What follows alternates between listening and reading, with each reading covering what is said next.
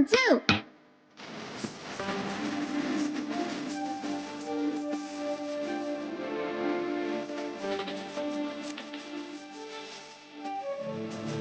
And I didn't see theやつらは crazy in the town 手に構ってぐるぐるぐるぐるとふらふら夜に絡みついた鼻つくとは腐っていた太陽の常識も意味を持たない答えにさよなら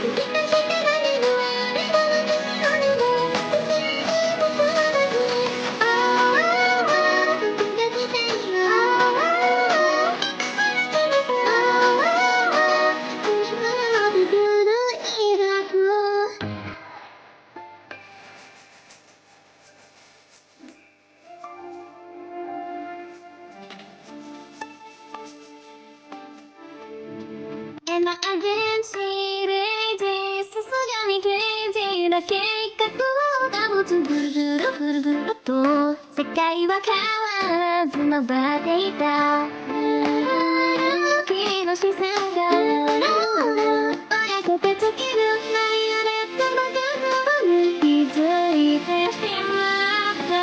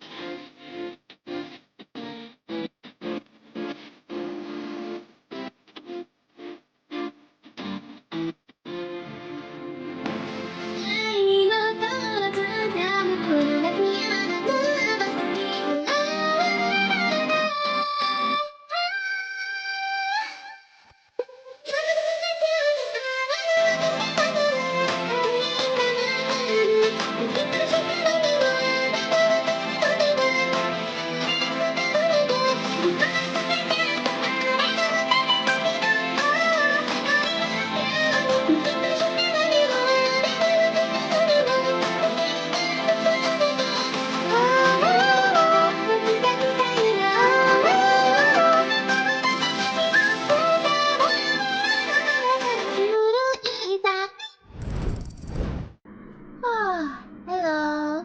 Good morning. I'm actually awake this time around. Okay, I'm actually awake. Oh my goodness, give me a second. Okay, I'm awake. Hi. First actual stream of the year. Hey, Kai, welcome to the stream. Thank you for being here. I really appreciate it.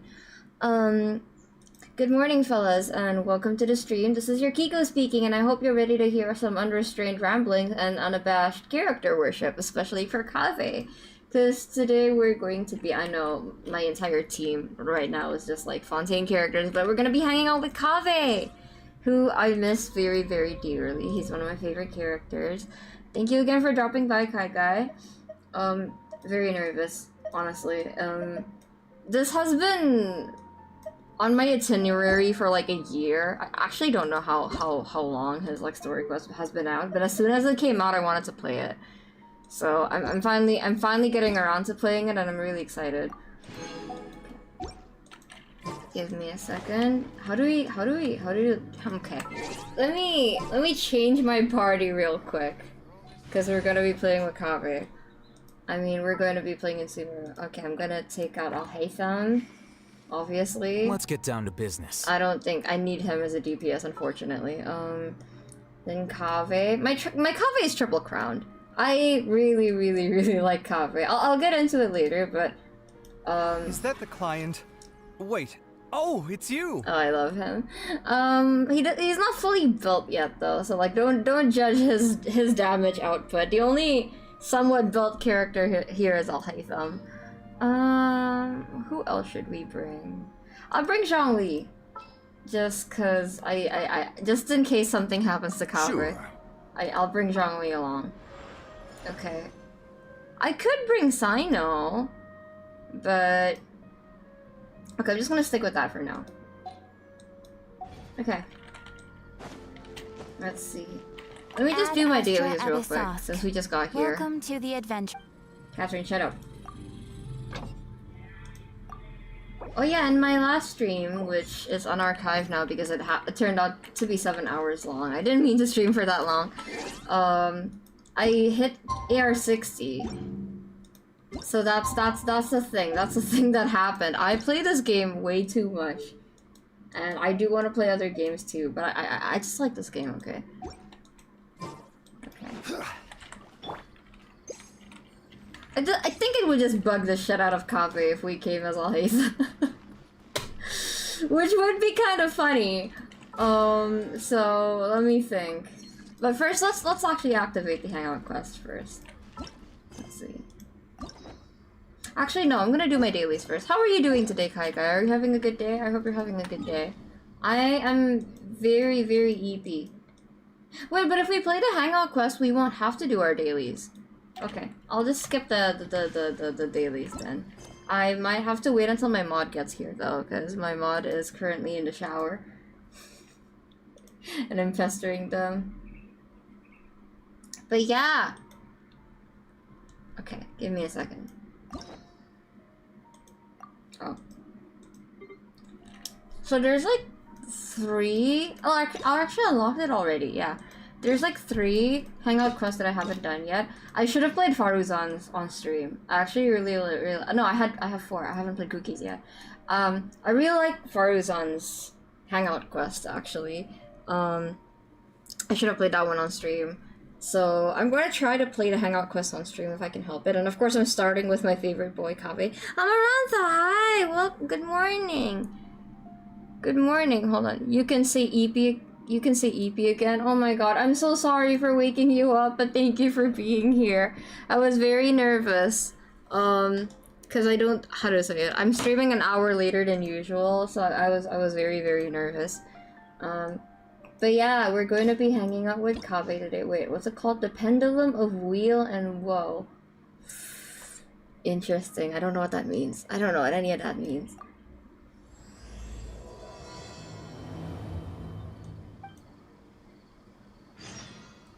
Walk around Sumeru. See, he's right there. Okay, wait, I'm not emotionally prepared for this. Hold on. I just okay. I'm gonna stall. I'm gonna stall a little bit. KAVEH is one of my favorite characters in the game. I would say easily top 3. Venti, Lenny, KAVEH, probably like that, yeah. And like Venti and Lenny are like personally very much my type, but KAVEH is just someone I connect to a lot. Character writing wise, everything from his backstory to his choice of career and the way he goes about his choice of career is like very, very, very, very me. So everything about KAVEH I'm just really, really attached to. It's funny because now I think I'm a little bit more like Alhaitham than KAVEH. I used to be very KAVEH, but it wasn't healthy for me. And it's not healthy for KAVEH either, TBH. So now I try to be a little bit more like Alhaitham. I try to be like a little more rational. But sometimes that idealistic part of me still kind of comes out, you know? That idealistic nature or perfectionist nature. Like, I really want to do things the way I like it. And that's why I still relate to KAVEH so much. So whenever he shows up, whenever I have the choice to draw him, I will always like go all out, because I don't know, I just really, really like KAVEH. He's like one of the best written characters in the game, IMO. The best written in my opinion. So, oh my god, we're gonna be hanging out with him. Okay. He's also very pretty, but like every Genshin character is objectively pretty, you know, so... Okay. Okay. Hi, KAVEH. When is he gonna rerun, by the way? When is he gonna rerun? It's been like almost a year. I've taken a look at your proposal. It's much better than the ones you showed me before, but I'd still like to make some changes. Oh, come on, not again. Isn't this the 6th proposal I've shown you? What's your issue this time? It's a bit hard to put into words, but the design still doesn't look quite right to me. Yes, the customer never knows what they want. They only know what they don't want. I have to say, that's a terribly vague and unconvincing explanation. Please enlighten me. What would feel more right to you? For starters, don't you think this roof is jutting out a bit too far from the top? It looks almost like the head of a fungus. How dare you? This door, too. I don't think it needs to be nearly this large. If you could reduce it to around my height, you could use the leftover materials to construct a few more rooms. The roof and the door are the most fundamental parts of a building. If we were to change them, then what would be left of the design? That Ben Balmaceda, I love you. He's such a good voice actor for KAVEH. Even if the soul of the building won't be lost, all traces of architectural style would be gone. Anyone with the slightest inkling of architectural knowledge would know to leave them alone. KAVEH, he's a client. You can't talk to him like that. I know it's annoying how ignorant they are, but you can't talk to a client like that, KAVEH. Oh, I understand the principles of what you are saying, of course, but the truth remains that I'm still a bit unhappy with the design as is. Is there anything else that you can do? Oh, actually, I just got an idea. Can we get rid of all the extraneous sections on the roof? So the whole design will just be one vertical structure, similar to that of a tree trunk? Bro just wants to live in a Minecraft building. What? Don't architects often say that symmetry makes everything more balanced and pleasing to the eye? This way, the proportions will be completely balanced. Well, yeah, it's balanced because nothing's there, Badawi. I really don't know how you managed to come up with such a ridiculous idea. Wait, don't tell me. Someone hired you specifically to commission me and put me through the ringer? Come to think of it, though, I really don't think I've gotten on anyone's bad side recently. Anyway, that's it. I will not be working on this commission anymore. Good for you. Goodbye. Maybe you can find yourself some other genius who'll be able to satisfy your demands. But also, this is why you're broke, KAVEH. Hey, young man, please wait. We just started and he's already completely out of hearts. He's so cute. Sorry, I didn't mean to say cute. I'm just really endeared by KAVEH.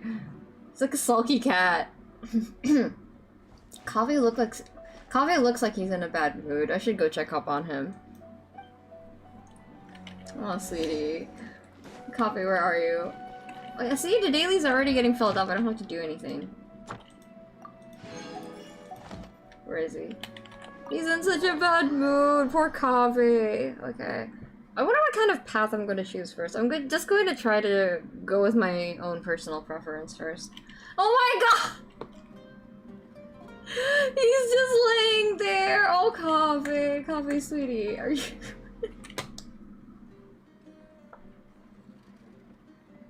My maternal instincts just go out. This commission was truly the worst decision ever. When it comes to KAVEH.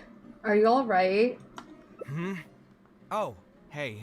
I wasn't expecting to run into you here. I guess not maternal instincts. Paternal instincts? I don't know. I just feel like an older sibling when I'm talking to KAVEH.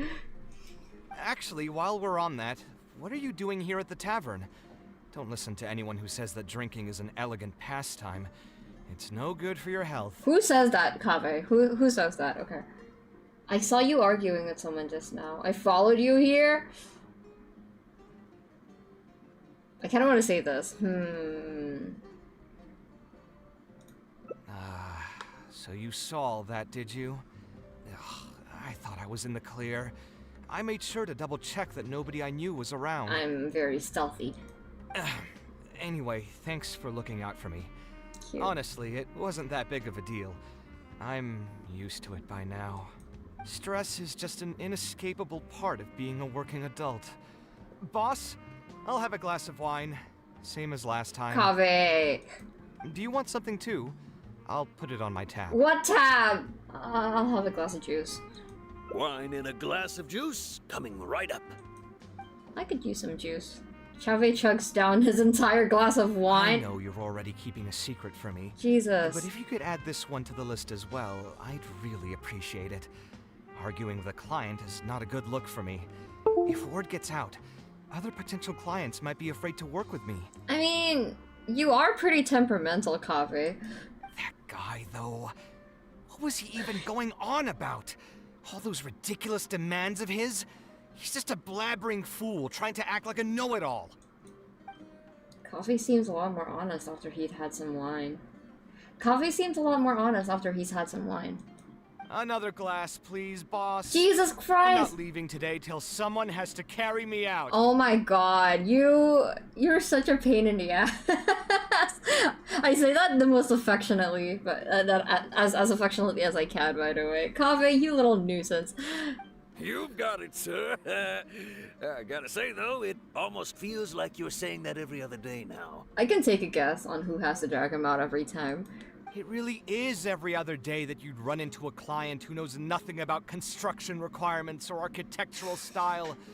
If this was in the past, I'd never have gone through 6 whole drafts trying to accommodate the client's preferences. Well, that's fair. You do have to be picky and choosy with like what commission you want to do. But also, Kaveh, you're very broke. You're very broke, Kaveh. But perhaps getting used to this just means that I've grown numb to it. I've worked on so many projects since graduation, and none of them have been approved at the first pass. I would spend a lot of time altering my designs, and by the time the clients were finally satisfied, all my passion and enthusiasm would be gone. It feels like I'm straying further and further from my artistic vision with every change I have to make. Maybe you're not getting the right clients, Kaveh. Maybe that's it. I suppose, though, that just sticking to your guns and completely disregarding other people's feedback would also not be a good thing. All of this makes for a real paradox, one that particularly crops up in my work, too.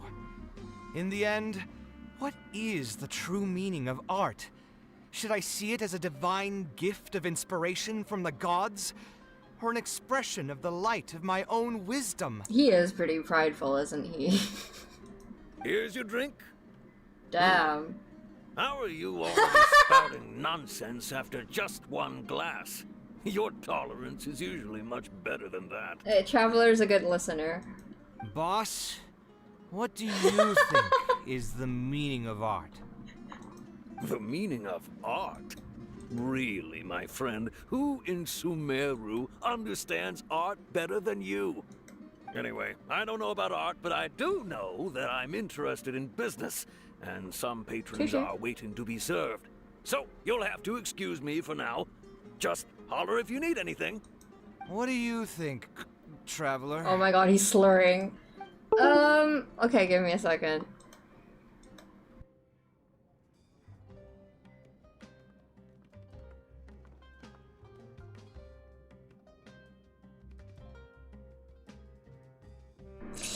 Let's see. I honestly have no idea. Art is something that resonates with the masses, something that embodies the creator's effort and dedication. Obviously, if you ask me. Exactly. So our thoughts on the meaning of art are rather similar. Well, I am literally just like you, so maybe don't take my word for it.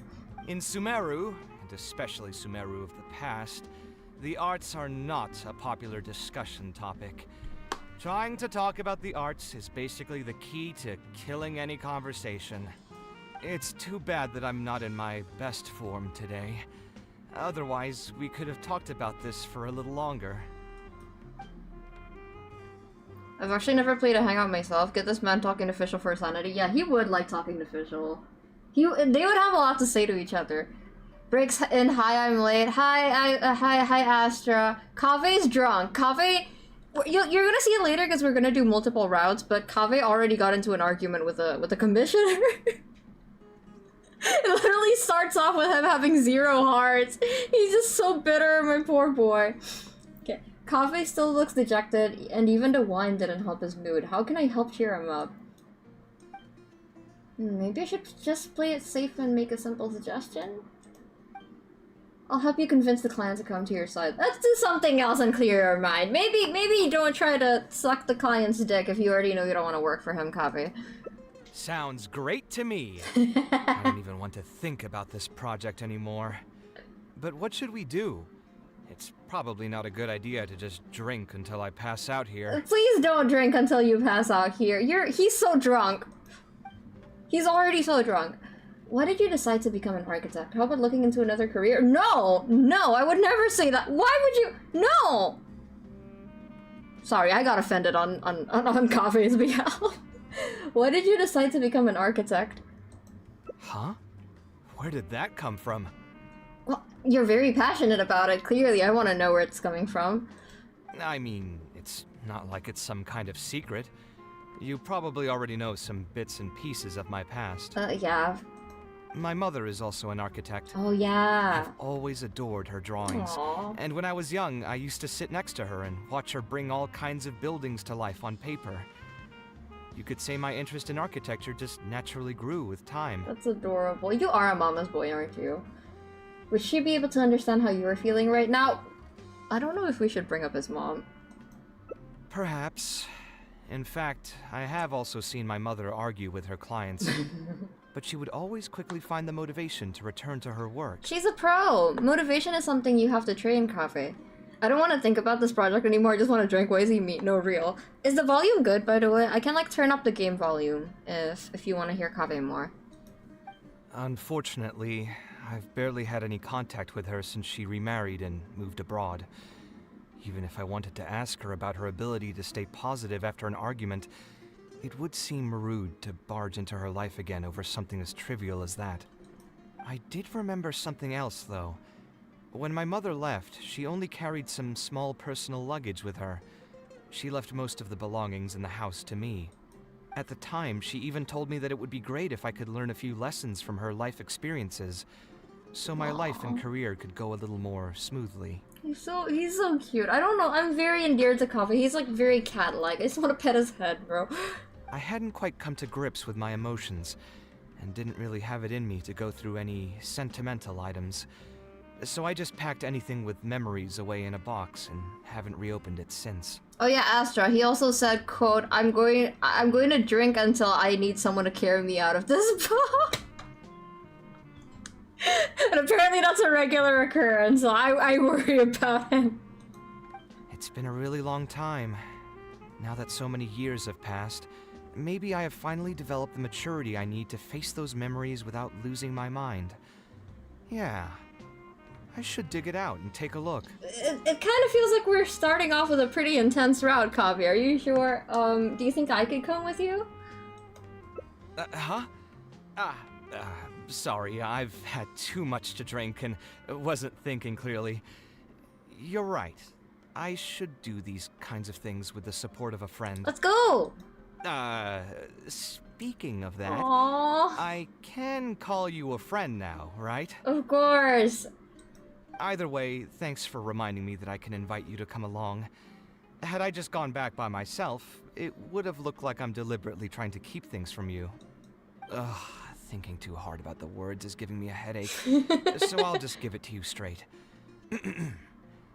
Thanks to your advice, I have decided to put my current projects on pause for now, and spend some time trying to rekindle the passion for my craft. Good. You're super brains out, KAVEH. Imagine Fischl looking over his shoulder as he just draws. No, yeah, because like I imagine he's probably his specialty probably isn't like European architecture, so he tries to play it safe with like the Gothic designs, and then Fischl just like peeks over his shoulder like, no, make it crazier, and then KAVEH's like so happy, like, really, you want it crazier, like more unorthodox, and Fischl's like, yeah, I demand so. I know what you are capable of. Oh, Light of Kshahrewar. KAVEH is so grad student core, he really is. Please get him therapy. He really is. I think his therapist would get stressed over him. If you want to stick around and see how this will turn out, you'll be sure to encounter some bits and pieces of my past. Do you think you'd find that too boring? Why would I be here if I found that boring? I don't think so. All right, then let's head back together. I mean, you already know where I live. We're going to your house? Okay. Who knew that the day would come when I, too, would have some friends over? Oh, does Hytham have friends over? Oh, are you talking about me? I'm like, who else is Hytham's friend other than me? I don't know if he'd consider anyone else in Sumeru a friend. Maybe Dignity and Sino, but... Let me see. I should have tidied up the place before I left the house this morning. Alhaitham shouldn't be home now either. He's usually in the records room at this time of the day. Anyway, there's no more time for drinks. I'll go take care of the bill. Can you take care of the bill? Are you sure you want to take care of the bill? I can do it, Kaveh. I have too much money in this game. We're going to his house. Oh my god, can I just say? I hate that we can't just go to Alhaitham's house whenever we feel like it. I really, really hate that. Cause go home with Kaveh, he calls it home! Not Alhaitham's house, he calls it home. Yeah, it bugs me because I was trying really hard to find references for the thumbnail of the stream of like the inside of Alhaitham's house, and obviously there's videos on it, but like I wanted to zoom in on some stuff, you know? I wanted to like see the little details. And some of the furniture in their house doesn't exist in the teapot, so I was like, why can't I just go in their I mean, I guess it makes sense, but why can't I just barge in? I'm the main character, let me in. But yeah, hi Astra, welcome to the stream. I'm gonna up the dialogue a little bit, just because I really like Kaveh's voice and I want to hear more of it. I love Ben Balmaceda's work on Kaveh. He's great. Oh my goodness, yes. I first said that as a reflection of him watching his mother draw, but I love Fischl encouraging him like that. Yeah, because I feel like he would be kind of hesitant with something that's out of his comfort zone, but then Fischl would encourage him. And Fischl would think like his kind of, his Sumeru touch on like the traditional Gothic European buildings is like, what's the word? Novel and like very fresh and new and original. I think she would enjoy it. Ew, hi.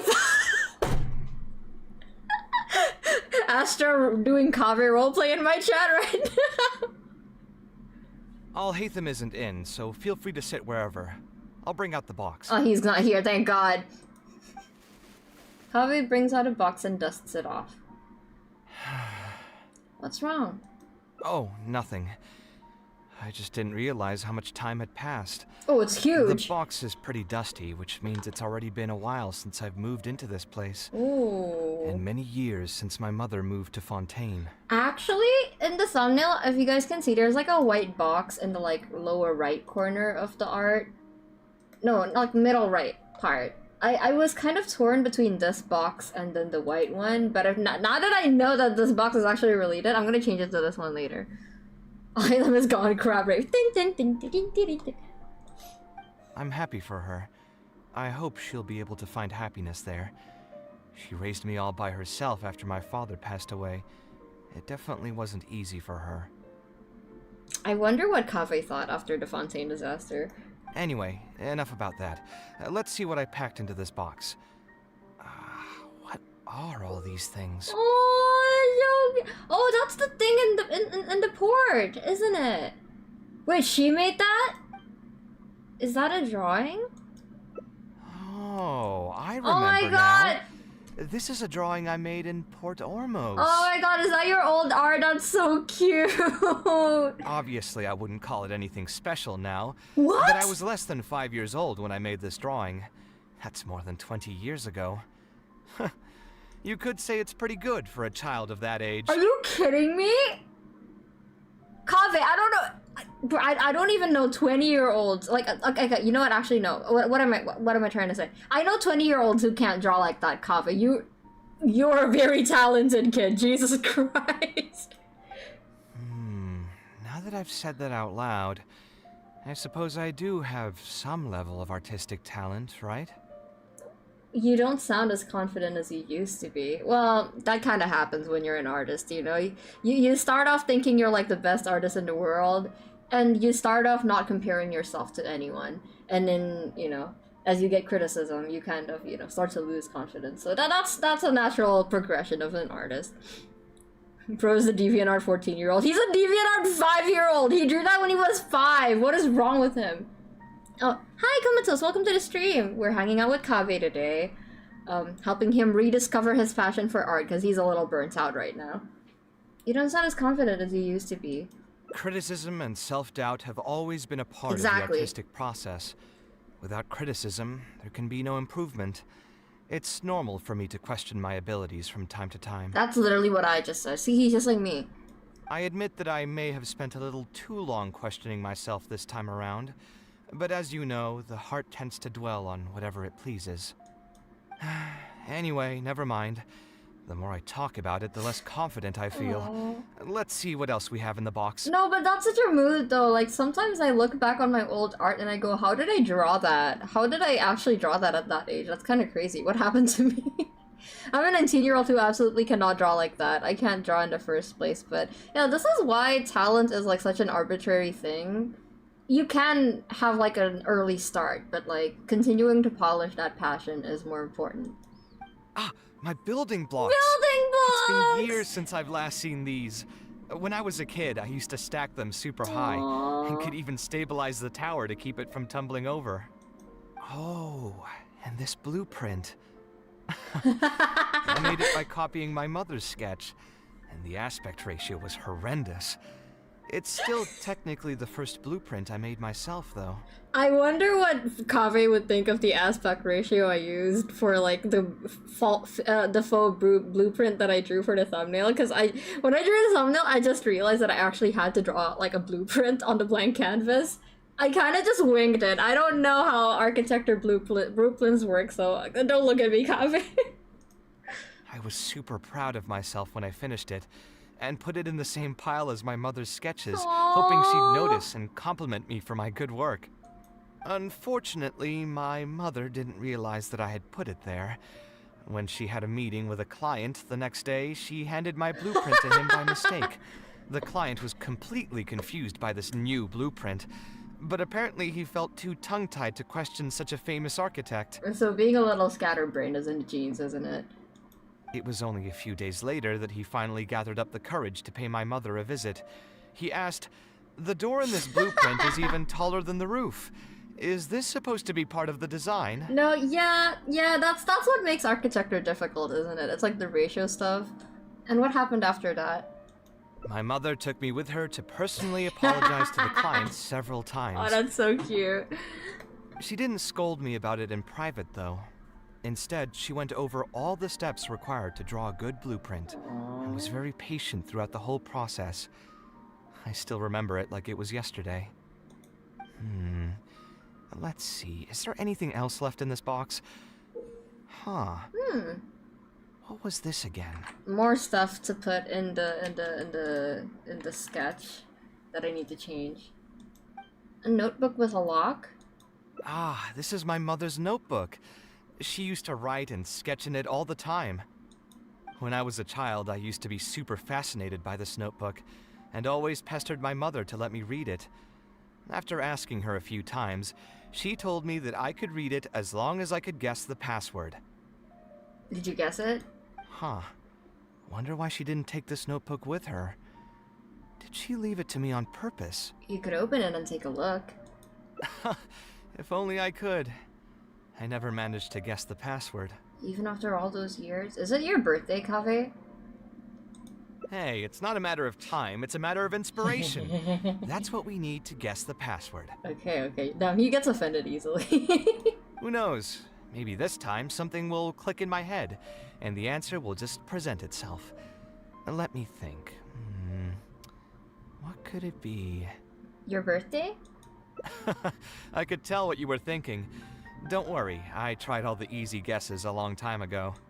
I've tried my name, my father's name, my mother's name, my grandparents' names on both sides, and all of our birthdays. I've tried every name and number remotely related to my family. I've even tried stuff like Love You KAVEH, Take Care, and Yours Truly. Aww. I've tried every cheesy phrase and well-wish in the book, but this lock has refused to budge. Little sleuth, Kaveh. I wouldn't try that route again. I have a hunch that it won't be that simple. Also, if she really did use something like that, she'd never hear the end of it from the folks over at Haravatat if they ever found out. Does she also have beef with Haravatat's callers? We can try asking some of her old acquaintances. Then maybe we should just put it aside for now. I'm really curious. So we could find someone who was close to my mother and see if they might know anything? I see what you're saying, but who should we talk to for that? I did see a little bit of spoiler for KAVEH's Hangout quest, and I know that your mom is friends with Nari's parents, or Cyno's parents, or Hytham's parents. They're all friends. My mother was never really the one to be social. Are you sure? My father was the one with more friends, but all those connections were severed when he died. Let me think. Is there still someone at the academia who would know my mother? Ah, actually, there is someone. Professor Zaha Hadi. Who's that? Huh. You've never really heard of her? She's a famous Kshahrewar scholar and leading expert in formal garden design. My mother studied under her as a student many years ago. Professor Zaha Hadi published many works during her career, so I was able to learn a lot by studying her essays. If there's anyone who still remembers my mom, it'd be her. She's older now and is no longer teaching at the academia. But if I remember correctly, she spends most of her time around the Bimarstan area. Let's go take a look. We might run into her if we're lucky. Okay. KAVEH's so sweet. Oh my god, okay, we're in the house, we're in the house. Time to invest. Why is the lighting so ass in here? Help, girl, help. Oh my god. Okay, let me just investigate some things while I was here. Here! This white box is like what I was trying to draw for the thumbnail. That was driving me insane that I couldn't zoom in on it because I was like watching someone else's YouTube video. So I'm gonna take screenshots while I'm here. I hope you don't mind. And I'm also gonna take a screenshot of this blue box over here. Yeah, see, I know exactly where it is. Because I watched so many videos on like the inside of his house. We can't go there. Can we go here? Yes, and this is Al-Haytham's office, I think? Oh, during the day, the light like seeps in through the windows really prettily. Hold on. Quick screenshot time, exactly. You can sit in Al-Haytham's desk, by the way. I do know that. Here. This is what inspired the thumbnail. I looked at the way the stained glass kind of casts a pattern with the light, and I was like, oh, this is so pretty. I gotta draw like KAVEH sitting by a window like that. But yeah, let me. There he is. There he is. There is the scribe. Al-Haytham. Okay, where are we going? I don't want to leave. This place is so nice. Okay. What could the password be? Do you guys have any guesses? I'm very bad at guessing passwords and the like. Well, let's run as KAVEH. Baby! Sweetie! Oh. Oh, I love KAVEH. Wait, let me see how my KAVEH is. This is the wrong sword. This is his sword. Sometimes I also give him this sword because it looks good on him. But I'm gonna give him this one because I feel like he would like it better. Don't look at his artifacts. But he is triple crowned! He is triple crowned! So there's that. I really love KAVEH. Where's my key? Not again. Jesus. I hate Al-Haytham 123. I don't fucking know. It's his mom who set the password. Why would she write that? There's far too much detail for a room likely won't come back to only Genshin, man. They should no. I think they knew that people would draw it a lot because you know doujinshi. they knew, but why won't they let us in? Oh, Naui! What am I supposed to do now? Forget it. I'll just head back. Hi, Naui. Hi, Naui. I tend to use the Sumeru weapon over the mailed flower. Which Sumeru weapon? I don't think I've crafted it yet. But hi, Naui. Oh my gosh, you're so pretty. Tighnari, what are you doing here? Naui, can you come ruin my 50-50, please? Please. Oh, it's you. Good to finally see you again. I came into the city to buy some experiment reagents, hoping to bring them back with me to Gandharvaville. But as soon as I got here, I noticed someone banging on Cyrus's door. You've all heard of Cyrus, right? He's an ex-sage and Cyno's adoptive father. I was thinking about going over to ask what's happening. That granny over there may appear old and frail, but her vocal cords certainly sound loud and healthy as ever. Granny? That must be the one we're looking for. Yeah, she's just over there. You can go check out the situation yourselves in a moment. Kaveh, were you at the tavern? I had a quick drink or two. Can you still smell the alcohol? Drinking in broad daylight. Really? You want to pass out by the road and get run over by a sumpter beast like some mindless fungus, huh? And you, traveler? You didn't try to stop him? I just got here! You look like a wreck, Kaveh. What happened? Are you feeling down again? This is why Tigneria is the best friend in every high copy fic, okay? You know what? I'm hosting a meal at Pardistii tomorrow evening. Do you want to come? Let's go! Huh? Oh, I had no idea. Let me think for a moment. I'll come if I can find some time. No, we're going! Kaveh, we're going! We're going! Shut up. All right. Then I'll plan on reserving 2 seats for you. 2 seats. I'll be heading back to Gandharvaville for now. I have a feeling that argument over there is going to continue for quite some time. It might be best if we don't get involved. Oh, 2 seats like for Kaveh and me, sorry, the brain rot. A granny who lives nearby. Let's go take a look. The brain rot never ends. Where is it? Where is it? Where is it?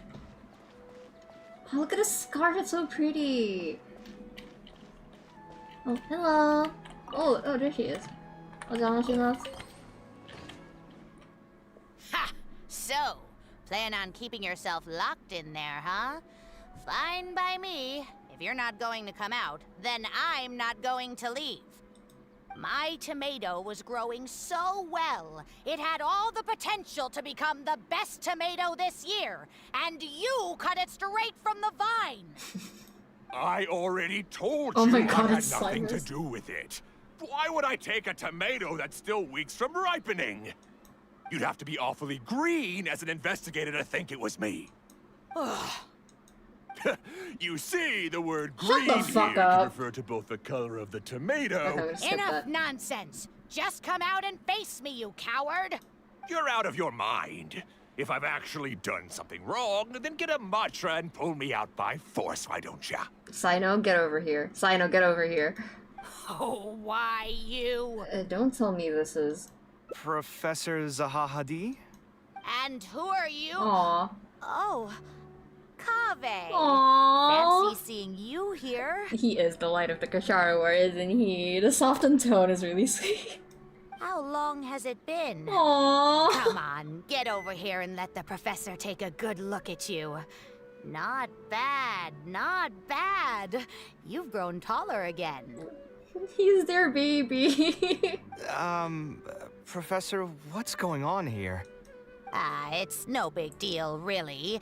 A few of us old scholars got bored in our retirement and decided to put together a vegetable growing competition. I got bored. At the end, whoever loses will have to go up on stage and do a performance for the winners. Which brings us to our current predicament. My tomato was sure to win until a certain someone decided they couldn't bear to lose. Hey, don't try to defame me in front of the kids. If we're airing out each other's dirty laundry Damn. now, then why don't we talk about you sneaking into Janat's garden the other night? Yeah, old people are funny sometimes. Ahem. Lucky for you, seeing these youngsters come to pay their respects today has put me in a better mood. I'll let you off the hook. For now. He goes, not immune to gay thoughts. No one is immune to gay thoughts. I'm sorry. It's like hardwired in my brain. Come on, let's go. We'll take our conversation elsewhere.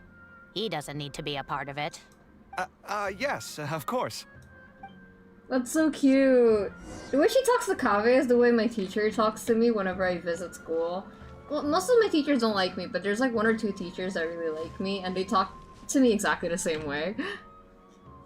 Is Faranak still doing well? Yes, as far as I know. She left for Fontaine some time ago and started a new life for herself. She's still doing work related to architecture, though. Ah, yes. I did hear about that. Did that upset you at all? No, not at all. She's already sacrificed a lot raising me as a single mother. Look at how gorgeous he is. God. Look at him. Literal angelic lighting. Oh, my character froze just of how pretty Kaveh is. Oops. Oh, hi Toasty, welcome to the stream. Thank you for dropping by. You got so much what? I can't read. Let me stretch up. You got so much subs now. I know, right? Thank you so much for subscribing. I hit over 150. I don't really know how that happened, but thank you. I'm going to try to get to 200 next. We're slowly getting to the 1K goal.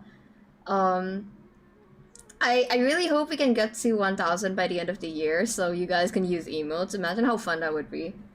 But look at how pretty he is! Oh my god! Sorry, the light just changed and he got prettier somehow? Ugh. Kaveh reminds me of the cunty lions in the forest. He is very lion-coated, isn't he? That's good to hear. Your mother did struggle quite a bit those few years. It's probably a good thing that she found a new place to call home. Sometimes I wonder if things were harder for her because she was so beautiful. People were always drawn to her beauty first, only to realize she had a sensitive and vulnerable heart underneath. Yeah, Kaveh's mom is a looker. Kaveh's mom is like really, really gorgeous, and everyone had like a crush on her. And then Kaveh apparently looks identical to her. She was still quite young when she first joined my class as a student. Beautiful and radiant with her golden hair, yet quiet and single-minded. She seemed like a lass from some aristocratic house who was seeing the outside world for the first time. She had to make a lot of drastic changes in her life to raise you on her own. Even during her time in the academia, she was a thorough perfectionist. If she was unsatisfied with something she had made, she'd insist on redoing it, even if I was perfectly happy with it. Sounds like someone we know.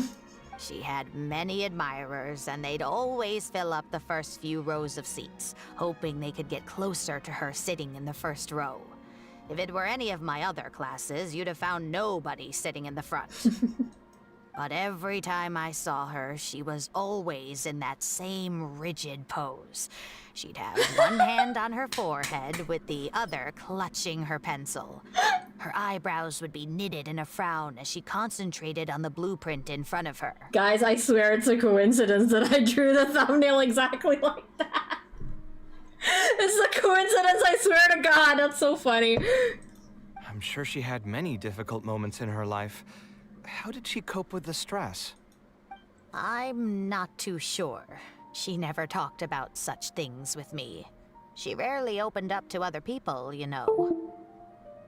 Sorry, my model keeps freezing over. Me trying to refrain from spitballing about the fic I'm talking about, specifically KAVEH and official lore. We can talk about it after we finish the hangout. He's very baby girl. He is, honestly. KAVEH is in the fic too now? Yeah, he is, I think. Like, somewhat, or at least, like, in the universe of the fic. Ben's favorite color, orange, is like that. Oh yeah, Ben Balmaceda, I love you. Love the guy. He's very good at voicing KAVEH. He's also very... I think in general, he just kind of has the same cadence as KAVEH. It's really funny. What the fuck? That's actually insane. I know. What the fuck? Once again, me predicting shit through my thumbnails. This is why my thumbnails are very important to me. I do remember one time, though, when she got into a heated argument with a friend. She said something I found very memorable. She said, "True art cannot be understood, but as an artist, I wish some people could understand its meaning and value." If you ask me, that's probably the greatest source of pain for geniuses of their craft. It's extremely hard for them to find someone who can truly understand their ideas. I'm not gonna comment on this, except I don't consider myself a genius, but I definitely I definitely relate to this statement to some extent. So that's how it is. I wonder if the password could be... Understanding? Acknowledgement? Why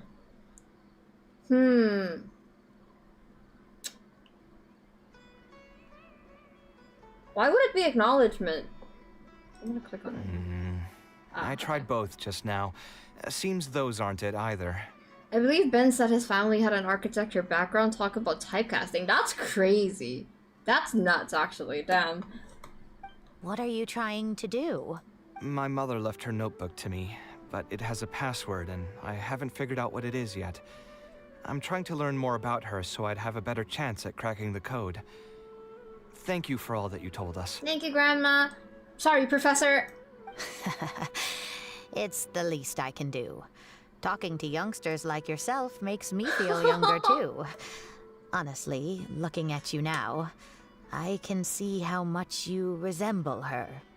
It's almost as if she's standing right in front of me again. See, what did I tell you guys? Kiko, Master of Art Premonition. I did that with Act 1 of the Fontaine Quest. I did that with Act 5 of the Fontaine Quest. I did that with Act 4 of the Fontaine Quest as well. It's not... I don't think I'm particularly good at predicting things. I think Hoyo is good at putting out hints that we can put together into, like, one path, I guess. So, yeah. Not gonna take too much credit for it.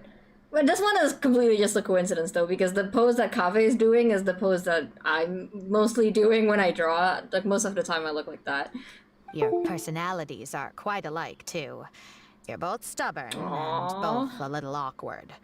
Of course, I'm sure the similarities are mostly superficial.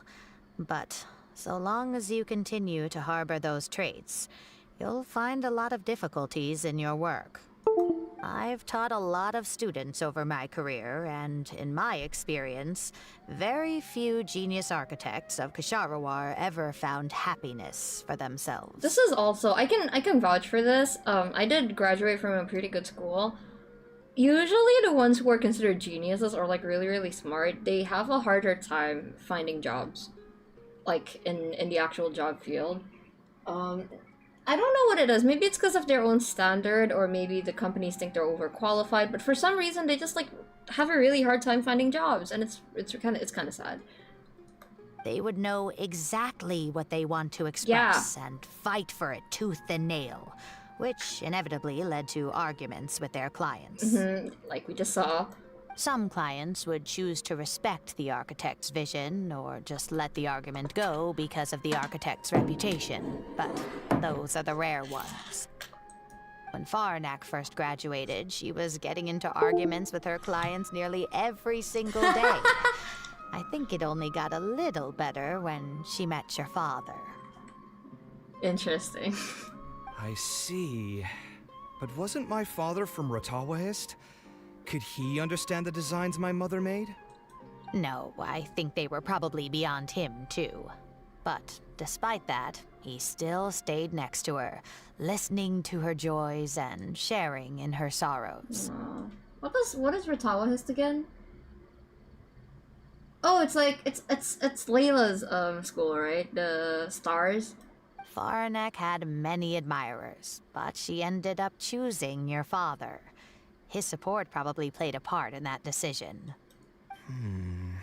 So instead of understanding, perhaps all we need is just companionship. Maybe that's what she was trying to tell you? Huh. It worked. Damn! Oh, was that the right password? Yes! Aww. Then you should be on your way, child. Find a quiet place and see what she wanted to say to you.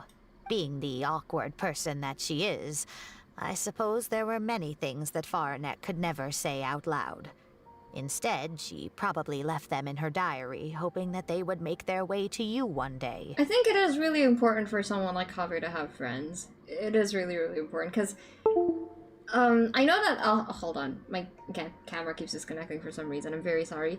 Isako, hi! No worries, no worries, don't worry. We're only on the first route so far.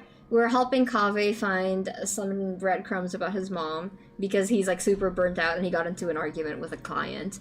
So that's what we're helping him out with right now.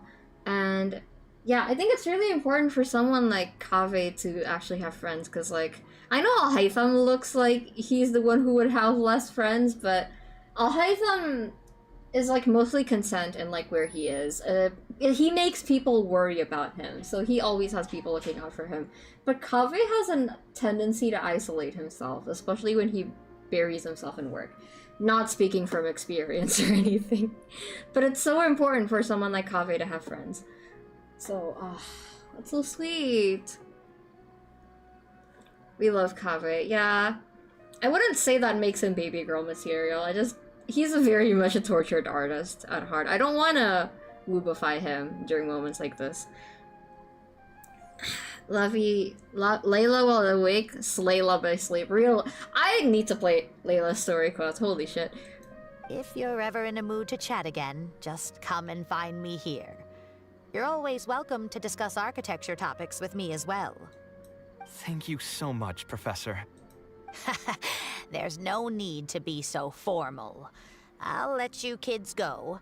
It's time for me to take another stroll around the vegetable garden. You're gonna sabotage your competition again, Professor? I wonder what my mother could have written about. Well, we're about to find out. Javi starts quickly flipping through the notebook. They all say Zaha Hadid's class is the toughest, but I think it's actually not too bad. On the other hand, though, structural mechanics is definitely a pain, no matter how you try to approach it. I doubled down and managed to get through it in the end. I met someone special. At first, I didn't think much of him, but now, I feel very happy whenever I get to spend time with him. Aww. We decided to name our son KAVEH. I don't think a younger me would have ever imagined forming such an intimate bond with another person. Back then, I lived only in the shadow of myself, as well as that of the dream in my heart. The bad news came.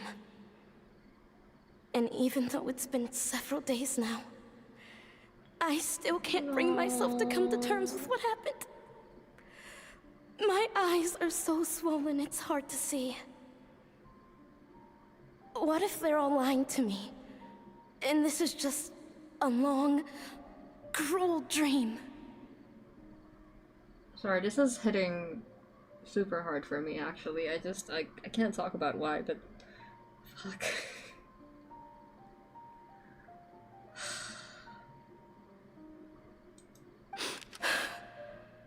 But I have to face reality. I still have someone to take care of. No matter what happens, I'll do my best to raise my son on my own. No, I can't be crying in the first round. No, no. Okay, no. I'm gonna skim through this. I can't. I'm sorry. Sorry. It's just.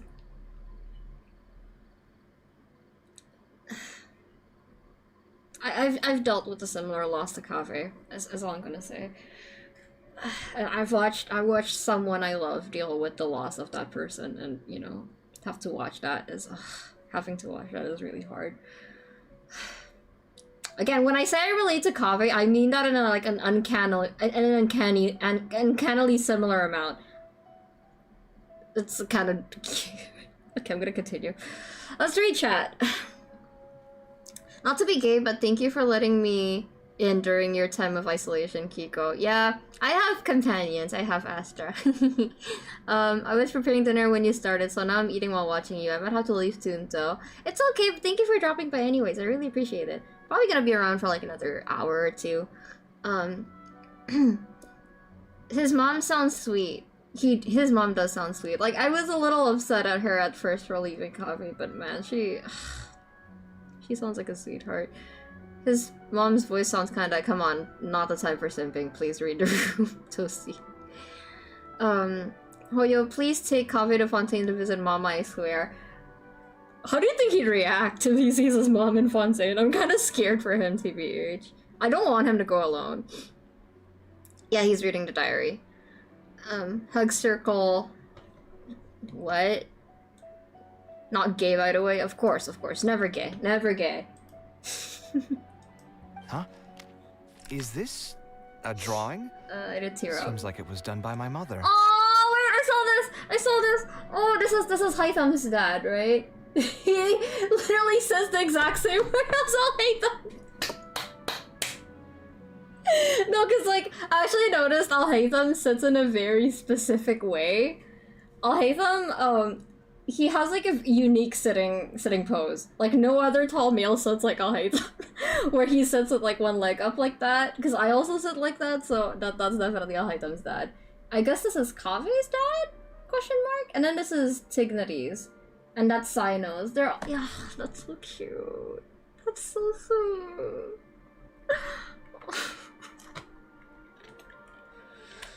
Oh, that's so cute. It's literally them, right? Oh, she's very good. The friendship continues across generations. That's very sweet. I don't... Even without them knowing it, too. Ancient aggravate, real. The aggravate continues. I should gotta go. Hopefully I'll be back, Kiko. Thank you for dropping by, Izuko. This blonde Sahara. man was probably my father. But who are the other people in the picture? Huh? Why do a few of them look somewhat familiar? Do you really not recognize them, Kave? Yeah, they do seem somewhat familiar. From the dates in the notebook, she probably drew this more than 30 years ago. I hadn't even been born yet. Maybe we were thinking too much. Oh, there are a few lines written in the diary about this as well. The one who invited us to the gathering is a talkative woman. Including us, 3 couples showed up. There was also a person who came alone. The talkative woman introduced everyone to each other. She spoke really quickly, so I couldn't quite catch everything she said. But I also didn't feel like asking her to repeat herself. My husband seems to be friends with the man with long ears.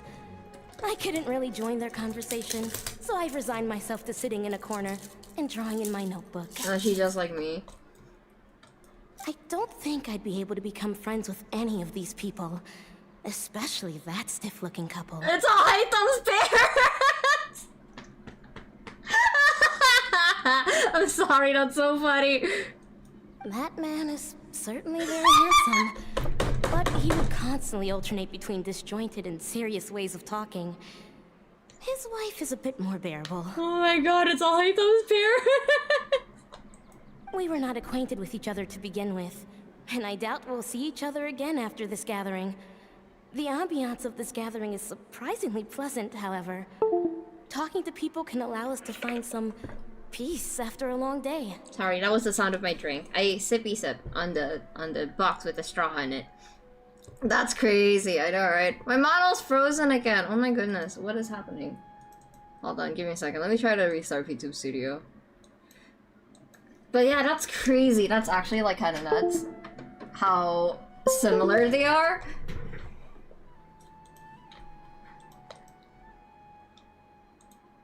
Maybe my son will also partake in these gatherings in the future.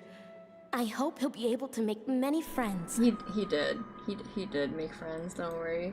Don't worry, Mama Kave. Oh. Oh. VTube Studio has a lot of warnings when I turn it on. Okay, should be good now. There we go. Homeboy probably doesn't know how similar he is to his parents, I swear. Well, he's finding out. Wait, you mean Al-Haytham? Al-Haytham doesn't know. Who would have thought my mother used to attend that kind of thing? It seemed she was only good at talking about her own work, and found it difficult to join into other conversations. As a result, she often kept to herself and would be off to the side, drawing. Bro, she's just like me! There's more written on the back. Oh, it seems like it was written to me. Kaveh. I was both overjoyed and distressed when I learned of your decision to continue your studies in Kshahrewar. She sounds like my mom, actually. I wanted to be a doctor when I was younger, and when I told my mom I wanted to be a doctor, she was like, please don't be a doctor. You are very talented, and I am confident that you will become an architect of much acclaim. However, the more talented you are as an artist, the more misery and anguish you may encounter. Yeah, being an artist is a very self-destructive career.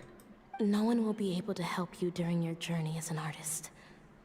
But outside of your life as a creator, you can learn to form connections with other people and enjoy many other things in life. It's the only way to alleviate your suffering. Can I just say also, I just realized Kave's design overall, it kind of feels like a palette. It feels like, you know, those things painters use, and then they have like a splotch of like different colors all over them. And there's a perfect gradient too, from like yellow to red, and then like a more greenish shade of blue, and then a cooler shade of blue, and then like over here it's like almost purple. I love his design.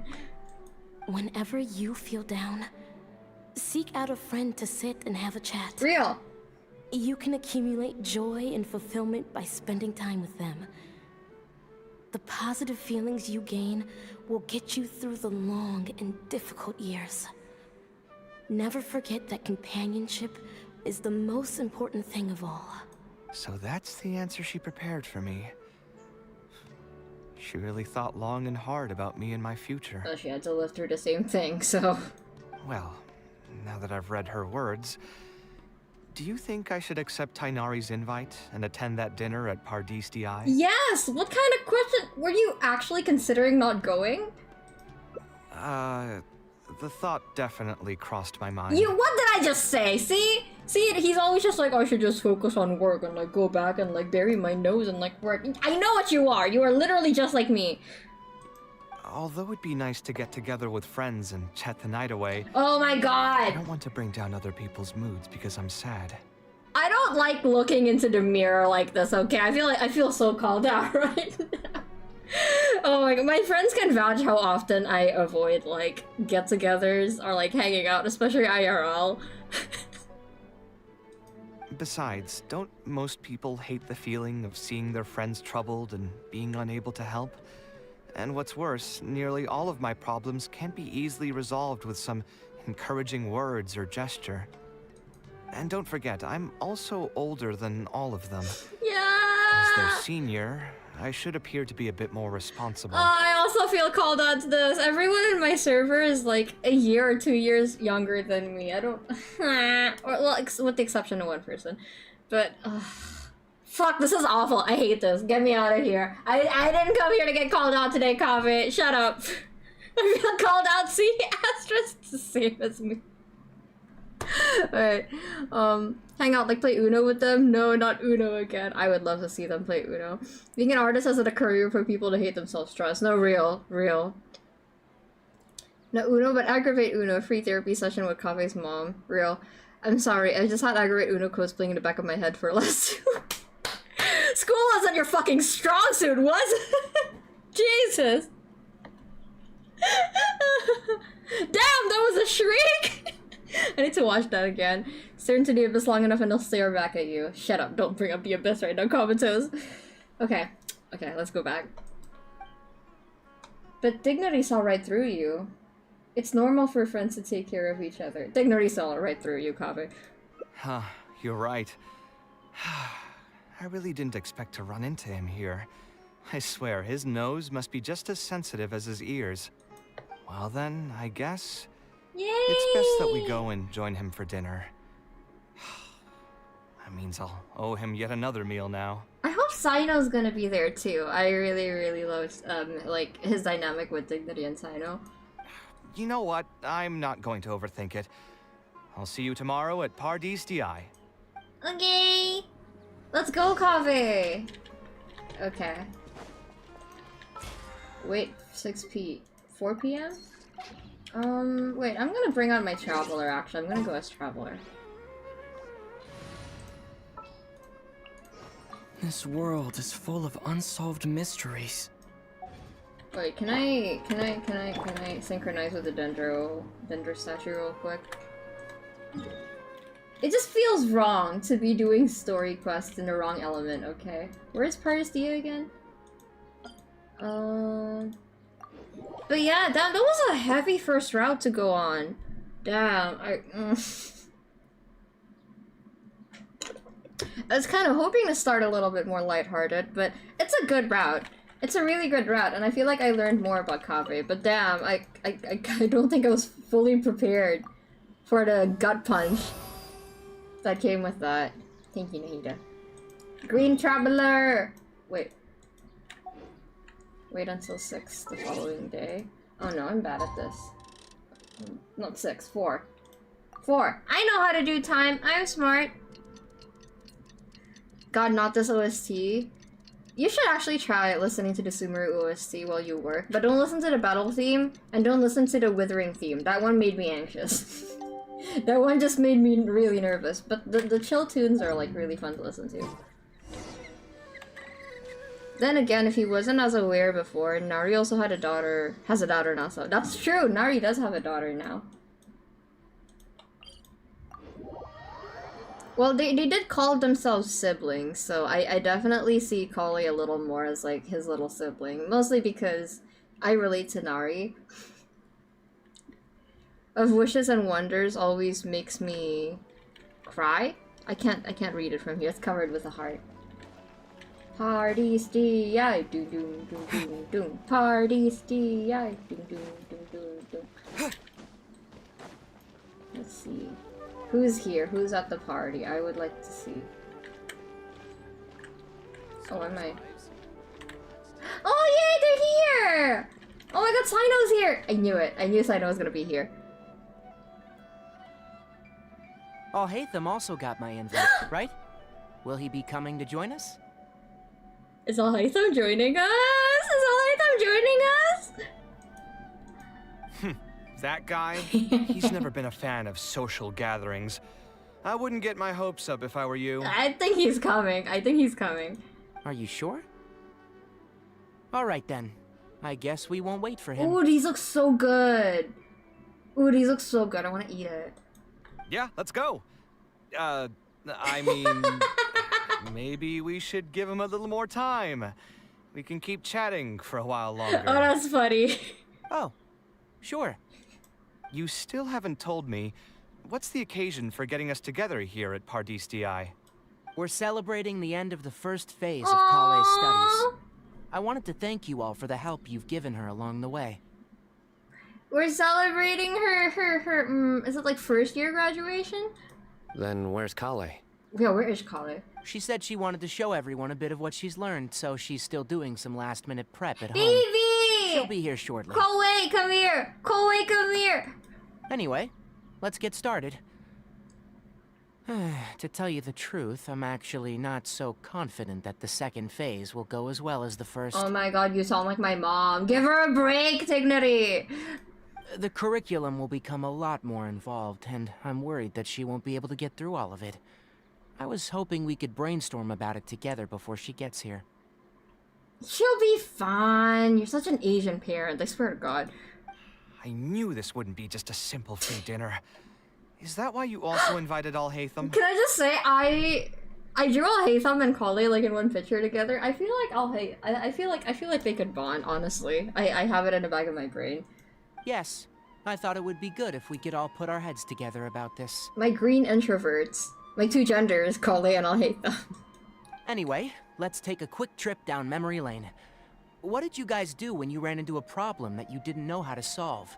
Or got assigned a project that you knew you weren't gonna finish on time? Well, if I ran into a problem I didn't know how to solve, I would just work on other things first. And if I got assigned a project I knew I wasn't gonna finish on time, I'd ask for a deadline extension. Never happened to me. Skill issue! Oh my god, he's so funny. I'd just pull another all-nighter. Kaveh, no! Bad! You two are hopeless. Does anyone have a more useful answer to the question? Perhaps you could adjust the pace of the curriculum. Kale, I'm so proud of her from illiteracy to death. No, real. That's crazy. I forgot that she couldn't read for a bit. Ooh, that's a good point. Confidence is the most important thing. Once you lose your sense of confidence, it'll become all but impossible to find the motivation to study. This could be a potential direction. I have already redesigned the literacy curriculum, and I was originally hoping to ask Alhaitham for his opinion, but... It's very simple. Instead of focusing on the amount of material you would like to teach, focus on the amount the student would be able to remember. That's actually very thoughtful. That's actually very, very thoughtful, but also, why does he make an entrance like he's the main character? This is Kaveh's hangout quest. Chill out! Wow, you actually showed up. I could probably count the number of times you've actually come to gatherings like this on just one hand. Oh, come on, he's helping. Why do you have to be so snarky to him? It's still more than the number of times you've managed to get a proposal approved on the first Hey, try. come on, that's not fair! Now leave him alone. Oh my god, I don't know whose side I should take here, girl, help. As long as you're still aware. So, what made the difference this time? Are you looking to drink your sorrows away with some friends? Sorry, I just love watching them bicker. That's your purpose for being here, not mine. Don't project your ways of thinking onto me. Sorry, Alhaitham gets so immature when he's arguing with Kaveh. He's usually so sensible, even if he's a bit stuck up, you know? But when it comes to Kaveh, he gets really fucking petty. You can really tell that he's Kaveh's junior. So you're saying the only reason you came is to help Tainari with his brainstorming? Precisely. Kale will have a long road in front of her. Hey, just to get one thing clear. Even if Kale manages to make her way to the academia, we cannot let her enroll in her avatar. Kshahrewar is obviously the best choice for her. She's been a trainee forest ranger for so long, she'll definitely be good with her hands. Oh my god, this is literally the social studies, the STEM major and the art major, argument. Wait, no, he's an art major. Alhaitham's like he's like a lit major. This is so funny. Sorry, okay. Kave's such a meme. Alhaitam chat can go age shit. It's been 2 lines and they're already added. No, yeah. Sorry, I love watching them argue. It's so funny. Okay, but what major do you think Kale should go in? I think she should go in Amurta, like Tignari, no? Biology? I don't know what she's passionate about. We should just ask her. What are you saying? Spontamad is the better choice. It's where I graduated from, after all. I don't know about chemistry. Then what about Amurta? That's the darshan her master actually graduated from. Definitely not her avatar. I don't think she should go to her avatar. I'm with Kaveh on this one. There are only 2 other darshans left. We might as well select all of them on her enrollment application. I'm trying to have a serious discussion here. He's so sarcastic. He's so petty with Kaveh. He's so mean. Traveler, you aren't associated with any of the 6 darshans. In your opinion, which darshan would be the best choice for Kale? Ignore the motorcycle noise in the background. I think she should get through the second phase of her studies first. Well said. Thank you, Sino. Agreed. And my goal in inviting you here was to gather some thoughts on the execution of this second phase. They're all so sweet. They're like, she has like 4 big brothers or 4 uncles, depending on how you see it, looking after her. They really care about her. That's so sweet. Phase 2 far exceeds Phase 1 in both curriculum complexity and the speed of instruction. I hope Kale has prepared herself for what is coming. She'll be fine, guys. You guys worry too much. Hey, what are you thinking now? Please don't tell me you're planning on lending her those abstruse books from your home library. Actually, I was thinking about lending her a professions guide. Oh, that would actually help. I'll make sure to write, "Don't become an architect" on the front page of that. But didn't you tell her to go to Kshahrewar? You're so contradictory. But don't you love your job, Kaveh? You're right. I can't deny that. Oh, look at that face! Oh, Kaveh! He does love his job, doesn't he? Is there another phase after Phase 2? What's the ultimate goal of all of this? Are we trying to prepare her for a job in the academia? We don't need to think that far ahead. Hold that thought, though. I think my vegetables are done. Where's Koei? Koei, come here! Where's my girl? I'm telling you, that client had no idea what he was talking about. No matter what I did, he had something bad to say about it. He's already drunk again. Sure, Kaveh sure gets drunk fast. Have you considered finding another client? They're all the same. I haven't had a good night's sleep for months now. Same. Who do they think they are, ordering me to alter my design over and over again just because they have some moron? Okay, he's low-key kinda like me.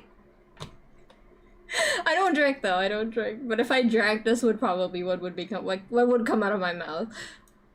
It's too late now to change careers. You might as well try to find some joy in the pain.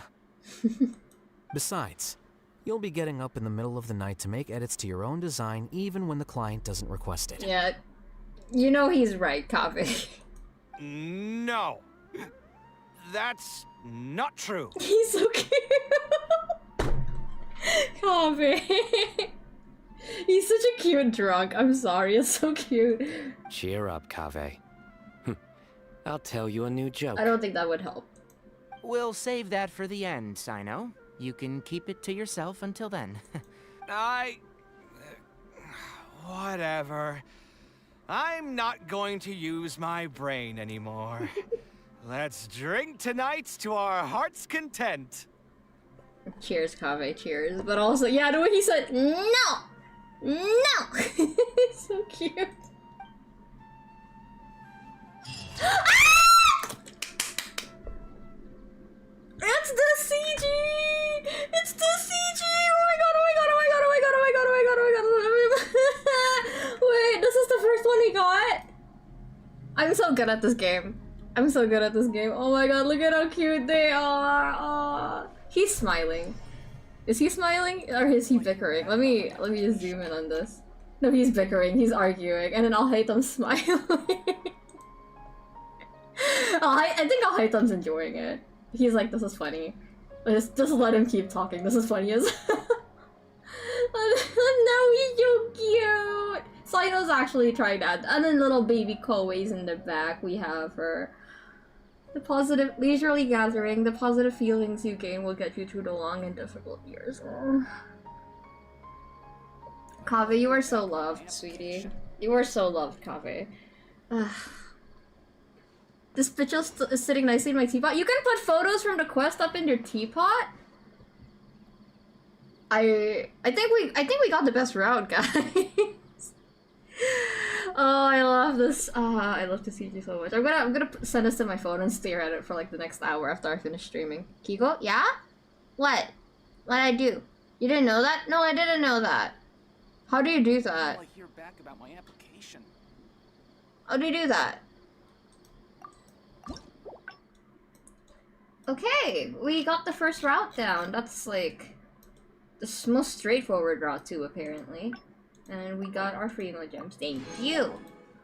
Okay, where do we go from here? I'm going to start from the beginning one more time just because I feel like there's some dialogue that I missed and I want Astra to see the parts that we missed. That was so cute! That was so cute! I'm so happy. Frame? You have to buy a furniture of a blank picture frame. Oh, there's a frame you can buy that lets you hang out image?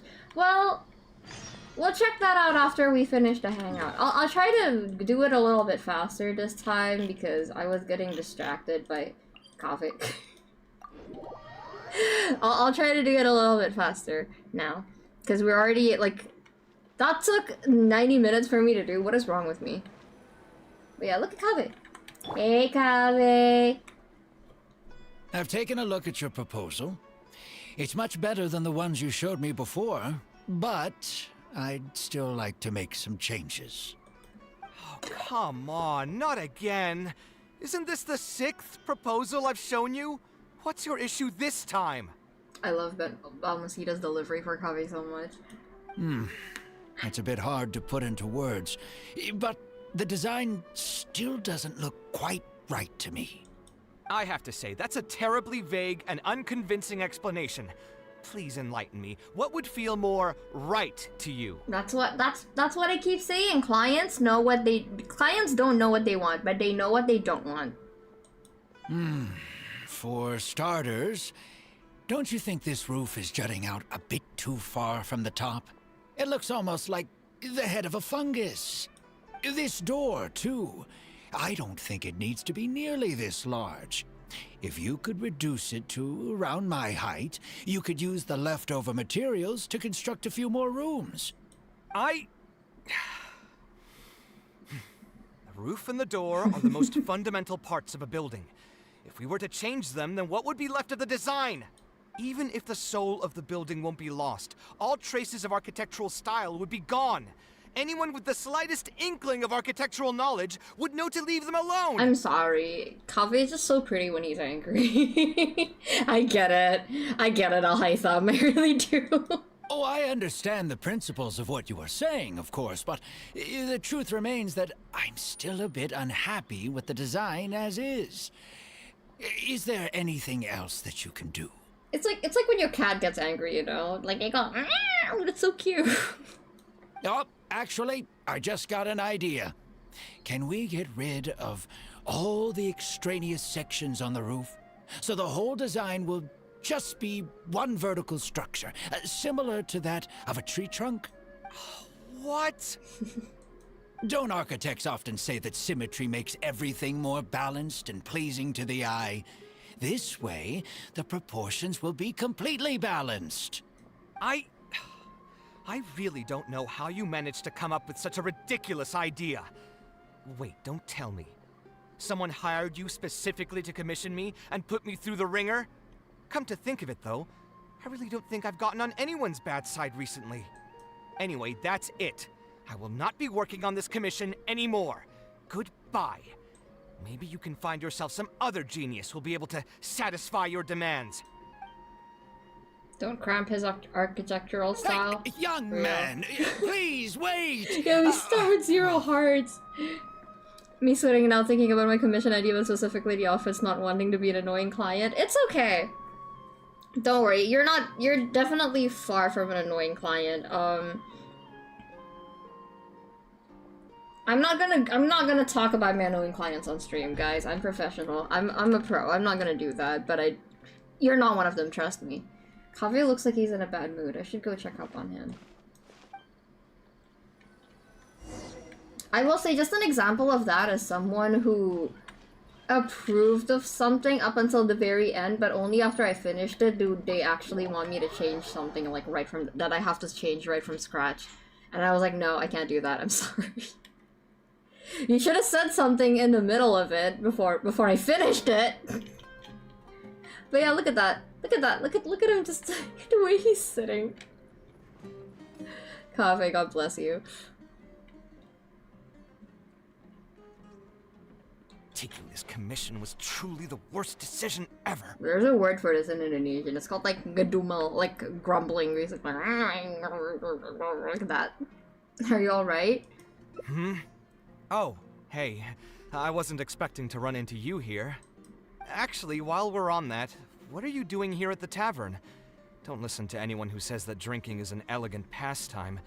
It's no good for your health. I saw you arguing with someone just now. So you saw all that, did you? Ugh, I thought I was in the clear. I made sure to double check that nobody I knew was around. Hey, angry grumbling mean Gio knows this. I wonder what Gio thinks about KAVEH. Anyway, thanks for looking out for me. Honestly, it wasn't that big of a deal. I'm used to it by now. I can see KAVEH being the Gio's older son, you know? Stress is just an inescapable part of being a working adult. Boss, I'll have a glass of wine. Same as last time. Do you want something too? I'll put it on my tab. Gio said hard smash, that's so funny. I'll have a glass of juice. Wine in a glass of juice, coming right up. Gio said more like gem fusion. Yeah, he just looks like a fusion of you two. Like, I feel like if we took Job's artistic side and then, you know, like, put in Gio's, like, workaholic tendencies and perfectionist tendencies and, like, you know, how hard he is on himself and, like, all of the little technical aspects, he'd definitely be an architect. KAVEH chugs down his entire glass of wine, and that part of it I know you're already keeping a secret from me, but if you could add this one to the list as well, I'd really appreciate it. Arguing with a client is not a good look for me. If word gets out, other potential clients might be afraid to work with me. And KAVEH rambling in like 3 seconds. That guy, though. What was he even going on about? All those ridiculous demands of his? He's just a blabbering fool trying to act like a know-it-all. KAVEH seems a lot more honest after he'd had some wine. He's had some wine. Another glass, please, boss. I'm not leaving today till someone has to carry me out. You're so spoiled, God. He's such a prince. You've got it, sir. I gotta say, though, it almost feels like you're saying that every other day now. It really is every other day that you'd run into a client who knows nothing about construction requirements or architectural style. If this was in the past, I'd never have gone through 6 whole drafts trying to accommodate the client's preferences. I'm sorry if this is toxic, but like, I definitely relate more to Al-Haytham right now, because like watching KAVEH get angry like this does make me smile. I don't know what it is, it's just very cathartic and funny. Because I've kind of conditioned myself to not be as ranty about stuff, I guess, and like put up with stuff, so watching him ramble is just like, it makes me smile. But perhaps getting used to this just means that I've grown numb to it. I've worked on so many projects since graduation, and none of them have been approved at the first pass. I would spend a lot of time altering my designs, and by the time the clients were finally satisfied, all my passion and enthusiasm would be gone. Yeah. It feels like I'm straying further and further from my artistic vision with every change I have to make. Wait, Al-Haytham's her Ravathat, right? Can't they just like make... Is there a modern AU out there where KAVEH like make a comic together? That would be interesting. I suppose, though, that just sticking to your guns and completely disregarding other people's feedback would also not be a good thing. See, he knows his shortcomings. Can't blame Al-Haytham for teasing KAVEH when this is the result. Like, right, it's so funny!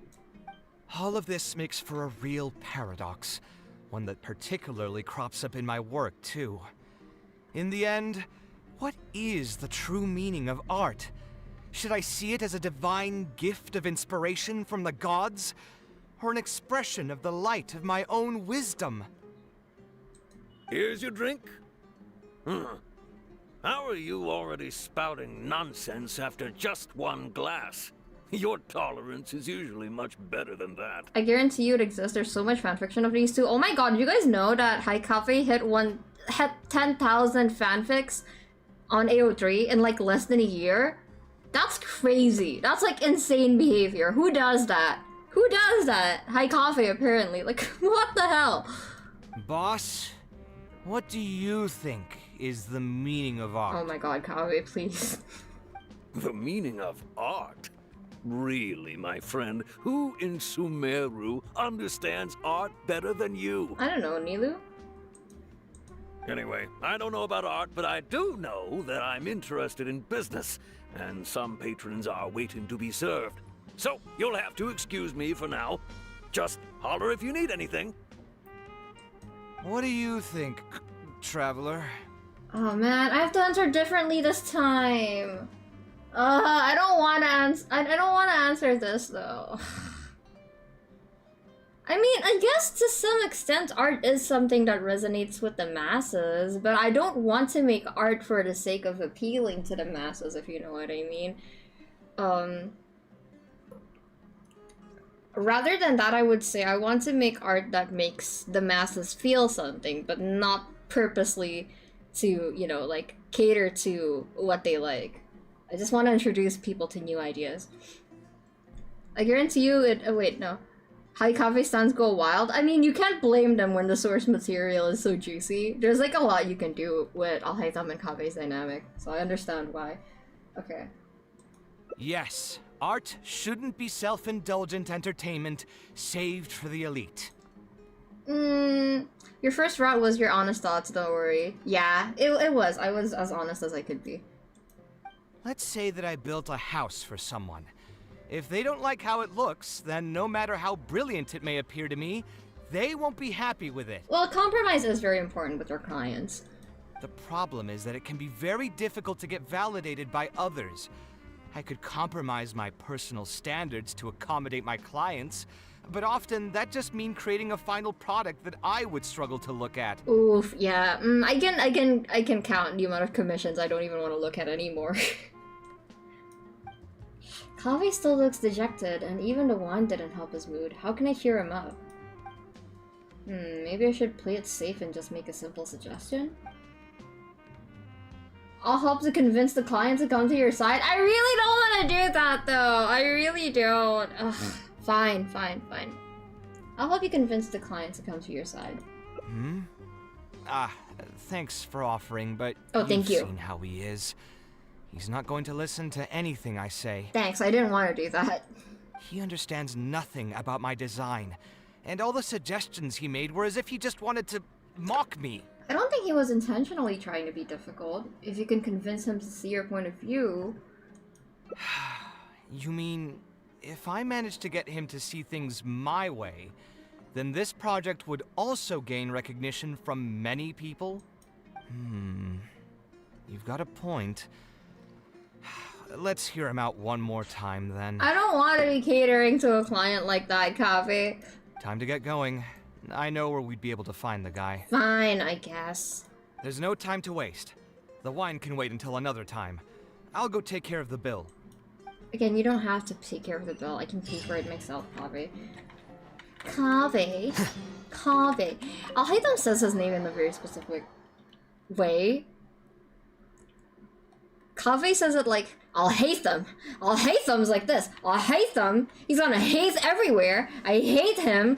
I hate Al-Haytham. And Al-Haytham says Kaveh's name like Kaveh, like with his nose stuck up, you know, like, well, Kaveh does things like this. Kaveh's like naive and like idealistic. And I'm a snooty boy. I know better than Kaveh. So I don't think anyone else says like their names like that. It's really funny to me. Oh, hello. Kaveh, what are you doing here? I've changed my mind. I was overreacting earlier. Can we try discussing the project some more?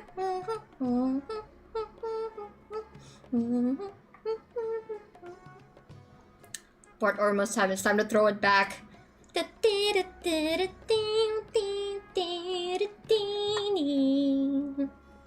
Woo!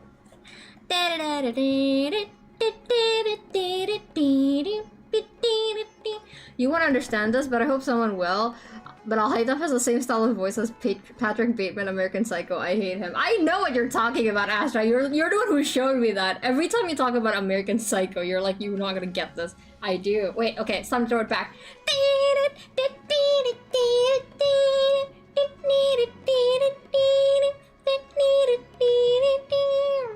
Okay. My apologies as well. Now that I think about it, some of my requests were indeed a bit unreasonable.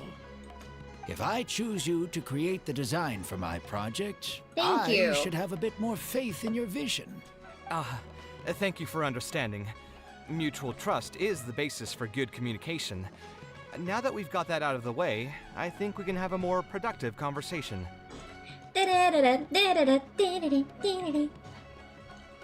Yeah!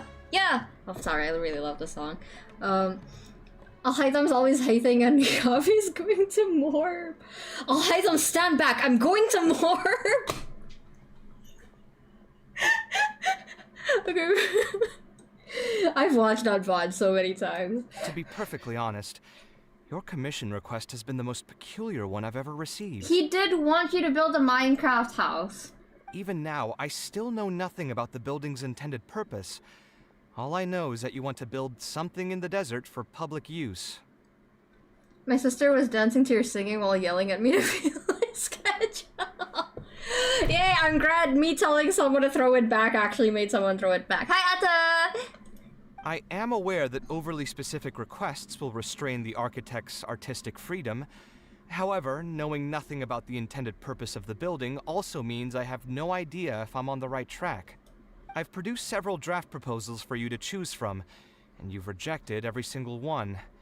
If we don't get on the same page, it could be a decade before we can finally break ground on this project. Kaveh, you need to establish this stuff from the beginning before you start making drafts. No wonder you keep getting into arguments. Kaveh, come on, you're an academia graduate. You should know better.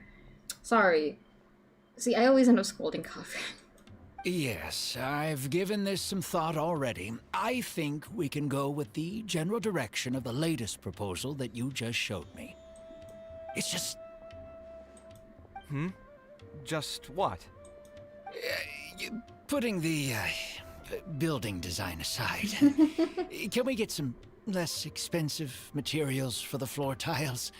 Yeah, I know someone in the business, and the red bricks he sells can go for pretty cheap. Yikes, red bricks for floor? I don't know about that. But also coffee stays is expensive, so I do find that funny. The timber here as well. We should be able to find some substitutes.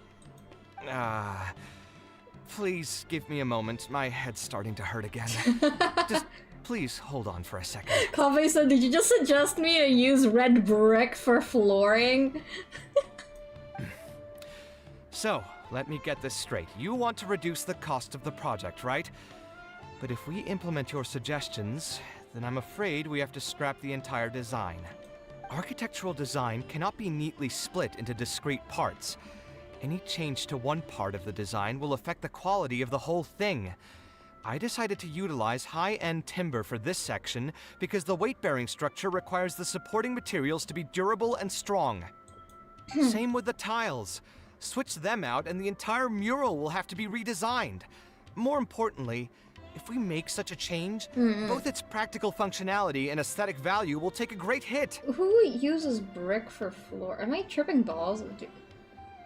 I mean, I guess they kinda use it? I don't know, but don't they usually use brick for walls?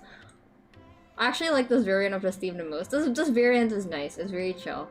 If all you need is a building with a roof that can keep people dry in the rain, you shouldn't have commissioned me. Many architects would be able to build you one of those while charging far less in commission fees. That's fair, honestly. That's fair! Honestly, like, Kave's Kave's builds are, like, very artistic. Like, they're often a statement piece. So, if you're looking for functionality, why the fuck would you commission Kave? Actually,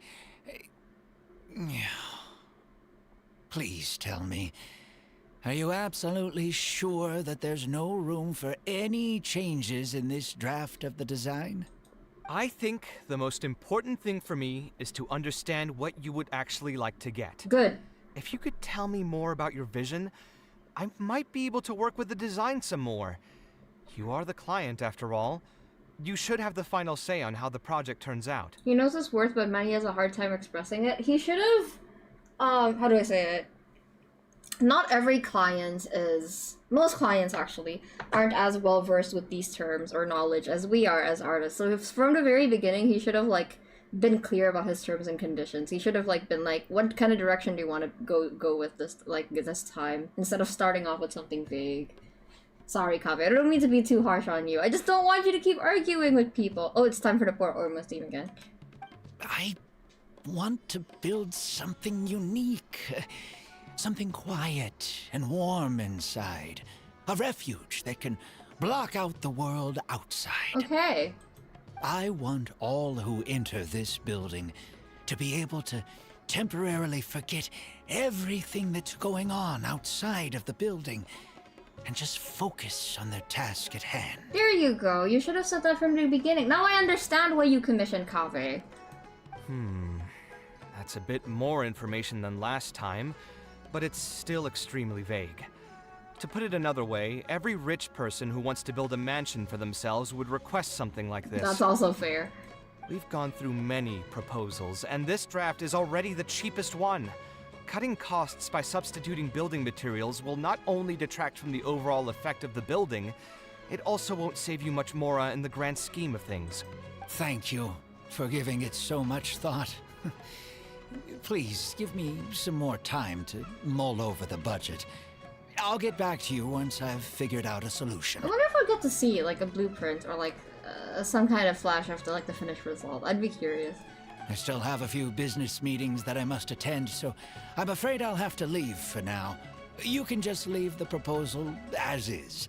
I'll get in touch once I've given it some more thought. So me giving you an entire scene with my commission ideas is more helpful than I thought. That's what I'm saying. Yeah. Because I can't read my commissioner's minds.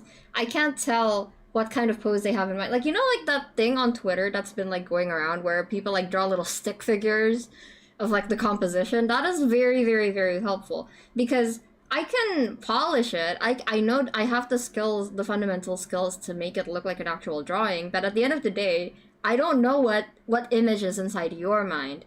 And I don't know how to, you know, if I try to transfer it to paper, it's not going to look the same. The composition is not going to look the same. So it's actually really, really helpful to be specific. Well, some artists prefer artistic freedom, but I want to be able to deliver what my client wants. Why do I feel like he's hiding something? I also have a similar feeling. Should we follow him and see if anything unusual comes up? Is that really okay? I mean, what he does now is none of our business. He does seem really suspicious, though. He dresses like a rich person, but when you talk to him, he hardly sounds the part. He sounds super frugal, too. That's actually pretty common. Not all rich people are spendthrifts. Many are just, as if not more, stingy than him. The more mora some people have, the more they love interfering with people's lives. Constantly reminding you to pay back your debts, or hinting every other day that it's time for you to pay rent. I'll hate them. I know Dory's here too, but I'll hate them, come on. Actually, now that I think about it, I'm not even sure this person really wants to work on this project with me. Putting his vague requests aside, he's still finding excuses to procrastinate even when we've decided on a plan. Who knows how long construction will take if he keeps delaying things like this? We should find him again and get some clearer answers. The sooner we can break ground on this, the better. Something's not right. Something's weird. We might have to fight KAVEH. That's just my adventurer's gut telling me. I'm not an artist, but I imagine the more information you have, the better, even if the client doesn't think much of it. It really depends on the artist. Some artists like to have artistic freedom, but as a client, if your artist likes to have artistic freedom, you have to, you have to accept that. And I feel like you have to be upfront with them if you're an artist who has like an artistic freedom. No, and is like, like I'm gonna kind of do whatever I want with the character. You have to be upfront with them. But as a professional artist, when it comes to doing commissions, I just want to be able to put my client's vision to paper, I guess. I want to get as close as I can to what they have in mind. Because my taste is often very, very different from theirs. KAVEH, stop projecting. Let him project. He deserves to project a little bit. Just a little bit. Huh? Where did he go? I could have sworn he went this way. Let's keep looking.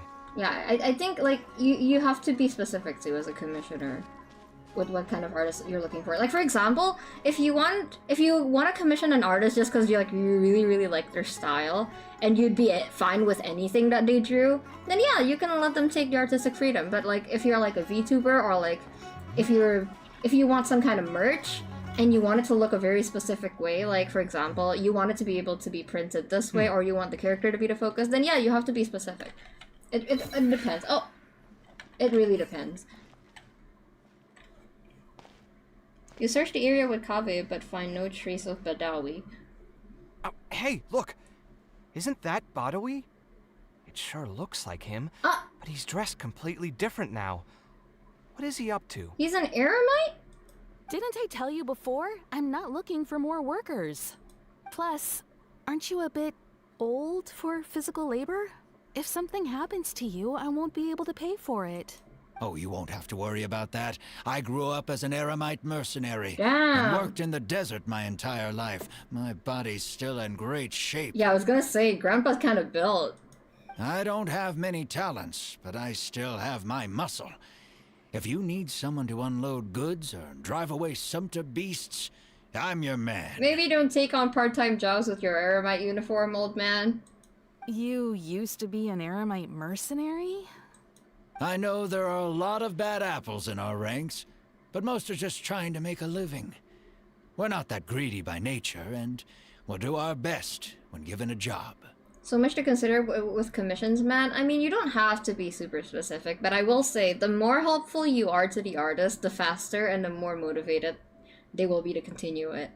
I definitely work on commissioners that have a clear vision and, like, reference for what they want me to do. I work on that a lot faster than I do for commissioners who just send me a reference and tell me to do whatever, because I get a bit confused. Let me think. I'm sorry, but I still can't take you in. I don't have any open positions right now, and don't have the Mora for anything more. How about this? Why don't you try your luck somewhere else? Okay. Sorry, I ended up like kind of going off about commissions there for a bit. Yeah, just a little nugget of information for you if you're interested in commissioning someone in the future. Yes, KAVEH's elemental skill. Once destroyer of worlds as the legends live on. Not the glitch reference, right? He deleted people. I mean, it doesn't need to be complicated. Like, for example, if you want to commission someone... let's see. I'm gonna bring up KAVEH. Like, let's say, I want to commission Al-Haytham putting glasses on KAVEH. You can be, like, as specific as, oh, I want KAVEH to look annoyed, or, like, I want KAVEH to look taken aback, or I want KAVEH to blush and just look surprised. And then Al-Haytham's face can be obscured. Or I want a hint of Al-Haytham like smirking or smiling, or like just, you know, like a blank expression, and maybe the pose is like this and this and this. You can be specific like that, I guess. That would help a lot. Like if you just say I want Al-Haytham to put glasses on KAVEH, that would take me like a few days to try to come up with a sketch that I'm happy with. But if you're specific with it, give me 2 hours. Give me an hour and I'm good. He used to be a member of the Eremites? Huh. From the way he was dressed, I would have thought he was a merchant from the rainforest. Let's ask him about it. Right, okay. Enough commissioner talk. I'm done. I swear I'm done. Sorry, got a bit carried away there. Hi, Badawi. We meet again. Huh? Why are you guys here? KAVEH's not having it. That's what we wanted to ask you. Who are you? Why did you dress up like a merchant to talk to me about our project? There's no need for us to continue this project if you still want to keep hiding things from us. I don't work with individuals I can't trust.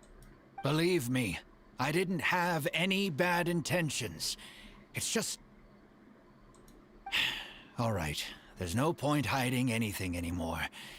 The building I'm trying to commission you for is not really a personal residence for me, but rather a library for children living in the desert. Why would you hide that from him? A library? Funded entirely by yourself? Shouldn't this be the responsibility of the academia? KAVEH, do you think academia cares about the desert? Oh yeah, you weren't there in the Archon quest, never mind. I've heard that the academia will be looking to prioritize the desert with the allocation of educational resources and materials. It sent over a large shipment of regular goods just last month. You're right. And I was aware of these happenings as well. Oh, okay, good. I just figured what I want to do is a separate effort from what's already being done by the academia. The desert is too vast. Even if the academia spends a lot of effort trying to disseminate knowledge in those parts, it might still take decades, if not centuries, to reduce the educational gap that already exists between the two regions. I mean, yeah, trying to help wouldn't hurt, I guess, but you could have just told us, Badawi. And what's more, I don't know if the academia would ever reverse its stance in the future. All I know is that as a desert dweller, we should not wait passively for good things to happen to us. If we only did that, we'd never be able to stand up and hold our heads high. I like his initiative. I don't have much longer left on this world, so I just want to use whatever time I have to contribute something to my homeland. You don't look that old. Why didn't you just tell us that from the start? Why did you feel like you needed to lie? Yeah, why did you just tell us? I didn't want you to know that I came from the desert. I've lived in the desert my entire life, and there wasn't anyone here that I could trust. I figured I needed as much safety as I could get. Listen, I get you being kind of intimidated by KAVEH because he looks kind of fancy and feathery, but I'm the traveler. You should know me. Why did you tell me? Hello? To the point that you even disguised your identity? That's certainly taking playing it safe to the next level. Hold on. Don't tell me you've also been scammed before. Never mind, I forgot that Wait, we weren't there with Kaveh at the beginning, but we were there with Kaveh the second time. Yeah, you should have told us! Damn it, Badawi. When I first came to Sumeru's city, I brought a lot of Mora, hoping to find an architect that I could work with. Oh, you got scammed. I don't like where this is going. Kaveh, you better not put your own money into this. I swear to God. Someone agreed to take on the project, and even took a sum of Mora from me, but then disappeared without a trace. After that, I heard that there are a lot of untrustworthy people in this business. Some would run as soon as they've been paid, while others would deliberately use expensive materials and take a cut of the construction funding. I spent a while collecting information in the city, and eventually learned that you're the most famous architect in all of Sumeru. I figured that you wouldn't need to make Mora by scamming people, so I decided to reach out to you. He's broke though. By the way, how did you know I was scammed? I don't think I've ever mentioned that to anybody. Experience. Just a hunch. A while ago, I accepted an offer to work on a project in the desert, and was also scammed out of a large sum of Mora. I ran into someone who was living in a pretty run-down house. I noticed a load-bearing wall on the verge of collapse, and suggested that I build a new house for him. He said that he had no way to pay for it, so I loaned him some of my own Mora, and told him to get some stone and timber from the local vendors. Soon after that, I found out that he had gone gambling with all the money, and lost everything, down to the last coin. You know what? I kind of don't blame Al-Haytham for getting mad about him, especially when he gives out money to people who's obviously scamming. I'm not gonna say why, but I'm not mad at Al-Haytham for getting mad at him. And after that, he even borrowed Mora from me twice more, using a different excuse each time. I didn't even suspect him of any wrongdoing until he hired a group of mercenaries and tried to ambush me in his own house. Kaveh, oh my god. According to him, I looked like an easy target because I was an academia scholar who didn't have any family or friends in the desert. What kind of person would just look at someone else and think, this guy looks like an easy target? Treasure hoarders, first of all, and scammers, secondly. Kaveh, you... Those kinds of things do happen every once in a while, yes. Folks like him are the exact reason why us desert dwellers' reputation have gone down the drain. I must apologize to you on their behalf. It's all right. You were also scammed by someone from Kshahrewar, after all. I should apologize to you on their behalf. Wait, why didn't you talk to Candace about it? Or Kandake, I don't remember how to pronounce her name. Why didn't you talk to Candace about it? She's in charge of the desert.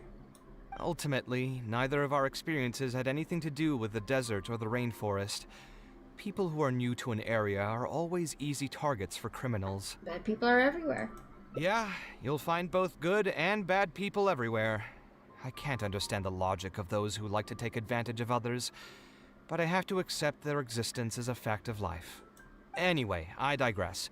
Let's return to the topic at hand. Did you keep rejecting my designs because you thought I was deliberately using expensive materials to take a cut as a middleman? That's what I was afraid of initially, yes. I eventually understood that you weren't out to cheat me. But unfortunately, I still don't have nearly enough Mora to pay for the design you proposed. Kaveh, I don't like where this is going. I've done the math, and know that we should be able to make it if we cut some corners. However, after our conversations, I can see that you're passionate about your design, and I'm quite fond of the proposal as well. So, I decided to try and see if I can afford your proposal as is. I've been looking for work every day, and in another month, I should be able to cobble together enough Mora to meet the budget. Thank you. Kaveh, please don't pay for it, I swear to God. By cobble together, you mean you're going to spend your entire life savings on this project? But then, what will you do if something unexpected comes up, and you find yourself stuck with no emergency fund? Didn't that already happen to you, Kaveh? To be honest, I haven't really thought about that. I mean, when you've lived to be my age and something happens, you can't really call it unexpected anymore. All I want is to build this library before I leave this world, so that the children of the future would have some books to read, and the desert dwellers would be able to learn their letters and pick up some practical knowledge. Alright, I dropped my phone. Give me a second.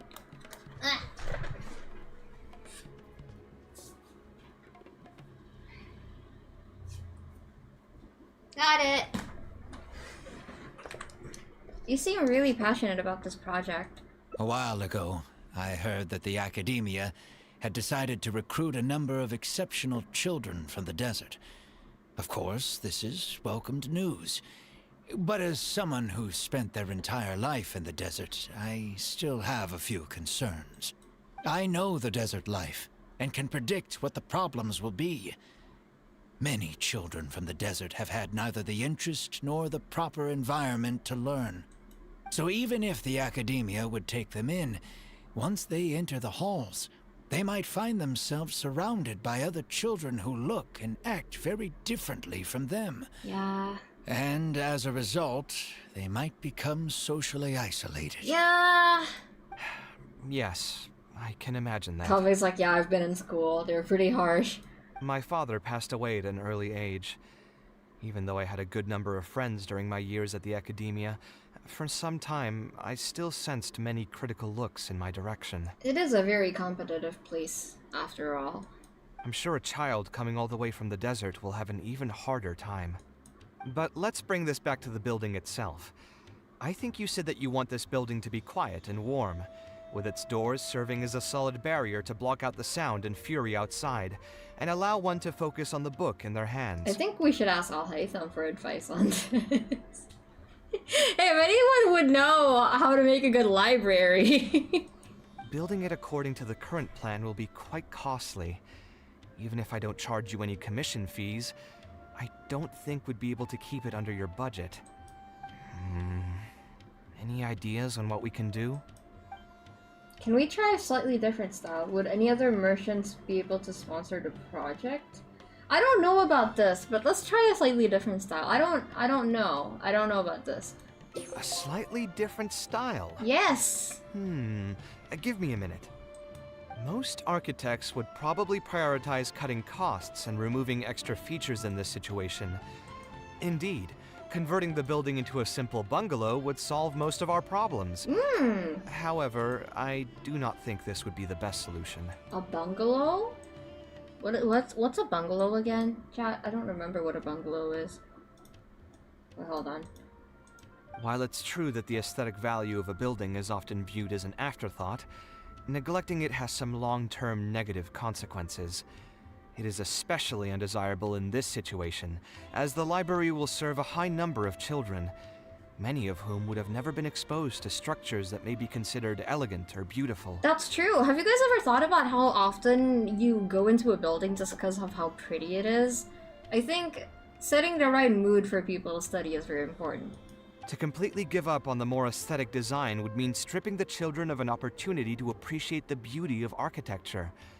I share Badawi's sentiments in wanting to preserve a more complex design. However, if we can reduce the ornate aspects of the design while maintaining its fundamental elegance, which is to say we won't touch the arches and stone pillars, but make changes elsewhere, this is definitely a first. Listen, I looked at the Palace of Alcazar a lot to try to figure out what kind of blueprint I want to make. You like your arches a lot, don't you, Kaveh? He really, really loves his pillars and arches. To make up for the loss of regular details, we would need to put a lot of extra effort into the layout, lines, and color. I see. Would that really be okay? It just increases the difficulty of the design. You should feel lucky that out of all the architects in the city, you chose to approach me. Most of the others would have given up on this project by now.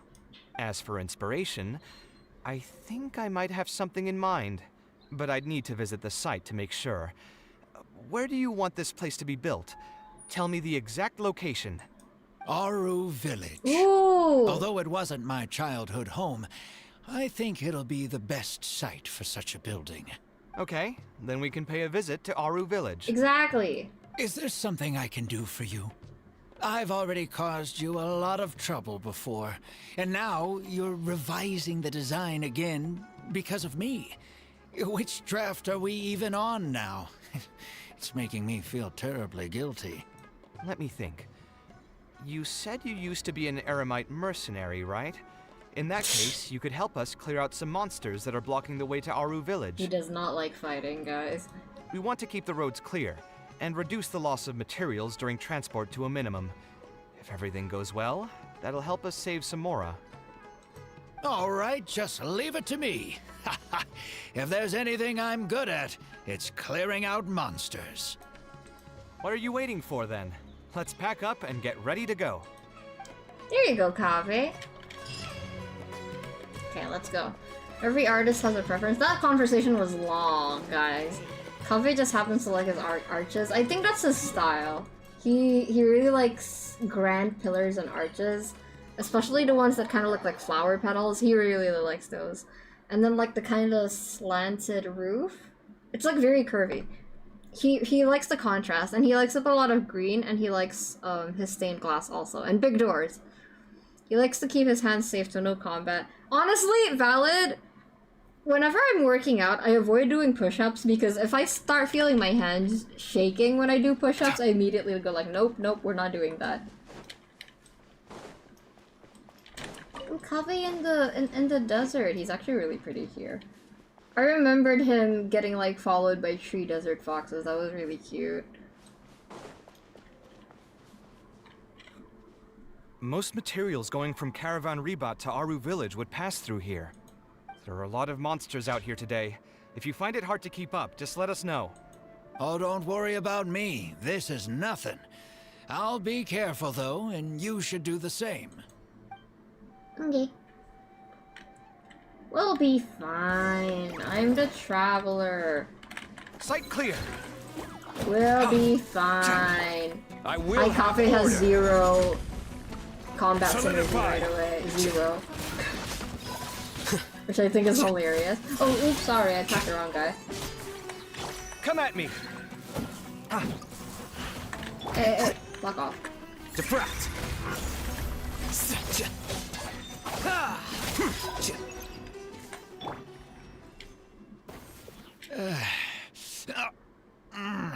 Ooh, are you okay? Yeah, maybe you should take a step back, man. Have you noticed what Kaveh does after a plunging attack? Yeah, he does like the handshaky thing. It is like a little gay handshake. I do that too, TBH, whenever I carry anything heavy, so mood. Are you hurt? I'm fine. I've spent my entire life fighting these kinds of monsters in the desert after all. They won't get the best of me. Watching him, like, trying his best to do part-time jobs when he's, like, already, like, kind of old and frail made me kind of sad. Oh, good morning, welcome. Hi, thank you for coming to the stream. Welcome. We're doing Kaveh's Hangout quest today. First, unarchived stream of the year. I hope you enjoy your stay.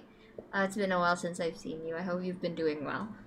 But it's one thing to fight against monsters, and another to fight against an old injury. It's something I picked up when I was young. There were many fights between mercenary brigades back then. Damn. And one day, someone stabbed me in the back. I don't think much of it back then, but with age, it's caught up to me. Few mercenaries get to enjoy their later years.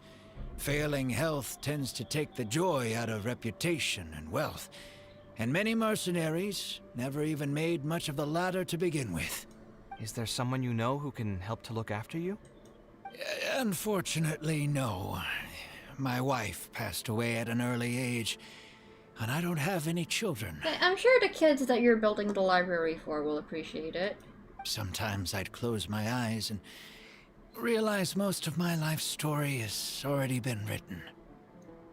I have many regrets about my past, but at the same time, I also know that there were never many options for me in the first place. I'm about to tap out, Kiko. Sorry for tuning in so late, but I responded to your Discord DMs. They have fun with Kaveh. Okay, good night. Thank you for dropping by, Astra. Bye-bye. Good night.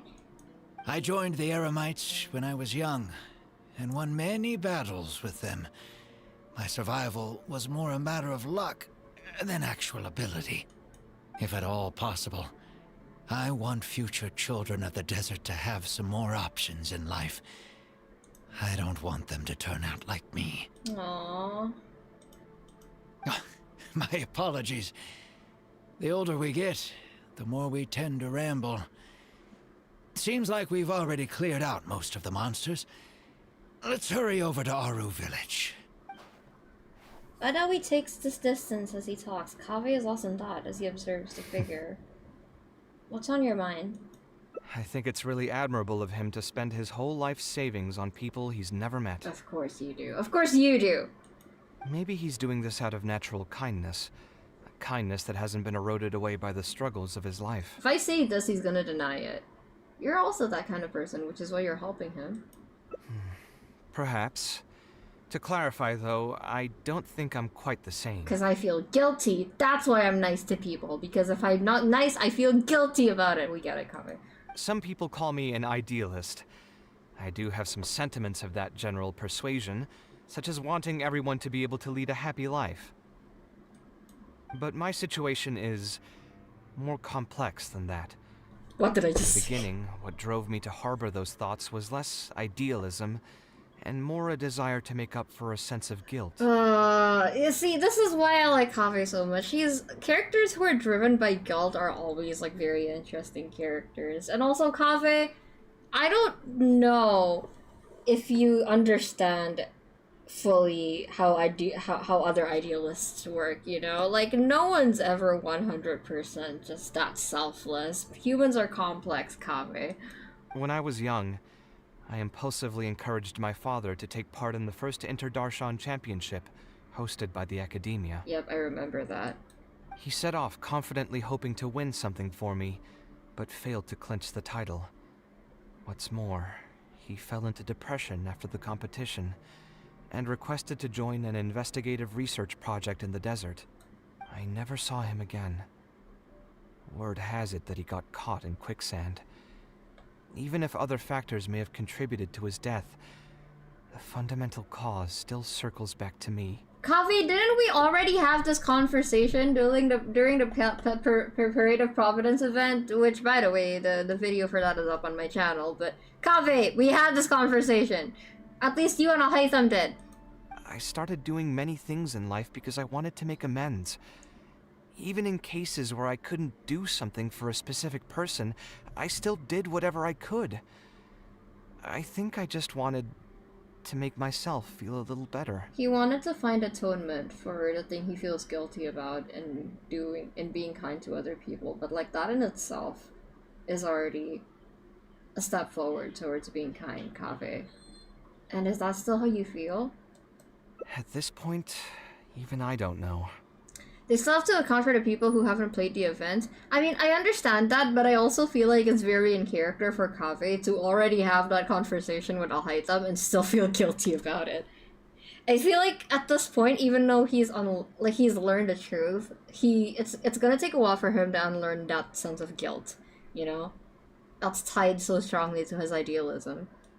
I've tried self-reflection, but it didn't help. Yeah, see? I can't seem to walk away from many things that I see or hear about, even if they don't directly concern me.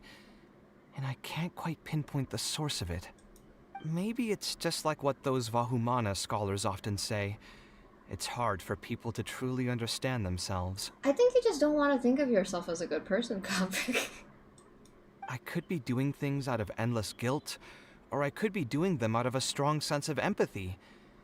It could even just be a matter of conceit.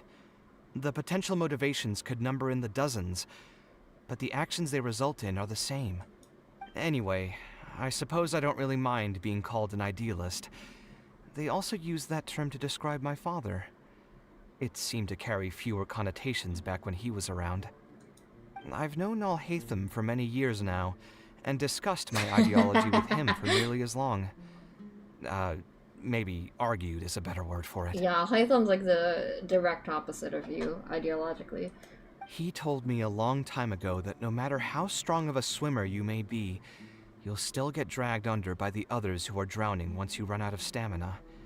He believes this is the fate that awaits all idealists. I think he's a little bit too cynical, though. think a good balance is important here. I still believe I should live by my ideals, and I've given him countless reasons why I think it's a good idea to do so. Perhaps my ideals are flawed, but are there really any perfect things in this world? I feel like you're better at compromise, actually, Kaveh.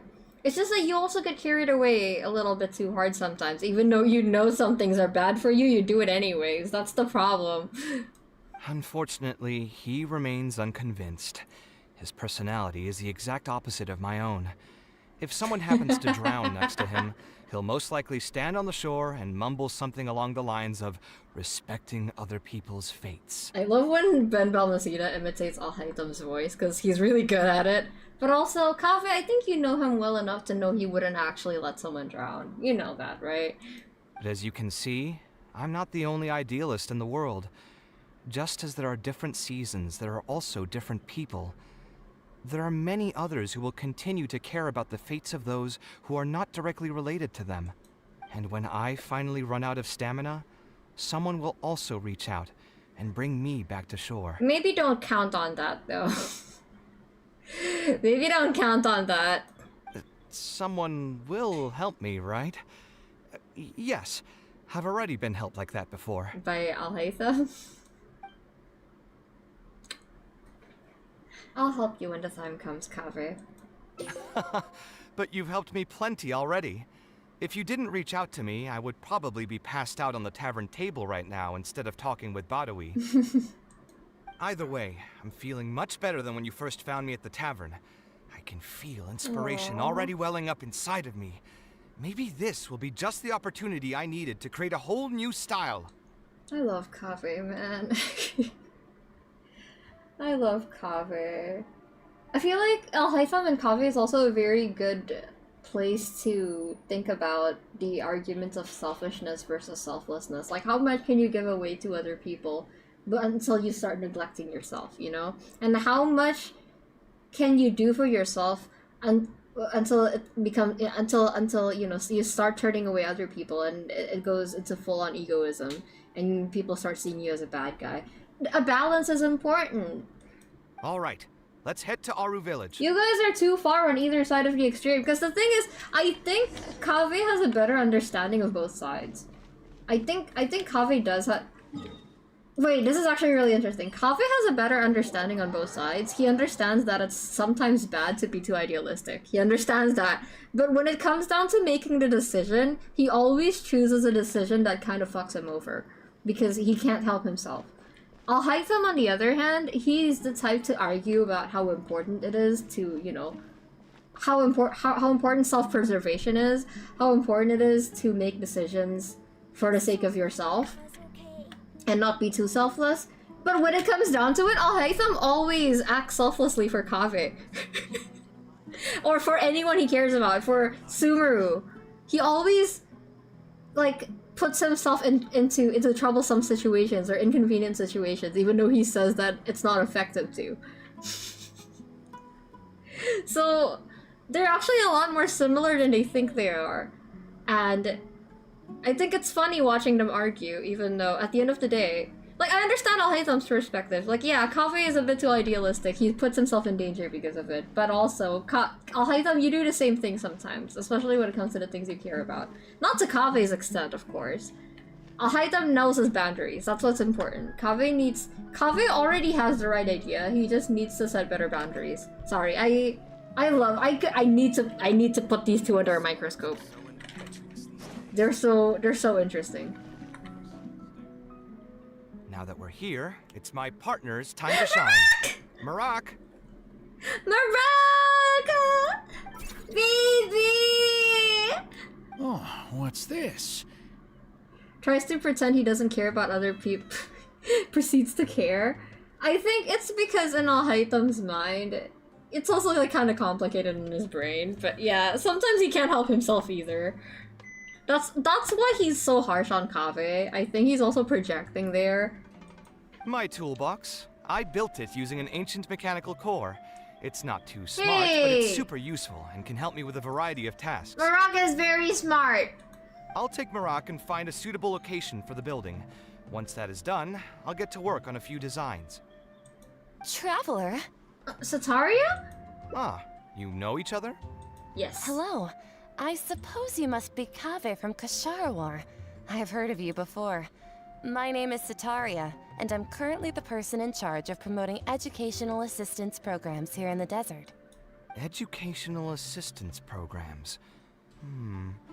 Then you must be familiar with the local conditions here. Yes, Sataria is the best person to ask about this too. I can't say I'm too familiar just yet, but if you have any questions, I'll try my best to answer them. I've been commissioned by Mr. Badawi to build a library in the desert. We've settled on the general design direction, but we are trying to finalize some details based on the conditions around the intended location. A library? Do you intend to open it to the public for free? That's right. I want to make sure the children will have books to read. That's fantastic! Aww. I'm sure the children will be thrilled. Right now, we don't have access to many paper books or a quiet place to read. Truth be told, this very thing has been keeping me up at night. I'm glad that the desert has like really good people like Sataria and Badawi. Let me get straight to my questions then. Can you estimate the number of children around here who'd be interested in reading? Besides the usual noise of village pedestrians, are there any other sources of noise in the village? Wait a second. This is where KAVEH's dad died, isn't it? Or like at least like where we found a note where KAVEH's dad died. Oof, I wonder if KAVEH... Wait, I think he knows that. Alhaitham told him, but I don't know how much is accounted into canon. Oh, and have any landslides occurred here recently? And also, where are the spots around the village that have been most affected by wind and erosion? Sataria considers KAVEH's questions and offers her answers.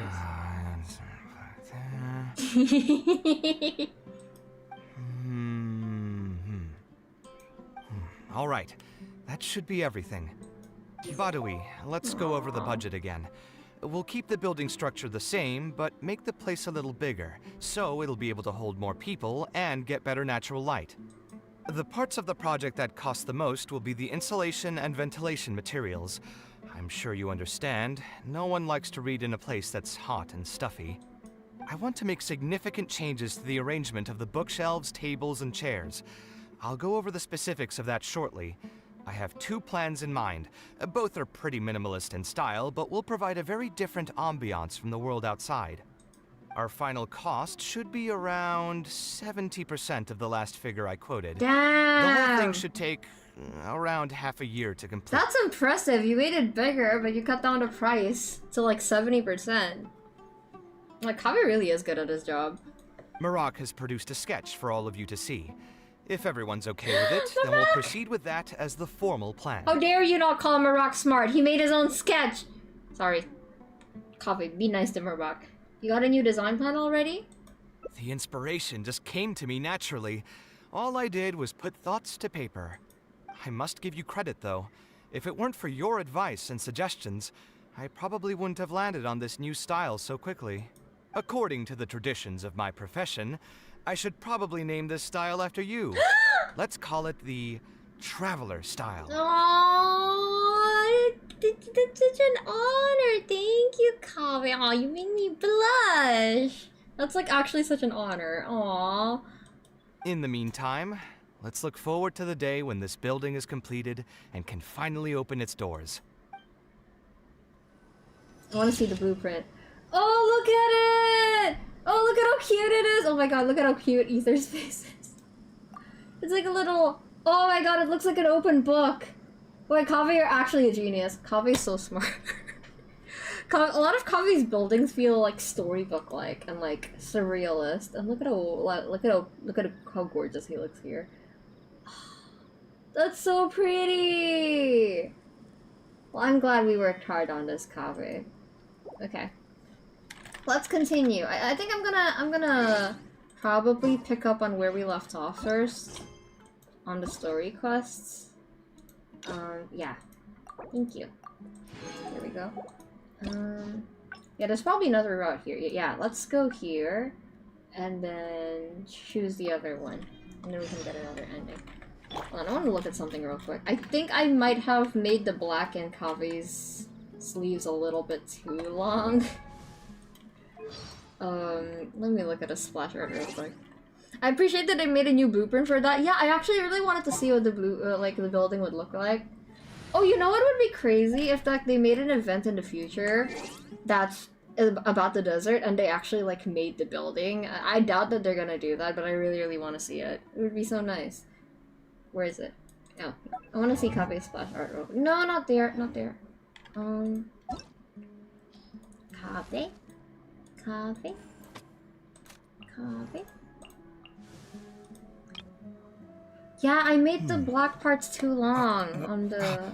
Where's my key? I think I did. Hold on, let me take a look at it real quick. Not again. Okay, it's not that bad, actually. It's not that bad. I didn't make it that long. Okay, we're fine, we're fine, we're fine. So pretty. Okay. We're gonna have to confront him again. Oh no, is it not gonna go well this time? Wait, I think it might. Wait, but the conversation here is so long. Okay, we're gonna speed through this, chat. We're gonna speed through this. I forgot how long this conversation was. Uh-oh. Oh, okay.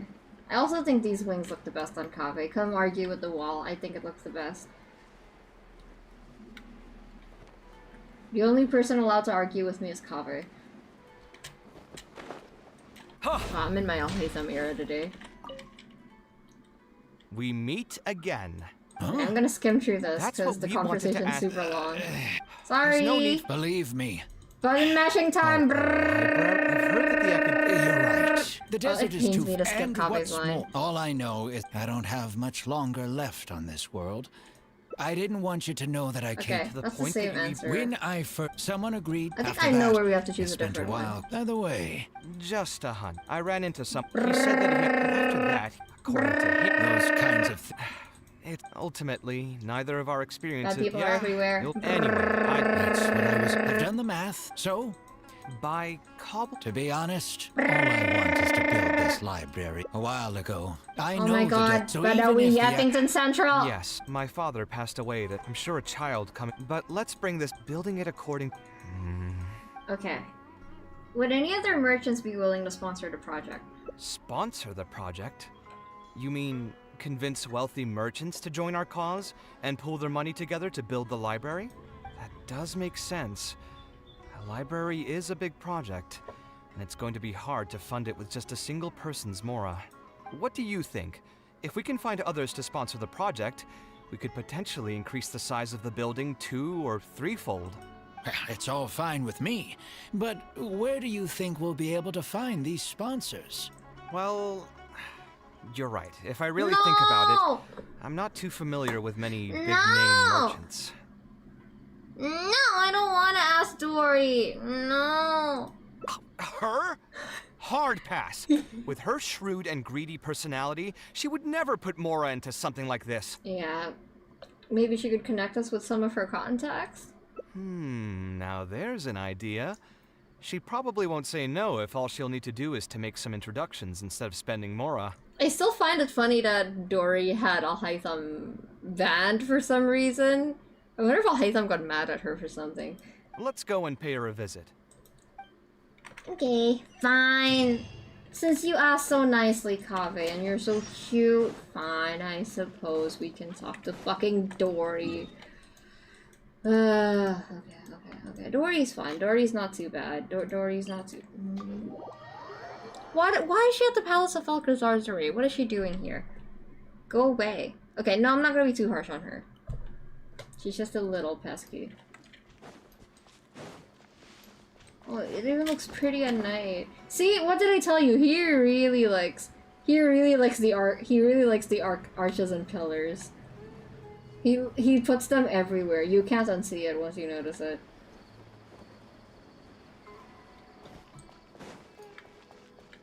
What is it, Dory?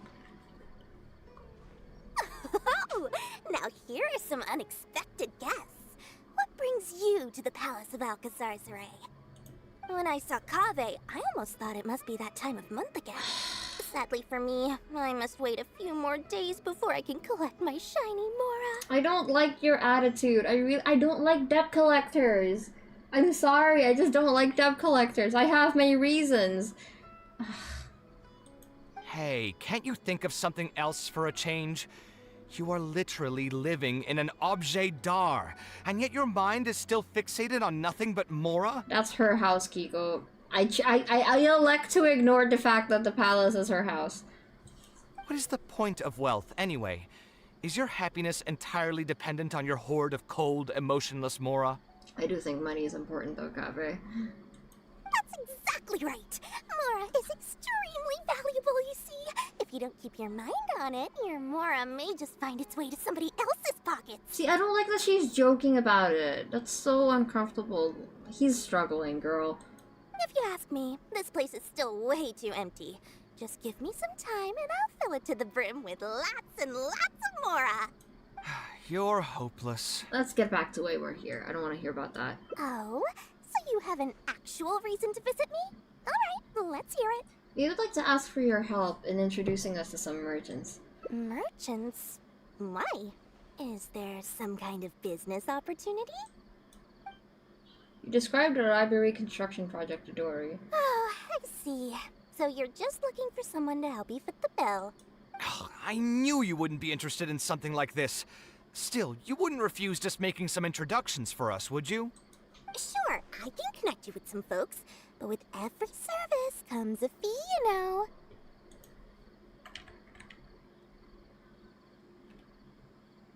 I do not like her. I do not like her. A fee? You mean just for introductions? Kaveh, don't. I'll pay for it. It's fine. Of course! Making introductions means using my connections and putting my reputation on the line. Why wouldn't I charge a fee for something so important? Get behind me, Kaveh. Since we've known each other for so long, though, I'll give you a huge returning customer. 500! How about 500,000 Mora? Go fuck yourself. 500,000? No! No, it's not! I guess that's okay. But why are you charging a fee before we've even secured any funding? That just doesn't seem right. That is not... Kaveh, that's 500,000 Mora. No! Nuh-uh. Nuh-uh. Besides, by helping us out, you'd be doing a great service to the public. Can't you take your mind off your Mora even for just 1 second and focus on something far more important? Aren't you doing this for, like, your younger sibling or something? Thank you! Well, Thank you! Since you're so passionate about this project, I'll help you out and waive the introduction fees. I don't think she's a bad person at heart. I just don't like that she jokes about these things, you know? It's, like, really uncomfortable to me. Don't joke about that. You know how miserable it is to actually be in debt? Ugh. Sorry. 3 of my business partners came by earlier today to discuss some things with me, and they still haven't left yet. I'll arrange a meeting for you, and just so we're clear, it'll be up to you to present your project and discuss any deals. Sorry, got a little heated there. Thank you. Thank you so much. Aww. You can wait here. I'll bring them over to you. Here you go, Kaveh. It's okay. If she tries anything funny, you get behind me, Kaveh. Dory gave us a brief introduction about the two of you. You are KAVEH, the renowned architect, and you are the traveler. Practically all of Teyvat has heard of you by now. Yeah, don't fuck with me. I'm the traveler. To be frank, I don't feel like there's an obvious business opportunity here. But since Dory took the time to introduce you, we can spend some time to have a conversation. So, let's hear your idea. All right, here's the situation. I've been commissioned to build a library in the desert, with the intended goal of allowing the desert dwellers to have more access to reading materials. So it's a public welfare project. Why are you saying it like that? Correct. Then the commission fees will likely be very low. You should be careful. I'm not too concerned about how much I'll get for the commission fees, actually. I'm fine with doing it for free. I just want to get this project rolling as soon as possible. We're just a little short on funding. So what? You can't possibly expect that we just cover the shortfall for you. Oh my god. Kaveh, let's ask someone else. Come on. I'll fund it for you, Kaveh. Even if... I'm sorry. Like, this is... even if you don't have the money for that, you could just refuse in a less condescending way, man. Besides, what does a library in the desert have to do with us? If you want to build it yourself with your own Mora. Seems simple enough to me. I fucking hate people like this. Hey, there's no need Thank to be so you! harsh. They are Dory's associates after all. Here, can you tell us a bit more about what we can gain from sponsoring this project? You can get KAVEH's clients who advertise your businesses in the desert. Yeah, I think that's pretty good. So we'd mostly be doing it for reputation and exposure? There is some value to that. It could make doing business in the desert a bit easier. Well, just speaking for myself, I've got nothing in the desert. Okay, go away. I also have a concern. It feels like there's not much to profit from in the short term. But in the long term, the reputation gain also doesn't sound like it'd offset the cost of the sponsorship. Then how about this? What if, instead of building a single library, we commit to an entire complex of buildings dedicated to culture and education? KAVEH, do we have the kind of money for that? Sweetie? Wouldn't that just cost more? Are we getting a bit too ambitious here, KAVEH? Yes, but in that case... Mr. KAVEH, please tell us what you have in mind. Rhubarb seems okay. I'll just give an example. If we were to build a library and a school near Aru Village, then the desert dwellers would gradually begin to migrate towards the area. A whole suite of buildings will be able to host more traffic, and thus drive the economic development of the entire area.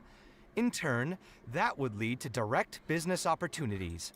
I've been to the desert several times. Although there are still many lingering tensions between the two regions, the amount of interaction has been steadily increasing, and in the long term, the desert will only become more and more important to Sumeru. Listen to him.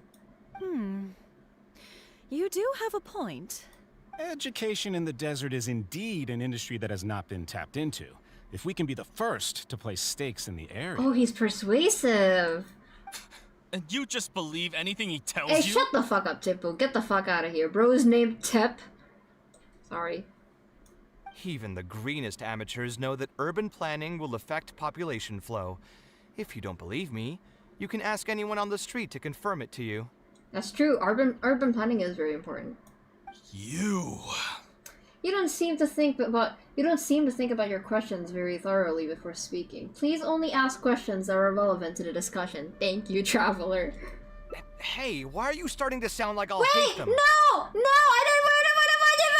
didn't mean to say it to you! No, I'm so sorry! I'm sorry, sweetie!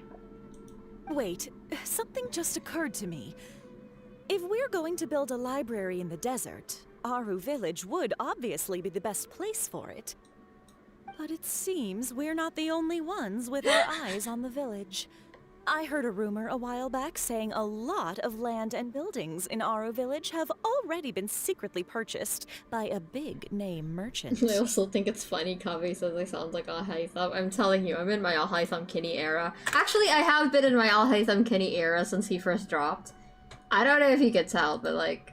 Here, let me just show you something real quick. I have this yellow in my eye, and I have like the green tints. And if you remove my braid, my hairstyle pretty much exactly the same as Al-Haytham's.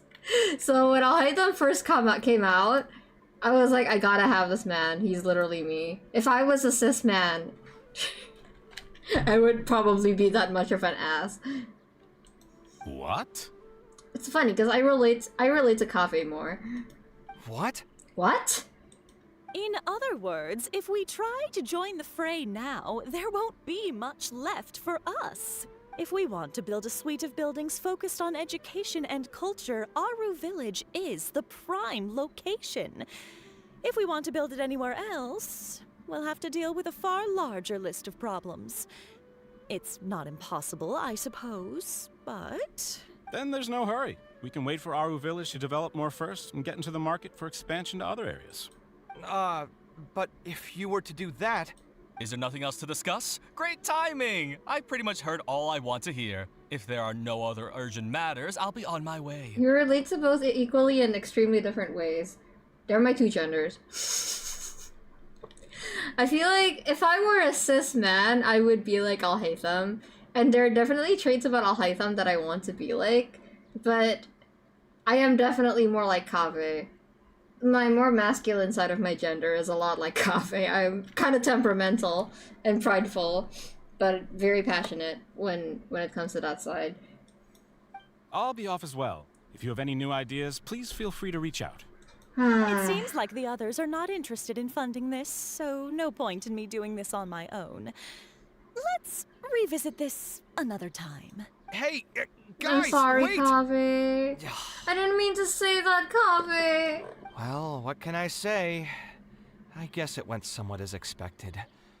They are Dory's friends, after all. As soon as they heard that there's not much more in this for them, they lost all interest. That's just business, I guess. Yeah, it's just another day doing business with people.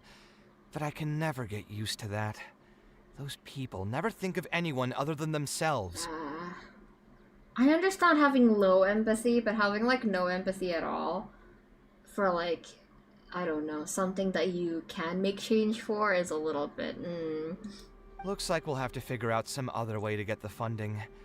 Let's go. I understand when it comes to money, though. Money is a sensitive topic, so... How did the meeting go? Want to talk about it? No, not really. Not really, I don't want to talk about it with you. Oh? Where did all that passion go from earlier, I take it you weren't able to find a sponsor for your project? Please don't tell me that you're here to mock us. Yeah, shut the fuck up, Dory. What kind of person do you take me for? Would the kind and generous Lord Sangama Bay really do such a thing? I will say, though, I more or less expected this outcome even before I introduced them to you. You can try to talk up the project all you want, but the facts will remain the same. This project is high investment with slow returns. No sane person would put their money into this. But this isn't just a business project, right? Also, if you already knew no one would want to partner with us, why did you still try to charge me 500,000 mora? You scammer! You should... I'm sorry, KAVEH, but you've gotten scammed by her before. You really should know better. You might want to remember who your creditor is before you start talking like that, KAVEH. I'll pay back every last coin that I still owe you, but that's a completely different matter. Yeah, shut up, Dory. Alright, since you're so devastated about this, I'll set you up for dinner with another big-name merchant. In fact, I'll be inviting the most famous merchant in all of Sumeru, so I'll be counting on your performance. Really? What? Really? I would like to sincerely apologize for my attitude just now. He kinda just like me. So, where would we be meeting this merchant? Follow me. Oh, I suppose both of you can come. Who is the biggest merchant in all of Sumeru?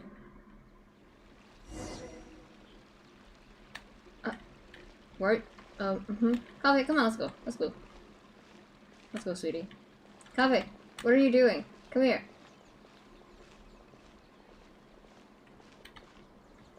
Come here, KAVEH, come here. He's walking so slow, he's standing there in the back. Really? Really, Kiko? What? What'd I say? What'd I say? What'd I do? Okay, I will take a seat.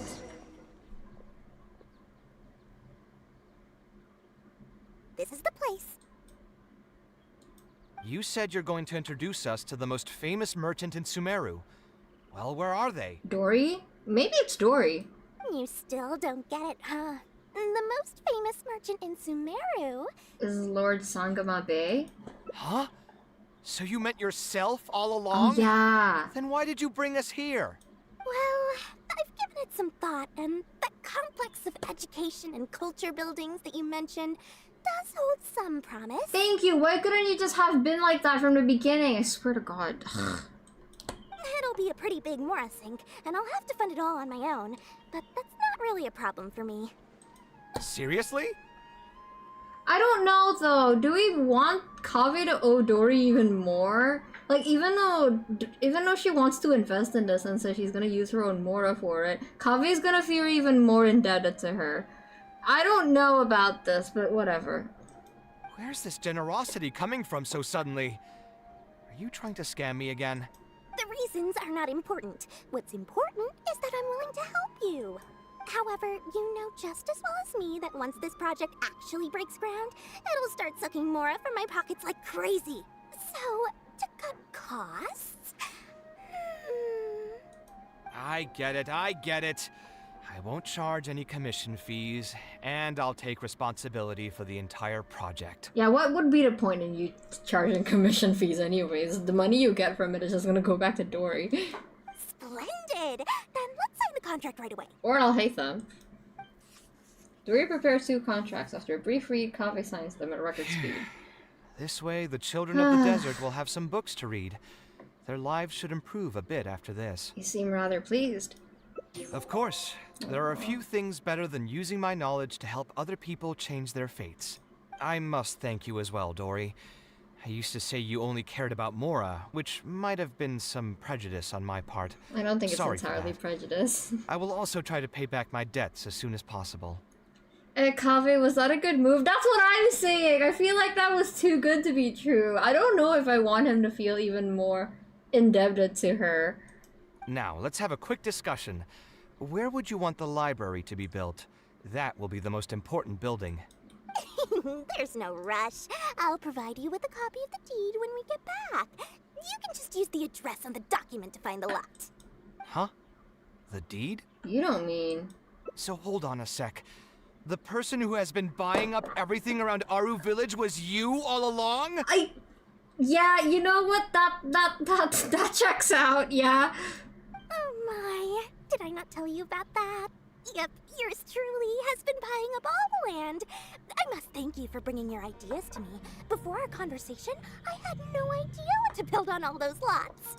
So, from my perspective, this has been a great turn of events. I didn't put much in and easily got a lot in return. I swear to God. But what about my commission fees? Oh, Kaveh. Huh? Didn't you waive those yourself? I was just gonna say that to cut costs. We mustn't procrastinate and should start construction as soon as possible. But before I could finish my sentence, you volunteered to waive your commission fees and even promised to take responsibility for the whole project from start to finish. Oh, I'm so touched, really. It's obvious that you used every trick in the book to deceive me. You deliberately paused for a long time while talking about the project and kept glancing at me with that menacing look in your eyes. You fell for it anyway, so no one ever tell Kaveh to play poker. I don't think he can handle it. Huh? You really think so? Well, the contract's already been signed, so there's no point in dwelling on the details. You know what? I'll pay for tonight's dinner. Kaveh. Fine. I'll drop the argument on the commission fees. But since you said you're paying for dinner, I'm going to order the best dishes and booze this place has to offer, and lots of it. Tonight, we're feasting until I've recouped my full commission fees. Good for you, Kaveh. Oh my god, he's so silly sometimes. Look at him! Wait a minute, I have to recoup my fee. I wonder if I'll ever be able to create something. Oh, sweetie. Kaveh, I swear to God. If you played poker, you would screech! Yeah. Kaveh, you screwed yourself. Okay. I guess that's fine, as long as he's not getting more money sucked out of him. I guess that's okay. I just worry about this guy sometimes. Okay. That's 3 out of 5 routes completed. So 60% of the story? And then we have 2 more routes. I'm guessing... Oh, this one splits into 2 as well. Okay, let's do this one Scribe's work first. is simple, which is exactly why I took the position. Oh, I think it's when we're about to, like, you know, go in when we're like about to try to open the book. There was like multiple options there. I think that's probably where we have to split. How are you doing, Comatose? I hope you don't mind being in a chat by yourself. Thank you for being here with me. I really appreciate it. And if you're watching the VOD, welcome to my channel. I hope you're enjoying the VOD. I know I tend to ramble a lot. When I'm passionate about something, I usually have a lot to say. I've heard that one voice line far too much. Which one? I always have a lot to say when it comes to the characters that I like. Well, I did warn you about the unabashed rambling. Unfiltered? Was it unfiltered? I don't remember my own channel intro, man. But yeah.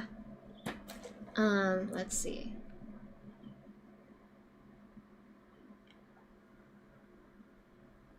Alhaitham isn't in, so feel free to sit wherever. I'll bring out the box. Okay. Hold on, give me a second.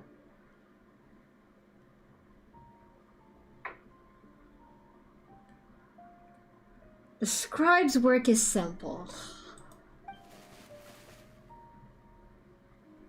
Annoying ass. What's wrong? Oh, nothing. I just didn't realize how much time had passed. The box is pretty dusty, which means it's already been a while since I've moved into this place. And many years since my mother moved to Fontaine. I'm happy for her. I hope she'll be able to find happiness there. She raised me all by herself after my father passed away. It definitely wasn't easy for her. Whenever KAVEH talks about his mom, I get sad. Chat's fine. I'm just procrastinating work a little and traveling, leveling the event weapon. Oh, okay. I haven't been playing Genshin much, TBH. I've been trying to finish my, like, workload from last year as much as I can. I mean, if you do mind being alone, I could always reveal myself again as I totally didn't fall back asleep before. Hi, Amarantha. Welcome back. No, again, I know it's like, I don't know what time it is for you, but I know it's still morning for you, so like, don't push yourself to stay awake too long if you can't. Anyway, enough about that. Let's see what I packed into this box. What are all these things? This... Can you guys believe a 5-year-old drew this? What kind of 5-year-old has hands this steady? It's ridiculous. I don't think even I could doodle that well on paper. KAVEH's crazy. Oh, I remember now. This is a drawing I made in Port Ormos. Wait, I kind of want to see that drawing again. I want to like put it up like on one of like the cabinets. Obviously, I wouldn't call it anything special now, but I was less than 5 years old when I made this drawing. That's more than 20 years ago. You could say it's pretty good for a child of that age. That's more than 20 years ago? 20 years ago. So you're like over 25. You're older than me? Oh, I just exposed my possible age. I'm in my 20s. That's all you need to know. Well, it's past 8 now, so I can't exactly go back asleep as I have things to do. Ah, I see. Now that I've said that out loud, I suppose I do have some level of artistic talent, right? Why do you say that? Criticism and self-doubt have always been a part of the artistic process. Without criticism, there can be no improvement. It's normal for me to question my abilities from time to time. I admit that I may have spent a little too long questioning myself this time around, but as you know, the heart tends to dwell on whatever it pleases. You kept it vague Genshin style, it's fine. Anyway, never mind. The more I talk about it, the less confident I feel. Let's see what else we have in the box. Ah, my building blocks! Aww. It's been years since I've last seen these. When I was a kid, I used to stack them super high, and could even stabilize the tower to keep it from tumbling over. Why do I react like this is my first time reading this? I have like really short-term memory. I don't know what it is. Maybe everything about KAVEH just makes me go, aww. So you're over 19 as I'm young to you, and you're under 25. Stop trying to guess how old I am! Shush! Don't think about it! Oh, and this blueprint. I made it by copying my mother's sketch, and the aspect ratio was horrendous. It's still technically the first blueprint I made myself, though. I was super proud of myself when I finished it, and put it in the same pile as my mother's sketches, hoping she'd notice and compliment me for my good work. This is the cutest thing. Unfortunately, my mother didn't realize that I had put it there. When she had a meeting with a client the next day, she handed my blueprint to him by mistake. The client was completely confused by this new blueprint, but apparently he felt too tongue-tied to question such a famous architect. It was only a few days later that he finally gathered up the courage to pay my mother a visit. He asked, "The door in this blueprint is even taller than the roof. Wait, why am I listening to this? Is this a Wait, sorry, My mother KAVEH. took me with her to... She didn't scold me about it in Let's see. Yes, is there it's anything the else book. left in this box? The book. Huh. The book. What was the... this is my mother Sorry, when I was a KAVEH. child. It's Huh. getting... The Wonder stream's why already she getting didn't pretty take this long, notebook KAVEH. with I have her. to. If only I could. Hey, it's not a matter... Who knows? Maybe this time something will click in my head. I could tell what you were thinking. I've tried my Yep, name. I read this I've even before. tried stuff like Love You KAVEH, Take Care, and Yours Truly. I've tried every cheesy phrase and well-wish in the book, but this lock has refused to budge. I wonder what this one comes out as, like, in Japanese, so I wonder what they say. I wouldn't try that route again. Okay, then maybe we should just put it aside for now. Oh, what else are we gonna find? Yeah, you're right. Although I was hoping to find some words of wisdom from my mother, if I stop and think about it, her words may not be the advice that I need to hear right at this moment. Yes, it is! I know, I come from the other route. Everyone's life journey is different. Traveler, you've visited many lands and met many people, so I'm sure you've run into situations where some advice wasn't exactly suitable for the situation at hand. I just got an idea though. If I want to rekindle the creative passion that I had before, instead of trying to unlock an old notebook, why don't I take a walk around the parts of town that had changed my life? What do you think? Sounds good to me. I'm glad you agree. Then let's start by taking a quick stroll around the academia. Of course you start with the academia. KAVEH's gifted child energy is like off the charts, cause you were probably very tortured back in the academia, but you look back upon it fondly. Why would you want to go back to school just for fun, KAVEH? I mean, I guess the academia is really close anyway, so why not?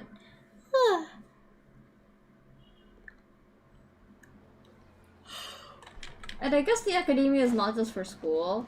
Like, I imagine there's probably no bigger,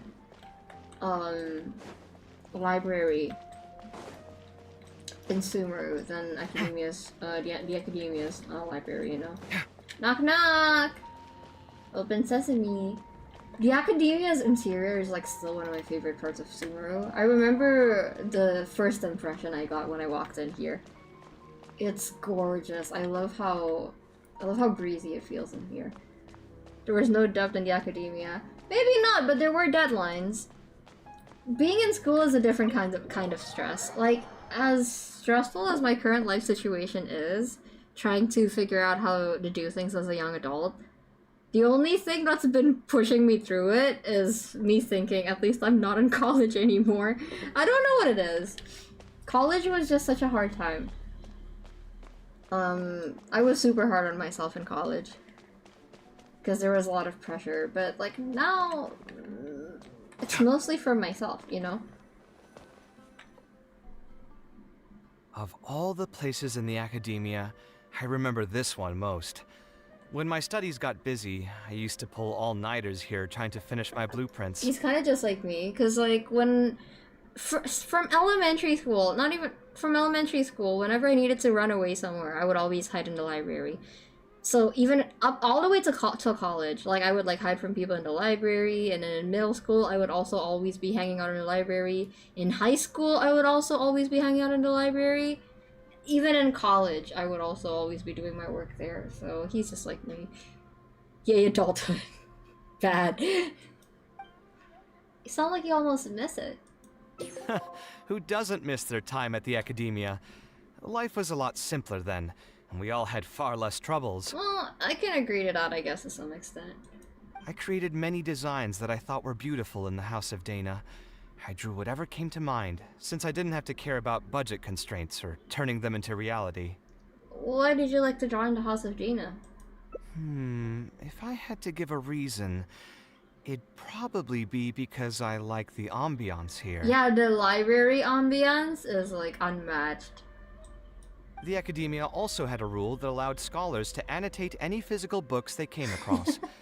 As a result, the books here are chock full of scholars' wisdom across many generations. That's crazy.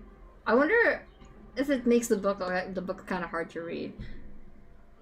Okay, I mean, I don't miss some of my school moments. Again, like the harshest times I was at school, it's not really a good memory to look back upon. But there was one school I went to where it was really laser focused on the interest that I was into at the time. And it was really, really strict. So while it was torturous, it was also super fun. Like learning the thing that I actually wanted to learn. So I understand Kave's perspective. Oh, we're walking with him. This is also where we first met him, I'm pretty sure, right? With Al-Haytham? It was like somewhere around there. They were bickering. Oh man, imagine going to a school that has a library this big though. Oh, here, this is a great example. This book, History of Ancient Sumeru Architecture, contains some analysis that I did many years ago. Huh? Why is Al-Haytham's handwriting also in here? When did he ever read this book? That's so funny! I guess it's probably from when we worked on that research project together.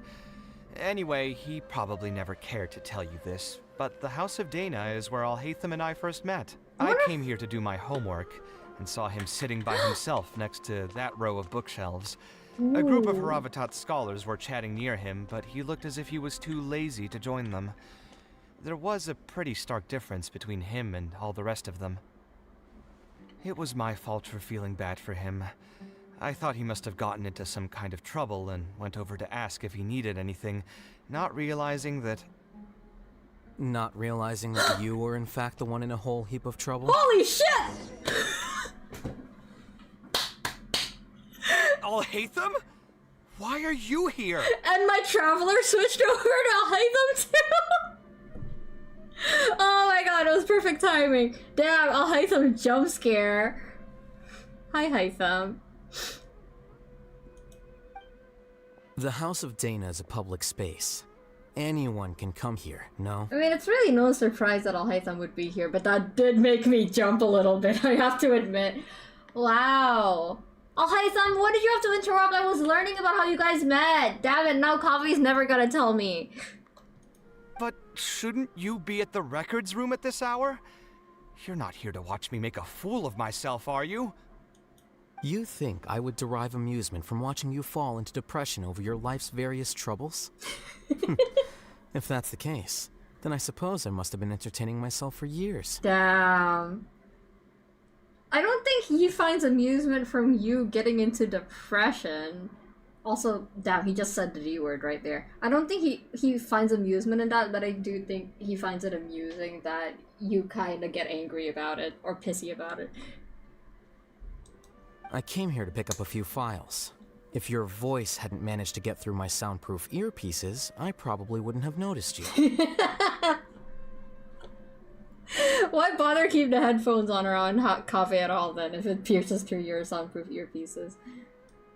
All right, I admit I was probably overreacting just now. Wait, I want to know what happens next. Probably not when he's right here with us. As his senior, I shouldn't try to tarnish his reputation. No, I want to know! I don't think he cares, let me know! There was nothing embarrassing or shameful about it. Of course. When I was still a student at the academia, I once collaborated with KAVEH on a research project. A collaboration is usually beneficial for all parties, but due to issues with our personalities, we ended up going our separate ways before completing the project. That's a very clinical way of explaining what happened between you and KAVEH, because I know that friendship breakup was hell for both of you. And yeah, I'm calling it a friendship breakup because as important as their relationship is, people don't talk about how much more painful a friendship separation can be compared to like a romantic one. I think it really, really hurt them both, and I think they needed to grow out of that into adulthood. And I think they only like really, quote unquote, you know, I'm getting ahead of myself. I'm not gonna say anything, but I do think it was a friendship breakup at a time. And I know it hurt you, Al-Haytham. Okay, he's explaining it in a clinical way to try to distance himself from how he actually feels about it. I know men like you, We had a Ahaytham. number of differences, and they remain unresolved even today. But there's no point going into that right now. Sure. He has to explain it in the most bare bones detached way he can. Yeah, exactly. I understand why he has to do that. Because if he doesn't do that, it's gonna hurt. But damn. That kind of behavior is also what makes KAVEH misunderstand you. It makes KAVEH think that you don't care. Even though you do, very deeply. The more important question is, why are you at the House of Dana? Should we tell him? I don't know if I want... You're just gonna be mean to him. KAVEH's feeling a little... As a senior scholar, isn't it my responsibility to offer my friend a quick tour and explanation of the Academia's architecture? It's so funny. The moment he stepped into the Academia, he started acting a lot more like a senior. I see. Then let me guess. Your next stop will be the pavilions around Razan Garden? Our famed architect sure loves showing off that corner to all his friends. Oh, and KAVEH. A lot of the books you annotated have been moved to the innermost section of that bookshelf over there. You'll have to dig them out yourself if you need to find them. Huh? But why would you know that? Don't tell me you finally had an epiphany and realized that there's great virtue in respecting your elders' work. Sure, if that will give you some self-confidence. Why are you such a dick, man? Sure. He's like, sure. Leave any words of thanks you may have to the ex-Grand Conservator. The last time he was here, he was complaining that he had received reports from current students. The main grievance being that the annotations are too long and difficult to read. He's smiling. I'll hype them, you little. He's smiling. Don't tease him. Don't tease him, I'll hate them. But also, him honestly saying if that'll help with your self-confidence, I think he meant that genuinely, but it came off as sarcastic. As a result, the books you annotated have been moved to the back shelves. No, poor KAVEH. Maybe don't look so smug when you're saying that. What? But all of my annotations were extremely important. Instead of reporting me, they should have been thanking me for my service. The notes that I took, they couldn't have asked for a better analysis of those books. I'm sure some students would appreciate it, KAVEH. I would. Okay, just you wait. I'm going to fix this right now. I'll dig all the books out and return them to the proper shelves. Oh, that's so funny. Oh, we'll wait. Don't chuckle at that. You're so mean. He's smiling, guys. He's fucking smiling. I can't stand this guy. Waiting is about all we can do. Anyway, you were about to say he's feeling a bit down? Yeah, maybe if you were worried, you could have just started with that, you dickhead. He was put through the ringer recently by a particularly difficult client. Put through the ringer. What an interesting phrase. I assume he used those exact words himself? I don't like you picking apart the phrases that I use. You're a Karavatot scholar. Stop being a smartass around me. It doesn't seem far from the truth, though. He probably did suffer quite a bit, that's true. He always spends a lot of time editing his proposals, with the goal of satisfying as many of the client's preferences as possible. Proceeds to become a softie when KAVEH is gone. Can I just say, whoever becomes Alhaitam's future child is gonna have massive daddy issues because he's like this. But the satisfaction of one client will not translate to general satisfaction with his work. Many problems in life can only be solved by a fundamental change of attitude. As the leading genius of Kshahrewar, KAVEH should have both the right and the confidence to reject any unreasonable demands. That's true. He's got a point. But also he's broke, Alhaitam. There are plenty of architects in Sumeru who are inferior to him in skill, yet far more irascible in temperament. What's more, there are plenty of people who look up to such individuals as paragons of staying true to one's principles. So the problem is with KAVEH? Clearly, his predicament is inevitable, since he holds other people's feelings as more important than his own. Of course, each person is different, and we should respect the paths that they have chosen for themselves. That's rich coming from you, man. I'm sorry. I do believe that he believes in that ideology, but he's so nosy with Kaveh. I just kind of find it hard to believe that he really believes that. Admonitions will serve no purpose. People tend to succumb to familiar pitfalls, and this is especially true for those who believe it's their duty to carry more burdens on their shoulders. Oh, Kaveh, what are you doing there? Is he actually digging out the books? God damn. Looks like you were having an enjoyable chat while I was gone. Were you talking about me by any chance? All good things. Well, mostly good things. What do you think?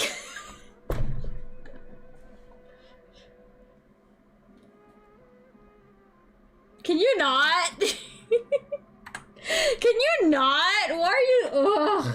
This guy, man. Mansplain Central over here. What else is there to talk about? Surely no one would be interested in talking about the files that you were browsing through earlier. Anyway, you should take a look at this. Look at this comment on page 82. Dear Kaveh, thank you so much for annotating this book in such detail. It was a great help to me. Look at how happy he sounds. That's me. I'm the one who annotated that. See that? Now that's how a student should treat their seniors. And it looks like you're already in a much better mood now. It really doesn't take much to make you happy, huh? Just let him have this! Why are you such a dick, I swear to God? I know why Alhaitam's mean to Kaveh, but I also feel like he derives a sense of enjoyment from being smug all the time. Me? Happy? I'm mocking that retired blockhead for being so full of himself. He understands nothing about the true beauty of architecture. When I can find some time, I'll have a serious talk with him about making sure these books are put where they belong. I want Kaveh as a senpai. I think it would be really nice to have Kaveh as a senpai. Why don't you just move all the books yourself? It's not like he hasn't cursed you out before. What? What was that nickname he gave you while you were in the academia? The Urchin of Kshahrewar? Is it because he's prickly? Wait, what? Kaveh had a habit of scribbling and writing in all kinds of books. Hey! You didn't need to bring that up. At least not when I'm still standing here. Oh, actually, I also found a really old sketch in one of the books over there. See? Doesn't it remind you of something? An arch bridge? Huh? Don't tell me even you don't get it. Teacher Kaveh? I feel like Kaveh as a teacher would be really scary, actually. Like, him and Alhaitham would be like two different kinds of scary professors. Alhaitham would be scary as in he doesn't say much until he needs to review it, but then he, like cuts straight to the core. Kaveh, I feel like if you disappoint Kaveh, it would suck more because Kaveh has expectations, like high expectations of you. Don't ask me. This is the time you specifically put aside to brag about yourself. Feel free to hoard all the spotlight you want. If you don't get it, you can just say you don't get it, man. Smartass. You... In that case, allow me to explain. Although this sketch is a little abstract, you can plainly see from the road plans that this was an original concept for the expansion of Port Ormos. We can also plainly see that the designer was a huge fan of this project. It's the project he loves to talk about the most, second to the Palace of Alcazarzaray. And yet Port Ormos was where we first met you. If I don't keep bringing up the neat projects that I've done, how would anyone know that I was the one who did them in the first place? There shouldn't be any complaints about Port Ormos. If I remember correctly, the construction process was very smooth, everything was made ready ahead of time, and there were very few safety concerns. There are indeed no records of any complaints about this project. A most impressive achievement. Why do you always sound sarcastic even when you're actually giving a compliment? See? What did I tell you?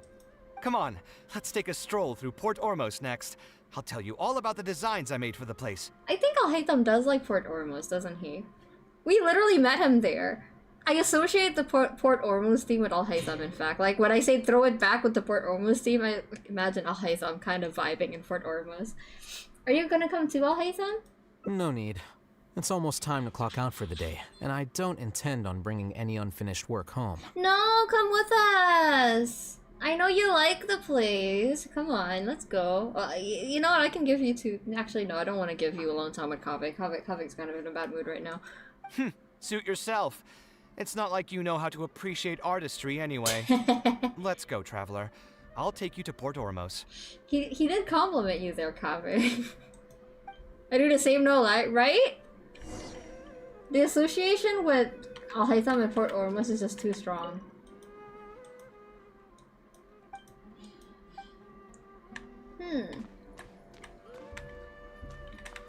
Is there one for... Yeah, this one. Next to the lovely images are some in equally gorgeous handwriting. The commentary is extremely thorough and appears to be more professional than the book's original contents. That's Kaveh's.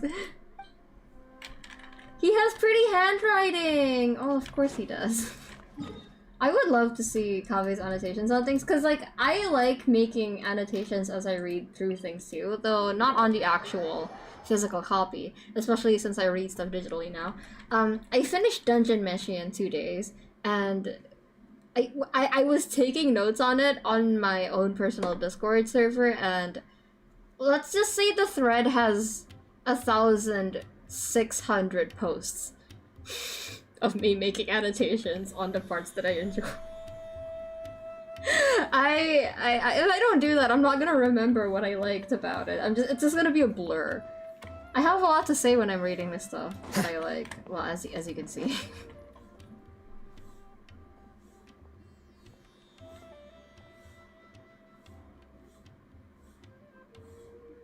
Port Ormos. Port Ormos! Did you design one of the buildings here? I think it's this bridge, right? No, I didn't design any one specific building. Most of my work here concerned structural renovation. Port Ormos had already existed since I was still a young child. It wasn't as large as it is now, though. It only came to its current size after a sizable expansion. I was part of that project. The arch bridge over there, for example. Yeah! That was one of my designs. Oh my god, it's so pretty! I love this bridge. It's one of my favorite parts. How did you come up with the idea of it? When I was first tasked with the project, I decided to reference the growth patterns of nearby trees to split Port Ormos into 2 levels. My goal was to improve the overall utilization of space. We ran into a lot of issues during construction, but thankfully, we were still able to achieve the original vision. 1,000 plus? Let me just take a screenshot of it for you real quick. Give me a second.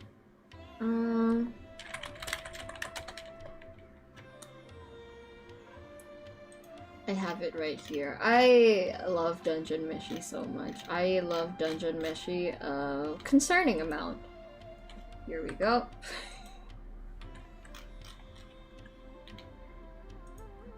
Yeah, 1,757 annotations for Dungeon Meshi. That's fun! I mean, half of it is the pictures, and then half of it is my commentary, but that's still like, what, 800? 900? 850-ish messages. I started playing it in 3.0, and I didn't know about character demos. I genuinely thought Port Ormos was his own theme. It may as well be, TBH. It's cunty, like Al Haytham is. Residents can now behold all the ships entering and leaving the harbor from the vantage point of the bridge, while visitors can recognize the site of Port Ormos from a long ways away. I was still young and new to the trade back then.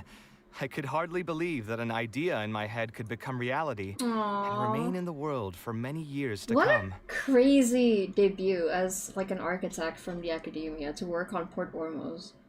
So proud of him. The true cornerstone of the creative process. The point about the design that will be ultimately used to judge its true worth. It was the first time that it became crystal clear in my mind. Once built, a building will continue to stand. Countless people will see it, and countless more will step inside it. Its final worth, whether it's good or bad, will be assessed by the countless generations of people that interact with the building during their lives. I'm sure the theme started playing. I'm sure the residents of Port Ormos really enjoy it. I think it's pretty cool. I'm sure the resident of Port Ormos will really enjoy it, but I think it's pretty cool. You think so? I'm glad to hear that. But even with this project, I still had one small regret. Well? My budget was tight, and I was unable to use the higher quality timber I had originally intended for the design. I knew that some concessions on aesthetics would be needed as soon as I agreed to a proposal that prioritized the practical functions of the project. I still think it looks good. But also, yeah, I mean, it's your first work. You can't get everything right. Us creative types know better than anyone that most projects cannot be completed without a few regrets. Real. Even the Palace of Alcazarzare was not perfect. That's how I feel about the thumbnail of this video. Like, it took me a week to work on this, and it shouldn't have taken me that long. But I had to settle for something, because I wanted to stream this stream immediately. But having no regrets would also mean you had no higher hopes for the future. That's a thank you, Traveler! Actually, I need those words right now. Yeah, you're right. I should learn to look toward future opportunities, and believe that any regrets I have can be overcome in time. We've spent long enough here. There's still one last place I want to go, but it's a little far. Would you be interested in a quick trip to the desert? I wouldn't mind. Great. Most of my projects over the last few years have had something to do with the desert, partially because there's a special place there that I often visit. This is a rare opportunity, so why don't you come along and see it for yourself? If you ever feel down, maybe you'll be able to go there and feel better too. He knows me so well. I will go there when I miss you, KAVEH. I still have to read it. Please read Dungeon Meshi. I am so serious. You need to read it immediately. It's... the parts that it excels at are very, very good. Like the, you know, the part that you kind of expect to see going into Dungeon Meshi, like the wholesome parts. It definitely helped me a lot. I have a bit of trouble with eating healthy, or like just eating in an orderly way, or a consistency, and it's really helped me a lot with that. But also apart from that, the character building, the foreshadowing, the world building, everything, the way the story progresses so naturally into like a way more twisted kind of story is like, it's all crazy. I finished it in 2 days. It's very, very up my alley. It reminds me a lot of Beastars. It reminds me a lot of Beastars in its storytelling. Like, it is about food, but it is also very much about the ugly parts of staying alive and having to survive, and the ugly things you have to do to get food. And I don't know, it's so... oh my god, it's so good. Please read Dungeon Meshi. I'm usually a huge stickler for character interactions, and I really like the character interactions in Dungeon Meshi, so the fact that there is, like, only one strong ship that I really like in Dungeon Meshi, romantically, and I'm more interested in, like, the other character dynamics, is a statement. I love... also, like, I love that the author is, like, very, very self-indulgent with the Dungeon Meshi characters. Like, there's this thing called Daydream Hour where they just, like, doodle stuff with, like, her Dungeon Meshi characters, and it's like when you, as an artist, is like, oh, I bought a cute shirt, I'm gonna draw my OC wearing it. And then she does the same thing. She's like, I got a cute shirt, I'm gonna try to figure out why it reminds me of, like, something else, and I'm gonna draw all of my characters wearing it. It's so cute. Oh my god. She's very aware. How do I say it? It's a lot. It's a fantasy story that's very grounded in its approach to things. And I enjoy it a lot. And it's also really fucking funny. Like, I cannot count the amount of times I actually laughed out loud reading Dungeon Meshi, which doesn't happen a lot. When I'm reading and something funny happens, I usually just chuckle, but whenever I'm reading Dungeon Meshi, I laugh my ass off. It's so funny. Please read Dungeon Meshi, or watch it. Pick your poison. It's very good. You taking notes and screenshots while reading? Well, I've never seen any of that. Shut up! Shut up! What is it? Shut up. Loving it is an understatement then. I like it a lot. Probably in my top 3. How old do you think he was when he did the Port Ormos renovations? He's a genius. So, I would say right after he got out of the academia. I would guess, in my head, KAVEH is like around 27 or 28 right now. So he probably did it when he was like, what, 21? 22? Like right after he got out. They probably recruited him. So he was probably very young. This is your PSA to read it, y'all. Read Dungeon Meshi! It's so good! Please read Dungeon Meshi! like Freerun's good too, and I've been enjoying Freerun and Apothecary Diaries on the side too, but Dungeon Meshi for me is just on a whole other level. Okay, anyway, back to I would KAVEH. have thought that so many primal constructs could have congregated here while I was gone. It's okay, get behind me, I got you. We won't be able to sit and talk peacefully with these guys around. Let's clear the area. Get behind me, KAVEH. Get behind me. Scanning. Okay, we need to protect my boy. Sight clear. He's kind of squishy. He's doing his best. Come at me. Ooh.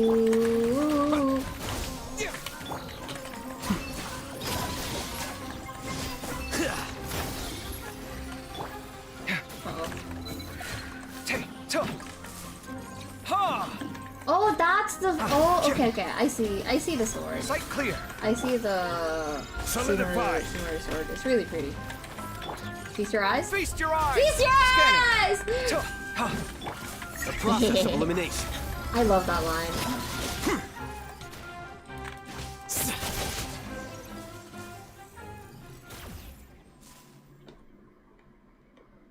Isn't this place great? I often come here to clear my mind when I'm dealing with a difficult situation. You know what I mean. Everyone finds themselves in frustrating situations once in a while. Yeah. Just take me as an example. My family life got shaken up quite a bit when I was young.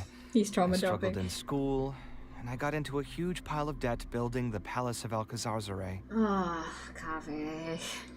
Although Alhaitham thinks that it's because of my personality that I continue to live in the shadow of the past, I think it's also just a part of life.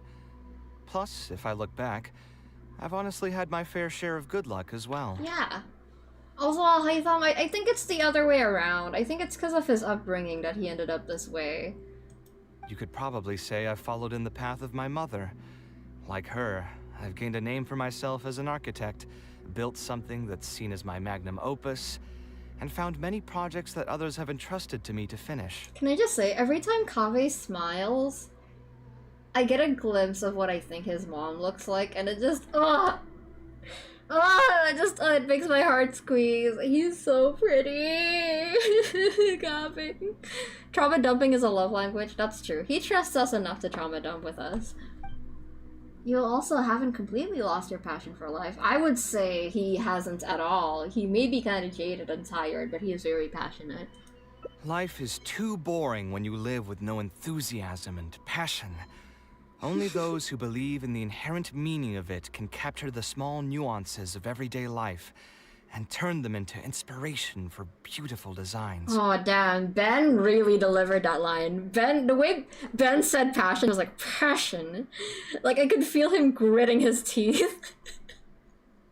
KAVEH is a very passionate character. Of course, I will concede that loving something also means taking it to heart. So to an extent, caring is also a source of pain.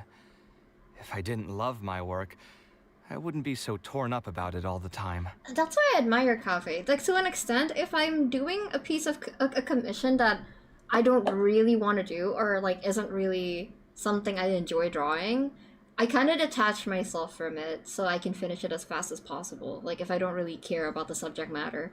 But KAVEH puts his everything into the art that he draws, not into like the designs that he makes. Cause like the thing is, if you get criticized for something you're not passionate about, then it's like, yeah, whatever. That doesn't reflect my artistry. Like it doesn't hurt my feelings if you criticize me about that. But when something that's really close to your heart and personal gets criticized, it hurts. It really hurts. So I think KAVEH is brave for sticking to his ideals, even though he might not really have a choice. But still, isn't this place beautiful? Despite the erosion from the winds and changing seasons, you can still perceive its past beauty and glory. KAVEH would be like such a wonderful person to grow old with. Alhaitham, get out of the way, let me marry him. With different landforms come different architectural styles. The desert's history has left it with few records regarding its buildings, so I often visit the desert to investigate things in person. The sight here has moved me ever since the first time I laid my eyes on it. I told myself that one day, I would also be able to create buildings that move others. My pain will one day fade into nothing, just as I reach the end of my life. But buildings are different. Ah, that's why he loves architecture. They are far more valuable than most materialistic things, and far more durable than human flesh. As long as there remain souls in the world who can decipher the meaning behind them, they will also have acknowledged me across the vast stream of time. I wonder what it feels like to be an architect. Obviously, I'm a visual artist, but I don't make buildings. So, like, I wonder how it feels like to have something that you design be something you can walk into. Be like something that can surround you and enshroud you. That must be a really incredible feeling. So I can understand his passion for his craft. I can understand that. Al-Haitham is never letting him go again, I guess. Bitch. Swear to God. You better start treating Kaveh better.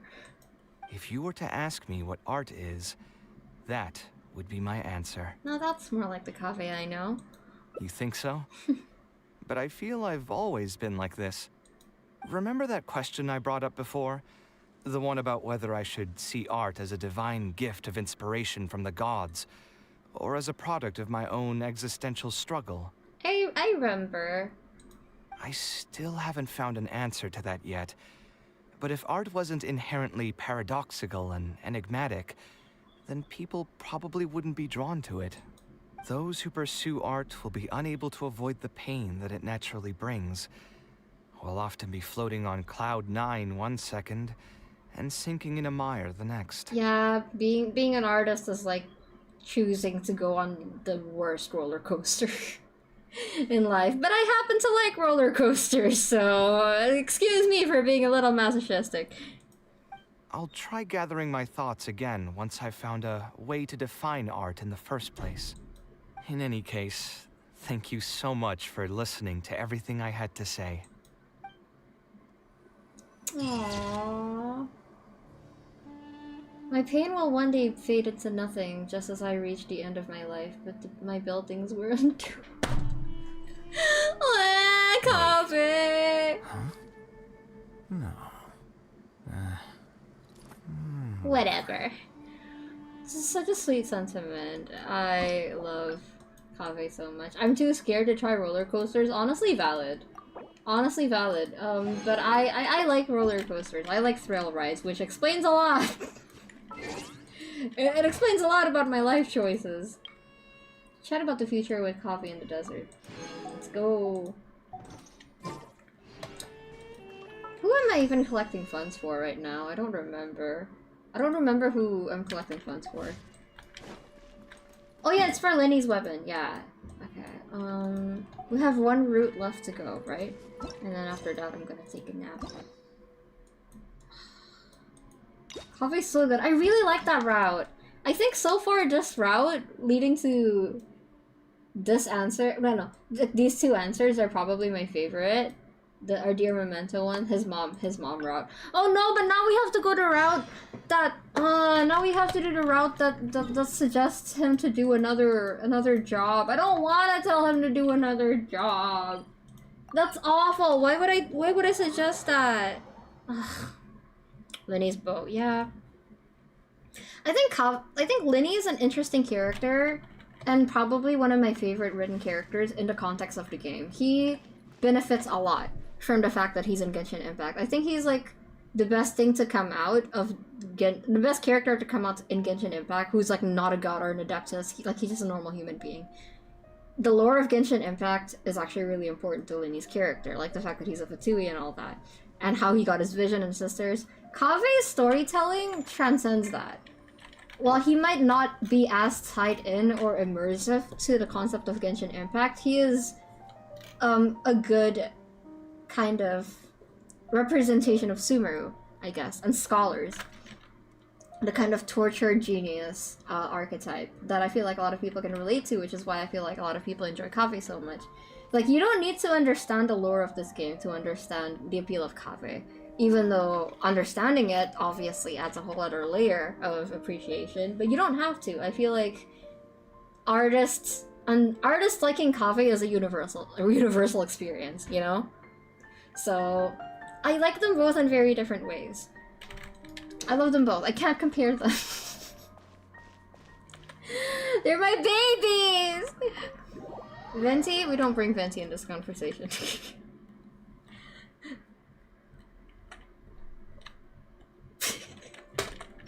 I'm sorry, the way he slouches always fucking gets me. Okay. Okay. I'm gonna skip through it because this is our third time going through it. Taking this commission was Grumble, truly grumble, the grumble. worst decision Grumble, ever. grumble, grumble. I wonder who would serve as Fontaine's premier 4-star character in terms of writing. Fremine. Fremine and Chevruz are very, very good characters. We'll see, because there's definitely still some Fontaine characters we haven't met yet, question mark. I think there's one or two, but I think Fremine is a really, really good, like, little snapshot of, Fontaine. Just because of his love for swimming and diving, and, you know, because that's such a uniquely Fontainian experience. And I also think he's a cool snapshot for, Genshin in general, like that whole event with Fremine. I really regret not playing that on stream. I loved Fremine's event. Patiently waiting for their hangouts. I want to hang out with Fremine so bad. Please let me hang out with Fremine. Fremi. His escapism, his, like, way of, like, getting away from things is, I feel like, a thing that we see a lot in Fontaine. He doesn't necessarily act.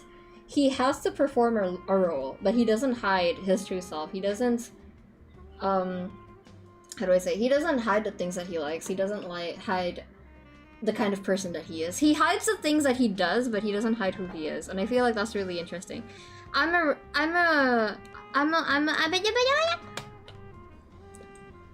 really have to go soon, so see you soon, Kiko. Thank you for coming, Amarantha. I really appreciate it, and thank you for waking up so early. I'm very sorry about my streaming schedule again. Probably gonna stream again this Friday. I'm just gonna be drawing though. But yeah, we'll see. I'm gonna stream again on Friday. Bye bye. Anyways, I love Remy. For now, I would say that it's Remy. He's the premium 4-star character. Okay, we're skipping through this. Actually, while we're on that, what are you doing here at... Sorry, Kaveh. Stress is just an inescapable part of being a working adult. Boss, do you want something too? I'll put it on my tab. Wine in a glass of... Kaveh, you and your I know drinking you're already problem, I keeping swear to this God. guy Another glass. You've got it, sir. It really is but perhaps getting...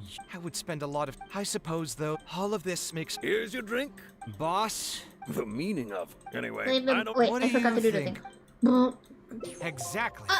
So our thoughts on the meaning of art are rather similar. Did I answer the wrong thing? Uh-oh.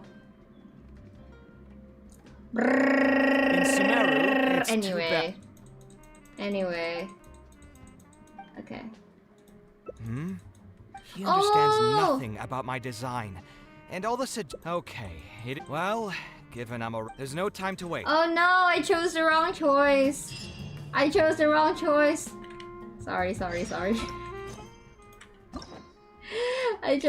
choice. Let's do that again. My bad. Totally didn't get distracted. Sure, I just don't get distracted listening to this. I already got distracted! It's truly the worst decision. Okay. Sorry, Ben Actually, Balmacito, while you are we're very on that, distracting. What are you doing? Stress is just an inescapable part of being a working adult. Boss, KAVEH! Do you want something too? I need to be I'll put it somewhere. on my tab. Wine in a glass. Okay. I know you're already keeping a secret from me. Okay. Guy. Mission failed. Another Shush. glass. You've got it. It really is. Perhaps getting you. I would spend a lot of. I suppose though, all of this makes. Here's your drink. Boss. The meaning of... Okay. What do you think? I honestly have no idea. No worries. It was just an offhand question. It's been bothering me for a while. Even when I'm awake, the question haunts me like a bad dream. I still haven't found a good answer to it. Or maybe it was never a correct answer in the first place. KAVEH still looks dejected. Right, okay. I think we have to Choose this one. Sounds great to me. I don't even want to think about this project anymore. But what should we do? It's probably not a good idea to just drink until I pass out here. This one pains me to choose. This one pains me to choose. Honestly, his design and how he poses sometimes distracted me when I played through this. Yeah, he's a fruitcake. Honestly, he's just really aesthetically pleasing to look at. Very dynamic a character. A different career. I see. That's not a bad idea. I think I've heard a saying somewhere before. 80% of a working adult's woes are due to not having enough mora in the bank. Yeah, he's definitely drunk out of his mind if he's like, change your careers, yeah, that doesn't sound too bad. You're drunk, KAVEH. It's just a saying, of course, but even I will admit that my life would be a lot better if I could make additional mora. And if I want to make mora, I should finish that ridiculous commission. But I really can't find it in me to go back and talk to him right now. Hold on. I just remembered that I used to have a senior classmate by the name of Alkami. If memory serves me right, he's no longer taking private commissions, but he's still doing pretty well for himself. Maybe I'll be able to get some advice from him. Yeah, I should get on this right away. No more wine for me today. I'll grab the bill and be on my way. A lightweight in Alhaitham's words. I mean, I don't drink often, but when I do drink, I don't know if it's just me, but like, I can kind of control how drunk I want to be. Like, if I cave in, then I'm way more likely to get drunk, like, really, really fast. But if I try to resist, then I can take a few shots and I'll be completely fine. And, you know, I'm just gonna be, like, kind of tipsy and, like, a little bit kind of eepy. But I would still be in the right mind. But which is what usually happens, because I never feel comfortable enough to surrender myself into being completely drunk. Because I know I run my mouth when I'm drunk sometimes. I say a bunch of stupid stuff when I'm drunk, so I try not to. But again, I don't really drink a lot. I only ever drink with family. Because I don't like drinking. It just makes my head hurt, and it's expensive, and it tastes bad. Wait, let's go as KAVEH.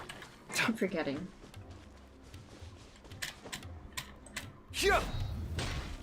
Wait, do it again, KAVEH, do it again.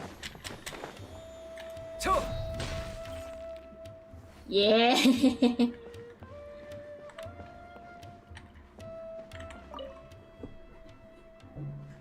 Ah, KAVEH, it's you! It's been a while. What have you been up to recently? Yeah, it's been a long time, Alkami. Things haven't changed much for me. I'm still taking private commissions for all kinds of projects. I heard that you were the genius behind the Palace of Kshahrewar. I bet you're all set for Mora after a project of that size. Damn, he wishes. Well, it's hard to make a profit from every project, you know? Hard to make a profit? You've got to be joking. I've never met an architect who didn't make a profit from a project. KAVEH. Unless the client fled before they paid the commission fee in full. But that doesn't sound right either.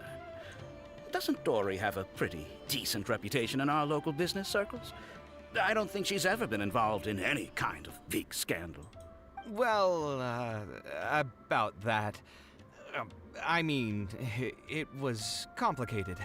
I understand. Either way, doing one project after another sure gets exhausting over the years, huh? I've been there, so I can feel your pain. I mean, I obviously never had your reputation to live up to. That must have been stressful. But I'm sure we've faced all the same problems. Trying to keep your client in a good mood while you're trying to stop them from micromanaging things they don't know the first thing about. I don't miss it. Thankfully, that's all behind me now. I'm not one super friend in the group, unfortunately. You are responsible, and I respect that. Red flags already with this one? Really? I didn't catch any. Uh-oh.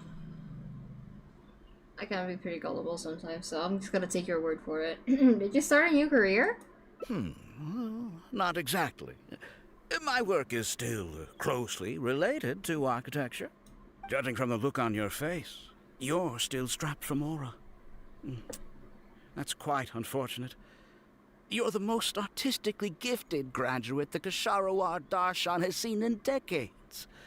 But it looks like you still have a lot to learn in terms of making Mora. With that said, us Kshahrewar grads should still look out for each other. What if I told you about an idea that'll absolve you of all your Mora troubles going forward? Okay, yeah, that does sound kind of suspicious, doesn't it? We don't praise Dory, just saying. That's true, you're right. Are you serious? But something like that has got to be some kind of top-level business secret. Are you sure you can just share something like that with me? Besides, I don't want to just take something like that without offering anything in return. I still have a little Mora. Or is there something that I can help you with? Oh, you're too kind. This is just a simple tip. Even if I didn't bring it up, I'm sure you'd hear it from the others sooner or later. Oh. The idea is this. I recently opened up a training center with the goal of educating people in architecture design. Compared to the classes taught by those old fossils at the academia, my classes are more condensed and streamlined, and will allow people to quickly get their foot in the door. Unlike the academia, I won't turn down anyone who's interested, rich or poor. As long as someone wishes to learn more about architecture, I'll accept them into my training center. It just so happens that I'm still looking for a few more instructors. So, what do you say? Interested in coming over to give a few lectures?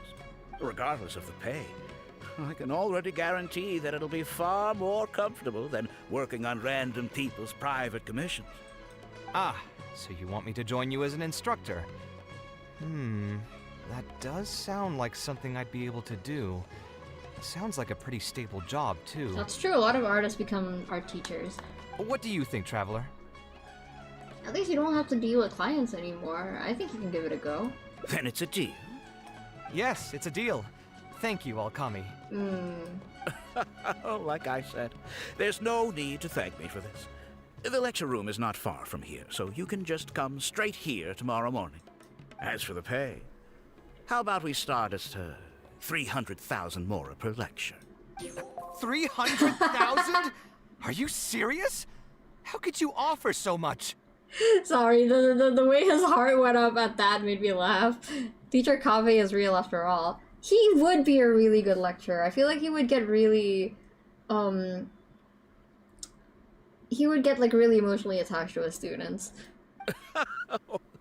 It would seem that you're still oblivious to your own economic worth. 300,000 is nothing compared to the prestige of having the Light of Kshahrewar as one of my instructors. Yeah, let's go for 1 million. 300,000 is also just the base rate. Just trust me on this. The longer you stick with me, the more you'll come to understand your true value in the market. I have to go make some preparations now. See you tomorrow. I was never particularly close with Alkami when we were in school. Who would have thought that he'd be so nice and friendly? I've hosted free lectures before, but this would be my first time being hired to lecture for a formal business. 300,000 Mora per lecture. Whew. I'm so excited that I'm starting to get nervous. I'll join you.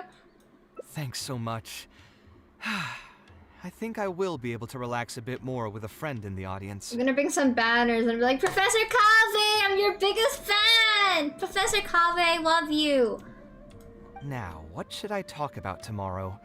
Some lessons I've learned over the past few years? I should probably save those for later. For my first lecture, I should start by getting them more interested in the field. He's already passionate about teaching people, aww. Alright, let's meet here again tomorrow morning. Okay. I should hurry home and create some kind of lesson plan. If I'm going to become an instructor, I should make sure I show up prepared. You got this, KAVEH.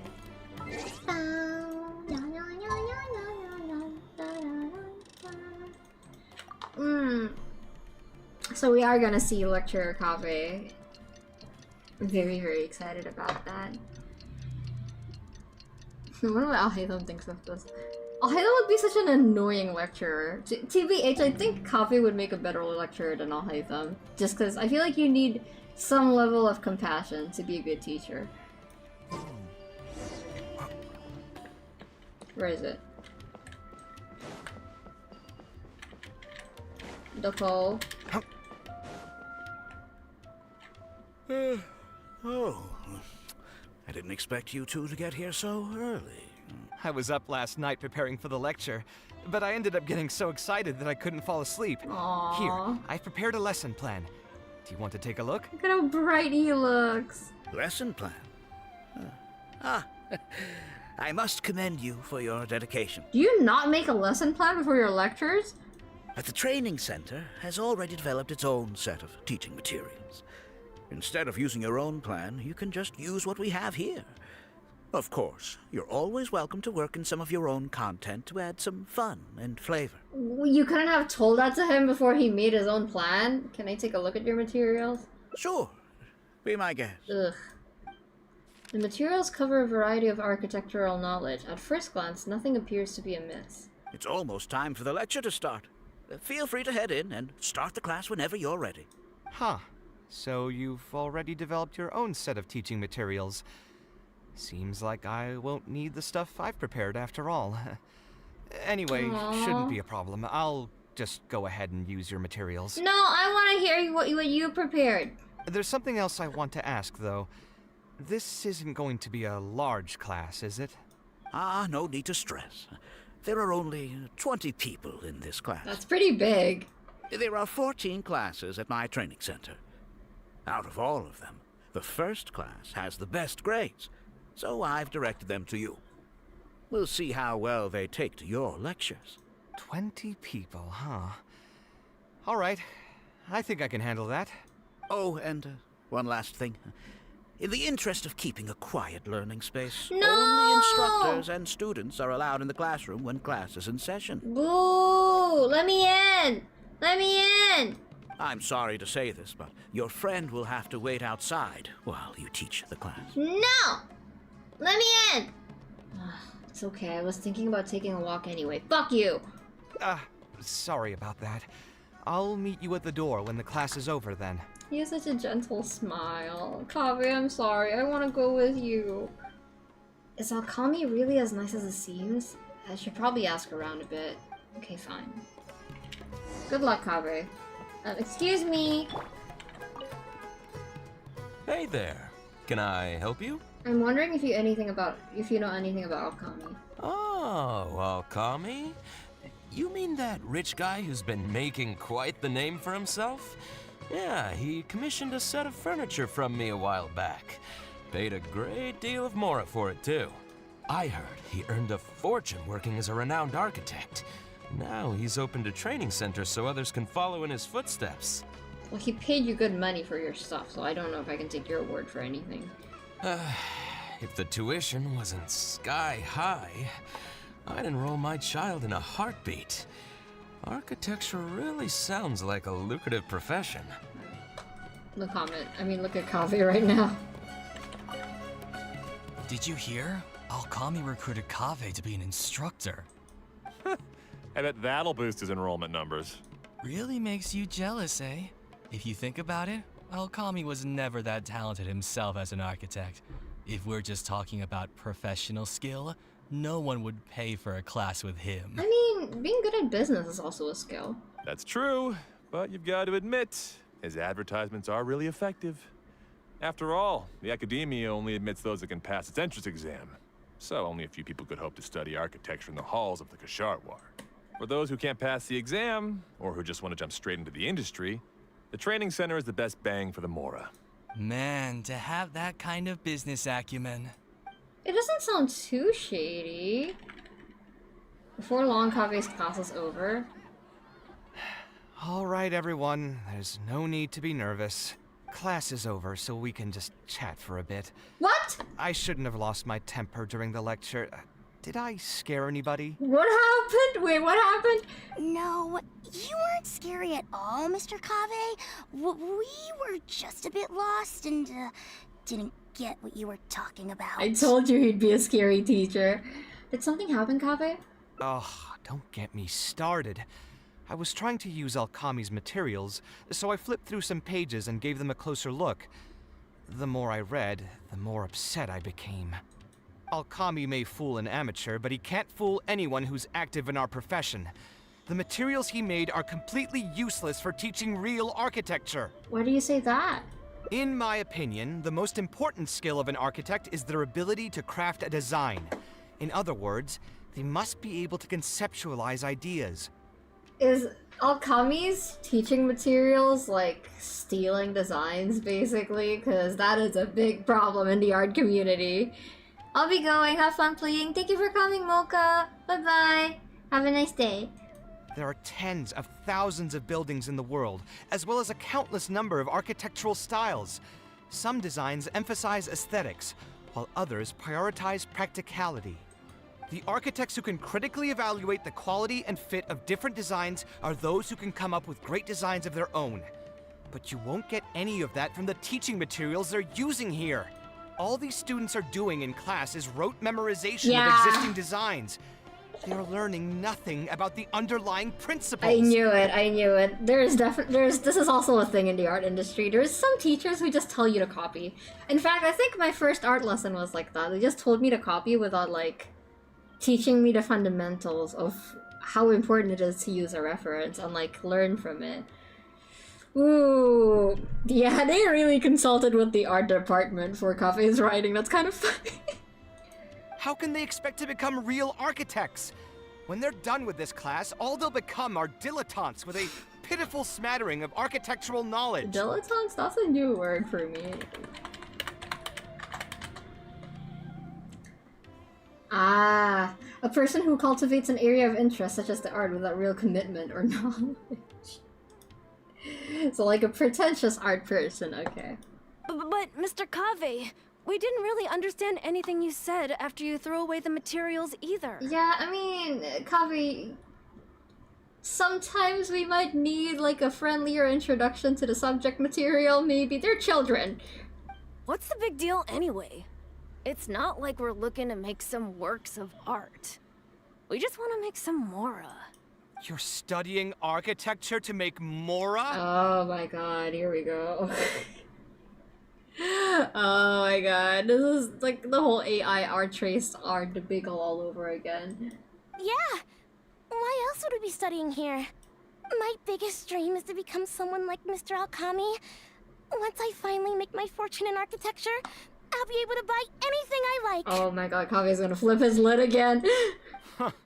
In that case, I'm afraid you'll probably be disappointed. The reality is that the work of an architect is very difficult, and the pay is not lucrative at all. Believe me, I'm a perfect example. Alkami's gonna be so bad. I want KAVEH to throw hands on him. But how? Mr. Alkami just told us last night that you made a killing by building the Palace of Alcazarzaray. No, he's in debt.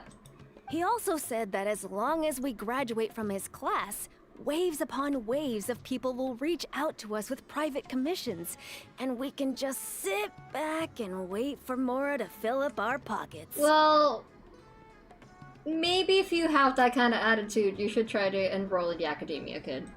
It won't be long before I can put these miserable days behind me.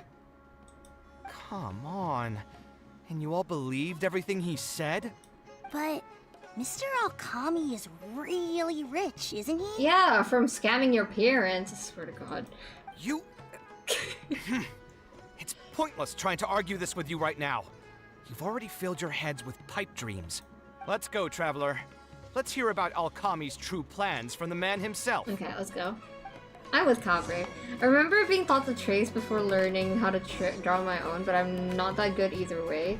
The thing is, if you want to learn from tracing, there's a very deliberate way from doing it, to do it. If you just straight up trace the actual image below it, you're not going to be learning much.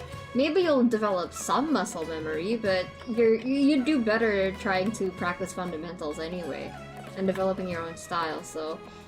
When people say you should study by tracing, it's less for the sake of, you know, actually tracing it. It's more... You know, I'm not gonna get into it. What I'm trying to say is you should definitely study from reference, but tracing is generally kind of frowned upon. The only time I would be okay with tracing is if you're like drawing props. And like, how do I say it? Like, let's say this is a 3D game, and I cannot be asked to draw Kave's earring today. If I just take a screenshot of the earring from the game, and I traced it, that would be fine. If I, how do I say it? And even then, some people might frown upon that. And if you take your own photos and like trace your own hand, it may not come out as good, but if you like trace out the muscles in it and then make line art from that sketch that you traced from, it might come out a little bit better. Basically, if you want to trace, use your own material. Don't steal from other people. Don't steal other people. Don't trace other people's art. The ability to appreciate beauty is an important virtue. Thank you. You are very pretty. You are very pretty. You're the prettiest, Kaveh. Is that what you wanted me to say? You are the prettiest, actually. But yeah. Generally, a good rule of thumb is if you want to trace, reference, photo batch anything, take the pictures yourself. Draw it yourself. Don't use other people's work. That's the best thing you can do. And not get in trouble. Mr. Kaveh looked really angry. Who cares about him? Maybe he's just worried that we'll take all of his commissions once we finally graduate. Damn, you wish. But that can't be it, right? Mr. Kaveh is super famous. Who knows? My dad told me the more famous someone is, the more arrogant and stubborn they become. Approachable people like Mr. Alkami are the rare ones. These kids know nothing. It's kind of funny. Valid, really. I know having references to draw from scratch is better than just plain copying. You can copy when you're referencing, but it's important to observe and understand what you're copying and not just be like, oh, that line is curving left, I'm gonna draw it curving left. You have to really understand what you're drawing. Like, why is there like a little curve there? Oh, it's because there's a joint on that thumb, you know? That will help you learn better. What's wrong, Kaveh? You look quite flustered. Did one of my students offend you? Damn, what kind of— you have no integrity graduating from the academia and then telling people to just copy other people's buildings. That's crazy. Were the students not astute enough for your liking? I must implore you to go a bit easier on them. After all, they're nothing like the genius scholars you're used to dealing with at the academia. We don't need to strive for perfect understanding. As long as some knowledge has been passed on, that's good enough. Yeah, I'm mad at them. But I'm even more upset that you're scamming people under the guise of teaching them about architecture. Kaveh, do you want to say that a little louder? I have a megaphone here. Just make sure everyone here can hear you saying that. The students are all here hoping for a quick way to make money. But we both know that an architect's life is hard and exhausting. Just a little while ago, I was toiling over the 6th draft of a design for a client.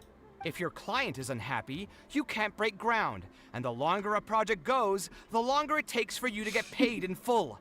What's worse, if your client disappears in the middle of a project, good luck getting anything from them ever again. You know all of this just as well as I do. Why lie to them? Look, Kaveh, you may be the Light of Kshahrewar, but like I said, you still have a lot to learn about making Mora. You may deny it all you want, but it's a fact that in today's Sumeru, architecture is a terrible profession. You know what that sounds like to me? You know what that sounds like? Sounds like a skill issue. Maybe if you were good and you actually got clients, you wouldn't have to trick children. Okay, whatever. Our clients care very little for the effort we pour into our designs. Instead of appreciating us, they spend all their time nitpicking details and demanding changes, often forcing all kinds of ridiculous ideas onto us. Oh, and Kaveh's the arrogant one? Damn. I suppose that's more or less true. Go on. Why should we cling on to a profession that's difficult and unrewarding? If the field is dying, then a person who still wants to make a good living will just have to change their strategy. If it's near impossible to make money as an architect, then why not just establish a training center and train other people to become architects in our stead? Wait, how does that make any sense? Aren't you just leading them into the same trap? This is making me think a lot about my old teachers and like the kind of scammy art training centers that I was in. This explains a lot! We are already stuck, my friend. The more people we can lead into this pit and stack as padding beneath our feet, the more comfortable our lives will be. So instead of making money from architecture, you're making your money from your students? That's right. Ugh. Making money as an architect is a slow and agonizing process. In comparison, earning tuition from a training center is far easier. You're like one step away from being an evil landlord, I swear to God. None of the students will ever know, however. In their eyes, all of my income was earned during my years as an architect. It's easy for them to fall for my promise. After all, everyone wants to live the dream of being the person who can spend millions without batting an eye. The more students I get, the more money I earn. And the more real that dream becomes. And then what?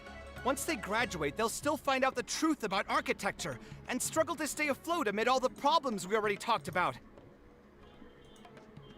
When that happens, your facade will pop like a soap bubble. No one will believe you anymore. Well, I mean, it's gonna be a few years, so he's probably gonna run by then. But that's just one way to look at the problem. No two people have the same amount of talent. Even if they fail to strike gold in the future, you can't say that it's my fault and not alone. What a dick! Holy shit. Oh, and also, I never actually promised that they would achieve financial freedom as long as they become architects. All I did was nudge them towards that belief. Oh my god. I'm not even scared if they do come back and stir up trouble. My training center has all the required permits and certifications. Even the Dendro Archon herself couldn't find fault in any part of my business. Oh, wanna bet? Nahida loves Kaveh. Kaveh is like Nahida's favorite child. You cannot say that. Let's go to Nahida. How can you sleep at night knowing that you're doing all this? Tell me, is your heart carved out of brick and stone? Oh, Kaveh, sweetie. I can't believe that I once saw you as a decent human being.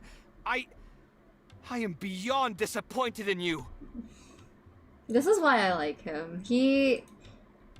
Integrity is very, very important to Kaveh. And I don't know, I feel like,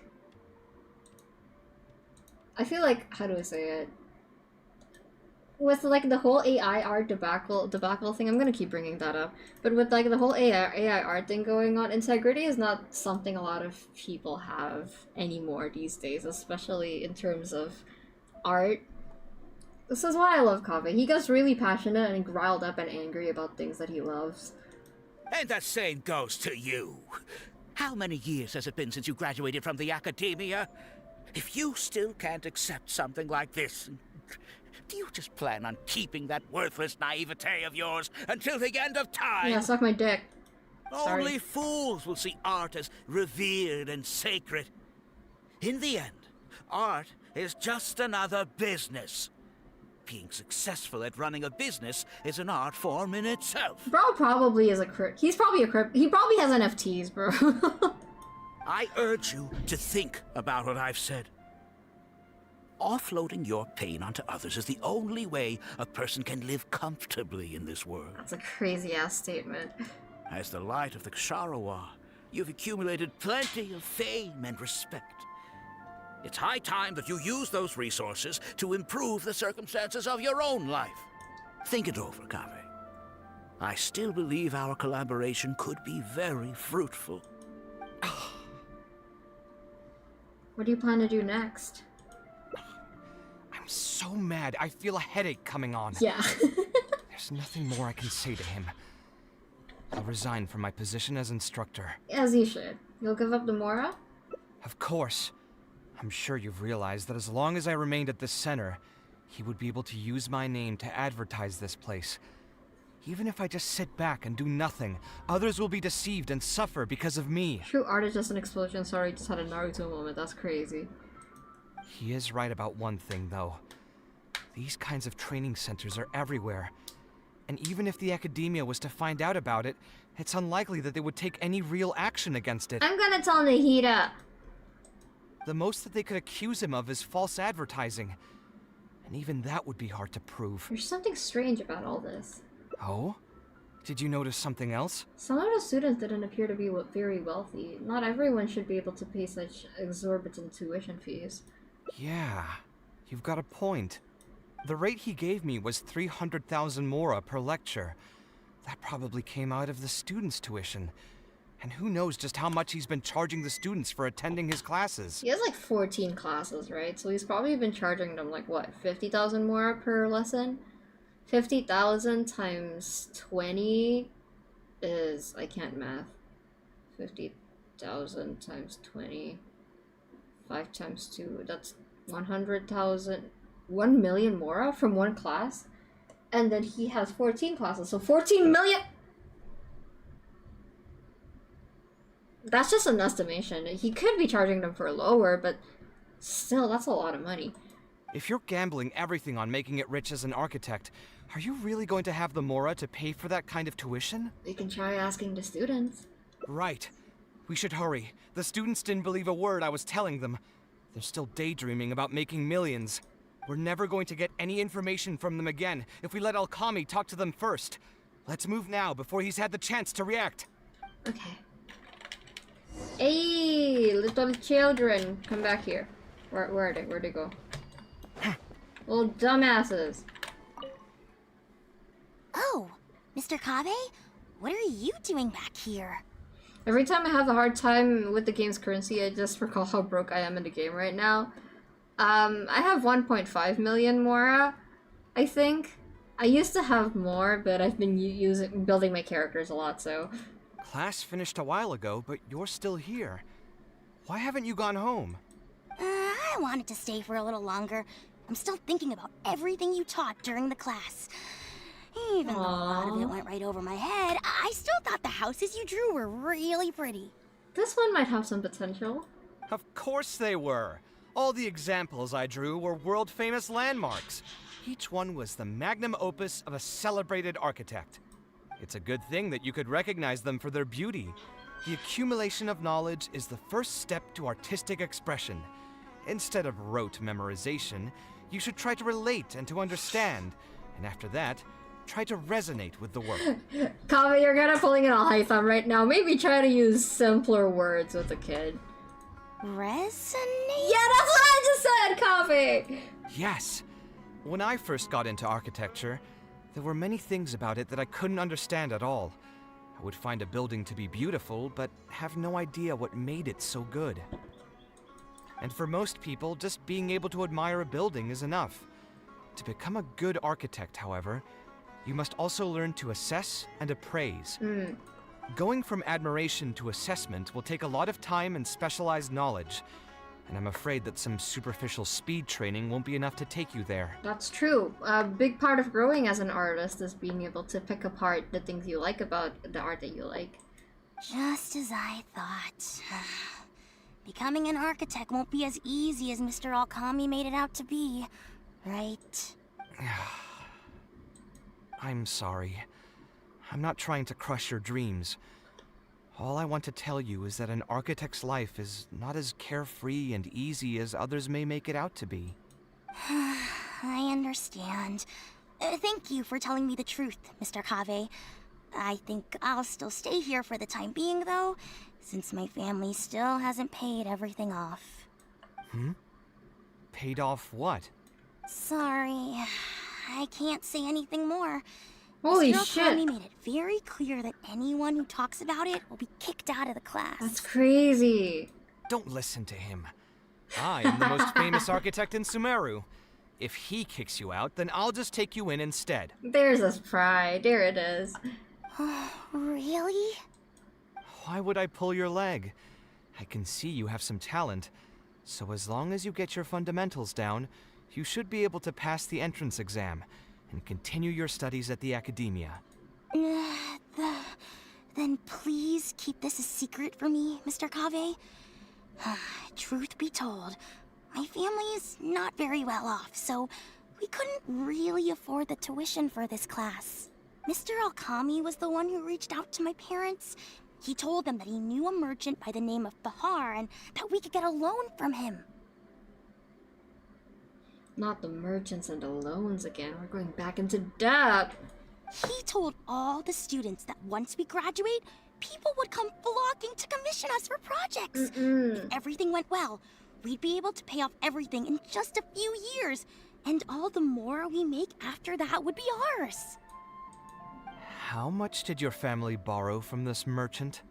I think it was several million more. Jesus fucking Christ! And what was the interest rate? I'm not really sure. My parents were the ones who signed the contract. All I know is that the stack of papers was as thick as a slab of rock. Something doesn't feel right about all of this. Yeah, I have a bad feeling too. Something about the whole thing feels dastardly familiar. Dory. We need to find that merchant to confirm. But if we were to confront him right now, there's no way he'd admit to anything. We can pretend to be potential customers. Good idea. Hey, tell me, do you know where we'd be able to find this merchant? We last saw him on the north shore of Port Ormos. Who knows if he's still in that area, though. Well, it'd still be worth taking a look. Architecture... No. The arts shouldn't be used as bait for a scam. Real. Say it louder. We need to do something before the students' lives are ruined even further. Kaveh. Kaveh, you're so cool! Kaveh, you're so cool when you're like this. I mean, he's always cool, but... I love Kaveh. I got Diluc, then Raiden 5 pulls later on top of Chevros, and I've been ready for all of them. I'm broke as hell. I'm so sorry to hear that. Rep. I'm not gonna be pulling for anyone anytime soon, I don't think. I'm gonna be skipping the next banners for Lantern Rite. So I think I should be able to accumulate enough for one single pull, but I'm gonna be saving for Lenny's weapon. I really want Lenny's weapon. Hello! Oh. I don't think I've ever seen you guys before. Here for business. How do you not recognize Kaveh? You're Fahar, right? Fahar. Yes. May I ask who introduced you? Fakhr? That's... Alkami. My friend here wants to enroll in his architecture class, but they're a bit short on money. Alkami told us you're the man to go to in this kind of situation. That's right! I'm really interested in architecture. Oh, sounds like his business is booming. How much do you need? Let me see. I'd say around 3 million mora. Oof. You call that a bit short on money? Anyway, since you're here because of Alkami, I can work things out for you. Make sure you sign the contract, though. Lots of people are borrowing money from me nowadays. What contract? Here you go. Don't worry, there's nothing particularly unusual about it. All you need to do is pay back the loan in full within 3 years. And what if they won't be able to pay it back? What do you mean, won't be able to pay it back? Once you graduate from Alkami's place, you'll be making millions of mora a year. Easy! At that point, paying this off will be a piece of cake. Oh, he scammed him too. And even if you were to run into some difficulties and need to delay the installments, it's no big deal. We're all reasonable people here. If you can't pay quickly, you can just pay it back over a longer period. All that would change is your interest rates would get a little higher. It's hard work running a business. If we're taking risks to supply you with mora, it's only fair that you take on a bit of the financial risk as well. Anyway, there's no point in tying yourself in knots over the contract. With the way you're reading every single line, it's like you're worried you're about to get scammed out of your whole life savings. Why would I lie to you? Tons of students at Alkami's place have signed the contract. Aren't they all doing pretty well for themselves? Are they? I like this Kaveh face. I just did some calculations in my head. When you say the interest will get a little higher, Do you mean it'll get higher than 30%? I just did some calculations in my head. He's flexing his STEM major knowledge. Who does that, Kaveh? Of course, the contract did a great job of trying to obfuscate that fact. It only listed the amount that you'll have to repay every day, which gives the false impression that the amount hasn't actually increased by all that much. If you actually do the math, however, it's clear that the amount you need to pay on interest alone will amount to hundreds of thousands of mora per year. Most people can't even make that much mora in a year. Your greed really knows no bounds. Now, please apply this kind of meticulousness to your own contract so you don't get scammed again, okay, Kaveh? Even my creditor doesn't dare to raise rates that high. Once a family signed on to a scheme like this, there's no getting out. Okay, it kind of sounds like I'll hate them for a second. Well, maybe if you applied this meticulousness to your own contracts, you wouldn't be scammed out of your. Okay. I'm done. What are you trying to say, huh? We mean to put you in jail for your crimes. Matra will happily answer that question. Sign no.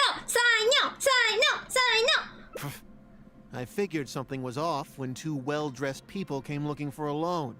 Think you got the better of me? Too many people are sticking their noses where they don't belong these days. Luckily for me, though, this is a pretty secluded spot. Hey, come out and teach these guys a lesson! Eremites? I've already fought off more than my fair share of them when I was working in the desert. You got this, Kaveh. There are only a few of them, so they shouldn't pose much of a threat. Marak, you're up! Let's go, Marak. Following orders. Germinate! Gather! Sight clear! Oh, Dendro, no reaction. This is a toxic team comp.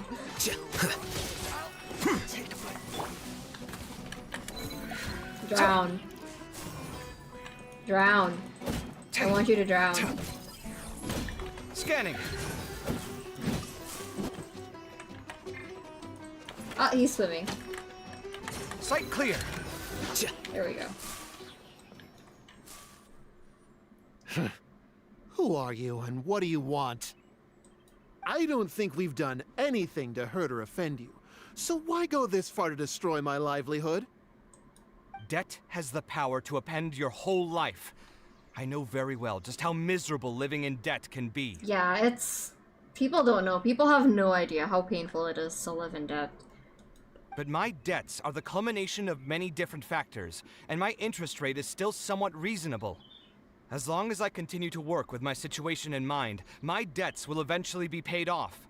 But these students are different. They have neither the mental preparation nor the financial resources to pay back a debt like this. You sold the dreams of becoming an architect to the students as bait, urging them to take on insurmountable amounts of debt to satisfy your greed. Kaveh, you're so cool! Ha! Everyone knows there's no such thing as a free lunch. It's their own fault for falling into the trap. What if I drown you? And if we're going to talk about greed, aren't those students the ones who are blinded by it? They completely ignore the risk that's right there in front of them. They're children! There's no excuse for your actions. Ha! And here comes the silver tongue. Surely you use that to reel in the students as well. Even now, many of them are still hopelessly dreaming of striking gold after they graduate. People grow by learning from their mistakes. I hope this will be a valuable lesson to them. Let's head back to the academia and turn this guy over to the Matra. They should be able to link him with Alkami's business. Nice. You bring Fakhr to the academia? Fakhr. Sino? Didn't think I would run into you here. My vacation just ended not too long ago, so I'm going over some cases at the academia. Who's this? I forgot that Sino had like a super extended vacation, and I think since the beginning of the Sumeru quest until the last event in Sumeru, he was just there the whole time. Sino was just there for every Sumeru event. It was really funny. And whenever we asked him what he was up to, he was like, oh yeah, I'm finishing up my vacation. My leave is almost over. You describe everything that's happened to Sino. Sino, you won't believe I this. see. Charging an interest rate over 30% indeed constitutes a crime, as it is highly likely that Alkami is also benefiting from this scheme. The Matra will open an investigation on him as well. The training center will be closed until further notice. Thank you! Oh my god, we can always count on you. He's the only cop I love. Is Risley a cop? He's a prison warden. The Melusines are okay. I remember I had an overload team doing this, so I didn't use KAVEH. I got into a loop where I repeated the opening dialogue like 3 times because I didn't use KAVEH to finish the fight. Damn, that's crazy.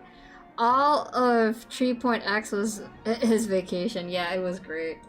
Any funds we manage to recover from the suspects will be returned to the students. It's unclear how much we'll be able to get back, however, given their extravagant spending. Yeah, Chevreuse is a good cop. I think Chevreuse is not only a good cop, but also a really good representation of... I'm not going to get into it too much because this is not about her, but she's a good representation of having media literacy, appreciating fictional characters if they're morally gray, but still making the right choices when it comes down to, you know, your own morals, you know? That should still be enough. Once the students realize the error of their ways, they won't fall so easily for such traps in the future. Anyway, thank you for your help. I hope this won't be too much trouble for you. It's no trouble. Just another day at work. Oh, he's smiling. How did you two get tangled up in this anyway? Alkami tried to hire KAVEH as one of his instructors. Oh, you're gonna talk about this with Nari later, aren't you? Did you accept any Mora from him? Come on, bro, we're friends. I don't think KAVEH got paid yet. He promised to pay me 300,000 mora per lecture, but I resigned as soon as I finished the first session. I didn't take a single coin. Ah, that's good. Hmm? What do you mean, that's good? Would you have taken me into custody as well if I had actually accepted any mora? Well, it's Sino we're talking about. I wouldn't have gone that far. But, had he insisted that you were also an active participant in his schemes, under our rules, we would have been required to open an investigation on you as well. That's fair. Either way, though, I believe you are innocent in all of this. Aww. Had you actually been alright with making money through less than noble means, your life wouldn't be the mess it currently is. Wait, listen, I know you know all the tea on KAVEH from Nari, but leave him alone! But yeah, that is nice of him to say. Hey, what was that? What do you mean my life is a mess? Never mind. Your life is fine. You're just messing with me now, aren't you? Let's get back to business. If Alkami's case can be successfully resolved, you'll be eligible for a monetary reward from the academia. Oh! Don't forget to pick it up after the fact. Huh. I didn't even know there was such a thing. I never would have guessed. What I'm trying to say is that we didn't report Alkami because we thought we could make some more off of it. Just take it, KAVEH. I swear to God. The reward will be given regardless of your personal motivations. It was implemented with the intent of encouraging people to supply tips to the Matra. Fine. He gets some money. Is there anything else? I bet he's gonna try to use it to treat us. I want to go back to the training center one more time and talk to some of the kids. Or just give that money back to the people. Never mind, it's KAVEH. He's gonna give the money back. Sure, but you should wait until tomorrow. My subordinates will shut down the center today, and summon the students to gather information on the total amount of Mora they've lost in the scam. This is a really good story for KAVEH, I think. This really shows, what kind of... How do I say it? What's the word? Pendirian? What is Pendirian in English? Like, what kind of resolve he has. Alright, then I'll stay out of their way. I can talk to the kids tomorrow. I have a few other things to take care of, so I'll be off for now. I say no. If you want to follow up on this case, just come find me again. Or ask one of the Matra. That should finally be the end of that. Oh, who would have thought it would turn out like this? All I wanted was to find a new gig and earn some Mora. To think Alkami would sink this low, it still makes me really upset. Still, I think I feel a little better now than when you found me back at the tavern. Oh? How so? It's a little ironic, but you could say it's because I've realized that there are many circumstances in the world that are even worse than my own. Now that I've seen such things firsthand, I suppose I've earned a new sense of appreciation for my life. How should I put it? I'm pretty stubborn when it comes to my profession, so I often argue with my clients. The arguments are usually extremely frustrating, and every once in a while I'd wonder if I only became an architect because fate wanted me to pay for some sins I'd committed in a previous life. That's a crazy ass statement, damn. I wonder if fate only... I wonder if I only became an artist because fate wanted me to pay for some sins I committed in a previous life. That's crazy. Alkami's suggestion would have allowed me to quit my life as an architect and earn money solely from my reputation. But now that I've experienced that for myself, I can confidently say that I'd never want to do it again. And that's why he thinks you're too rigid when it comes to making more. I mean, you can flaunt your clout a little bit. Charge higher. Every scholar has their own sense of pride and a line that they don't like to cross. Of course, when faced with the vicissitudes of life, some will surrender these things to seek a more comfortable life. I can understand that. Just speaking for myself, though, I don't think that's something I'd ever be able to do. The voice in my heart would just keep repeating one thing.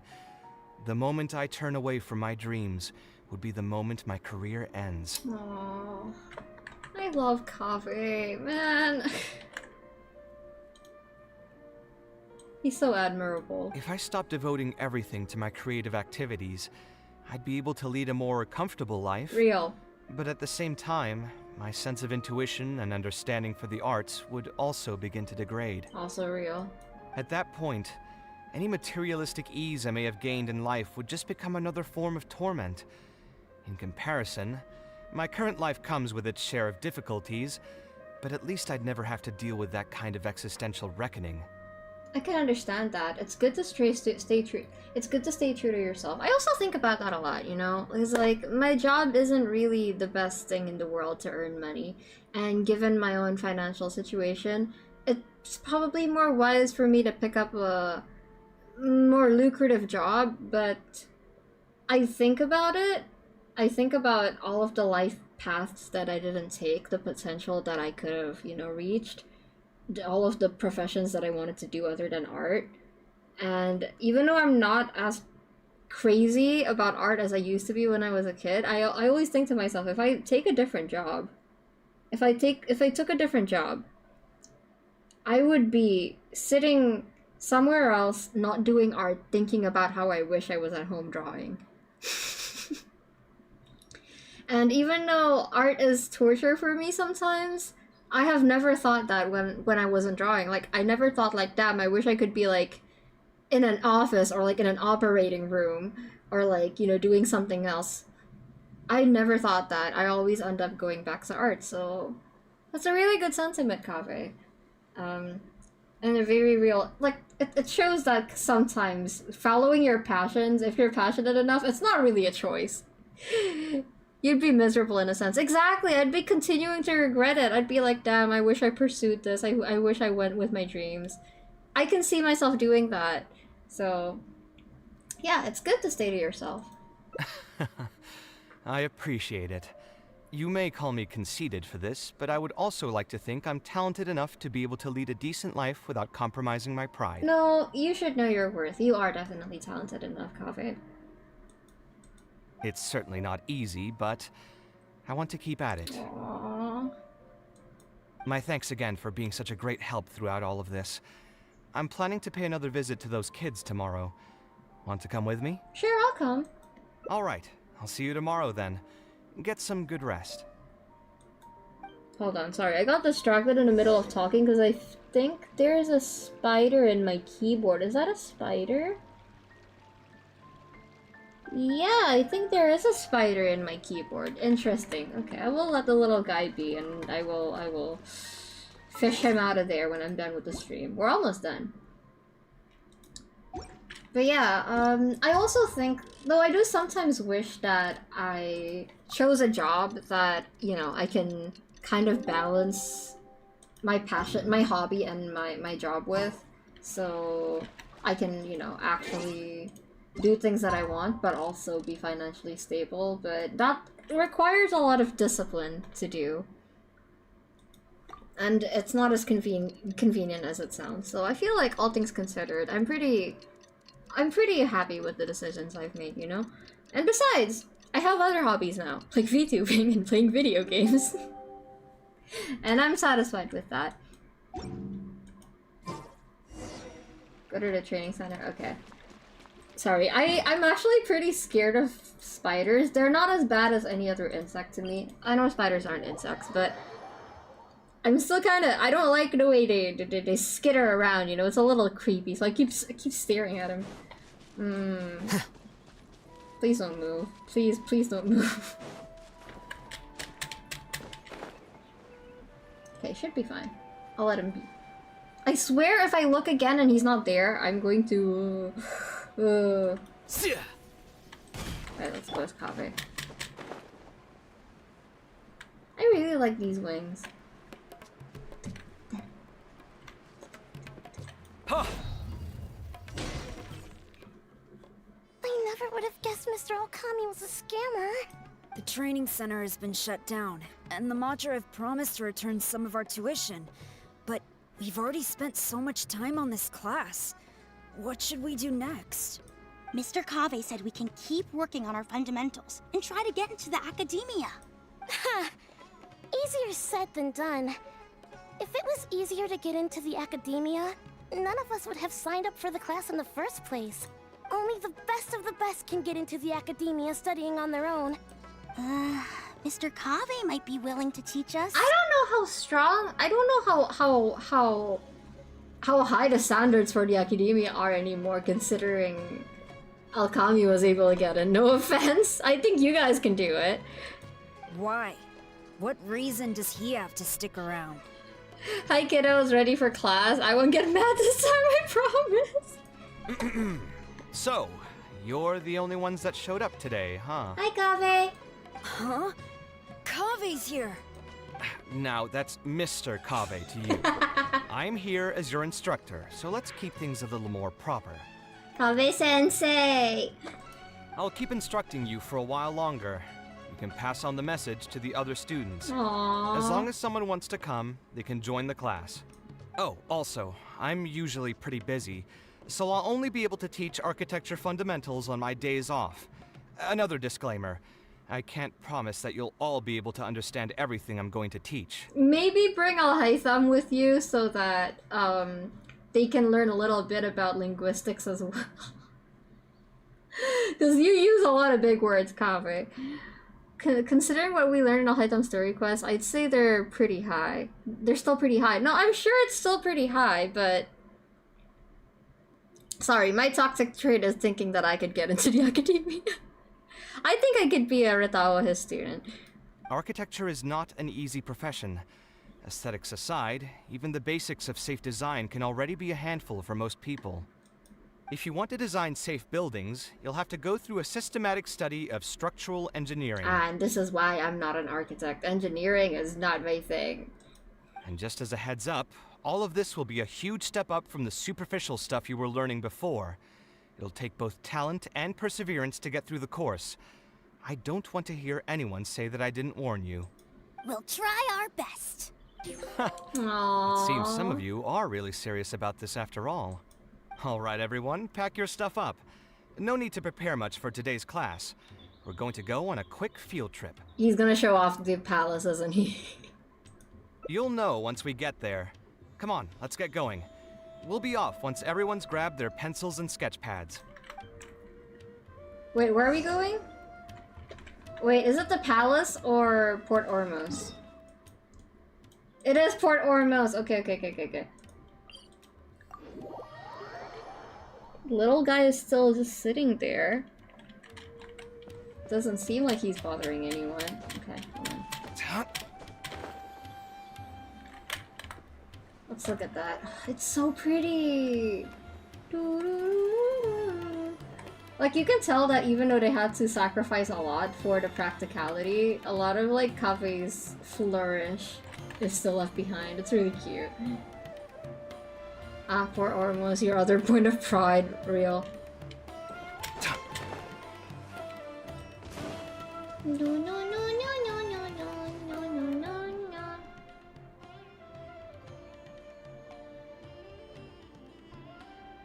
This lighthouse has been around for a long time, and I handled its renovations when I first graduated from the academia. The point of today is not so much about the lighthouse as a building, however. I just want you to take a look at it and do a bit of self-reflection. If you were tasked today with designing a building, how would you want it to look like? Don't think about how you'd actually go about building it for now. Just put your ideas to paper and draw the prettiest Aww. building that comes to your mind. He's such a good teacher. This is a really important lesson to teach to them. Like, not having to think about all the technical stuff and just like letting all of your creativity out. Oh, he's such a good teacher. I love Kaveh. So it can be any kind of building? Yeah, go nuts, kid. Yep, as long as you think it'd look good. It doesn't even necessarily have to be a building. If you want, you can draw trees, the ocean, or even a garden area. Draw whatever you'd like. What's the point of this exercise? In my experience, it's best to approach the study of architecture from a point of personal interest, rather than for the sake of a career. Both the study and practice of architectural design are extremely difficult. A person who's forced to work on projects that they don't resonate with will only struggle and suffer. So at least for today, I hope the students will be able to create something that they enjoy. There's no need to think about it too hard. They'll have plenty of time in the future to revisit the design and make changes. What do you think? Want to try your hand at it as well? Don't forget that this is a free class from Mr. KAVEH, the Light of the Kshahrewar.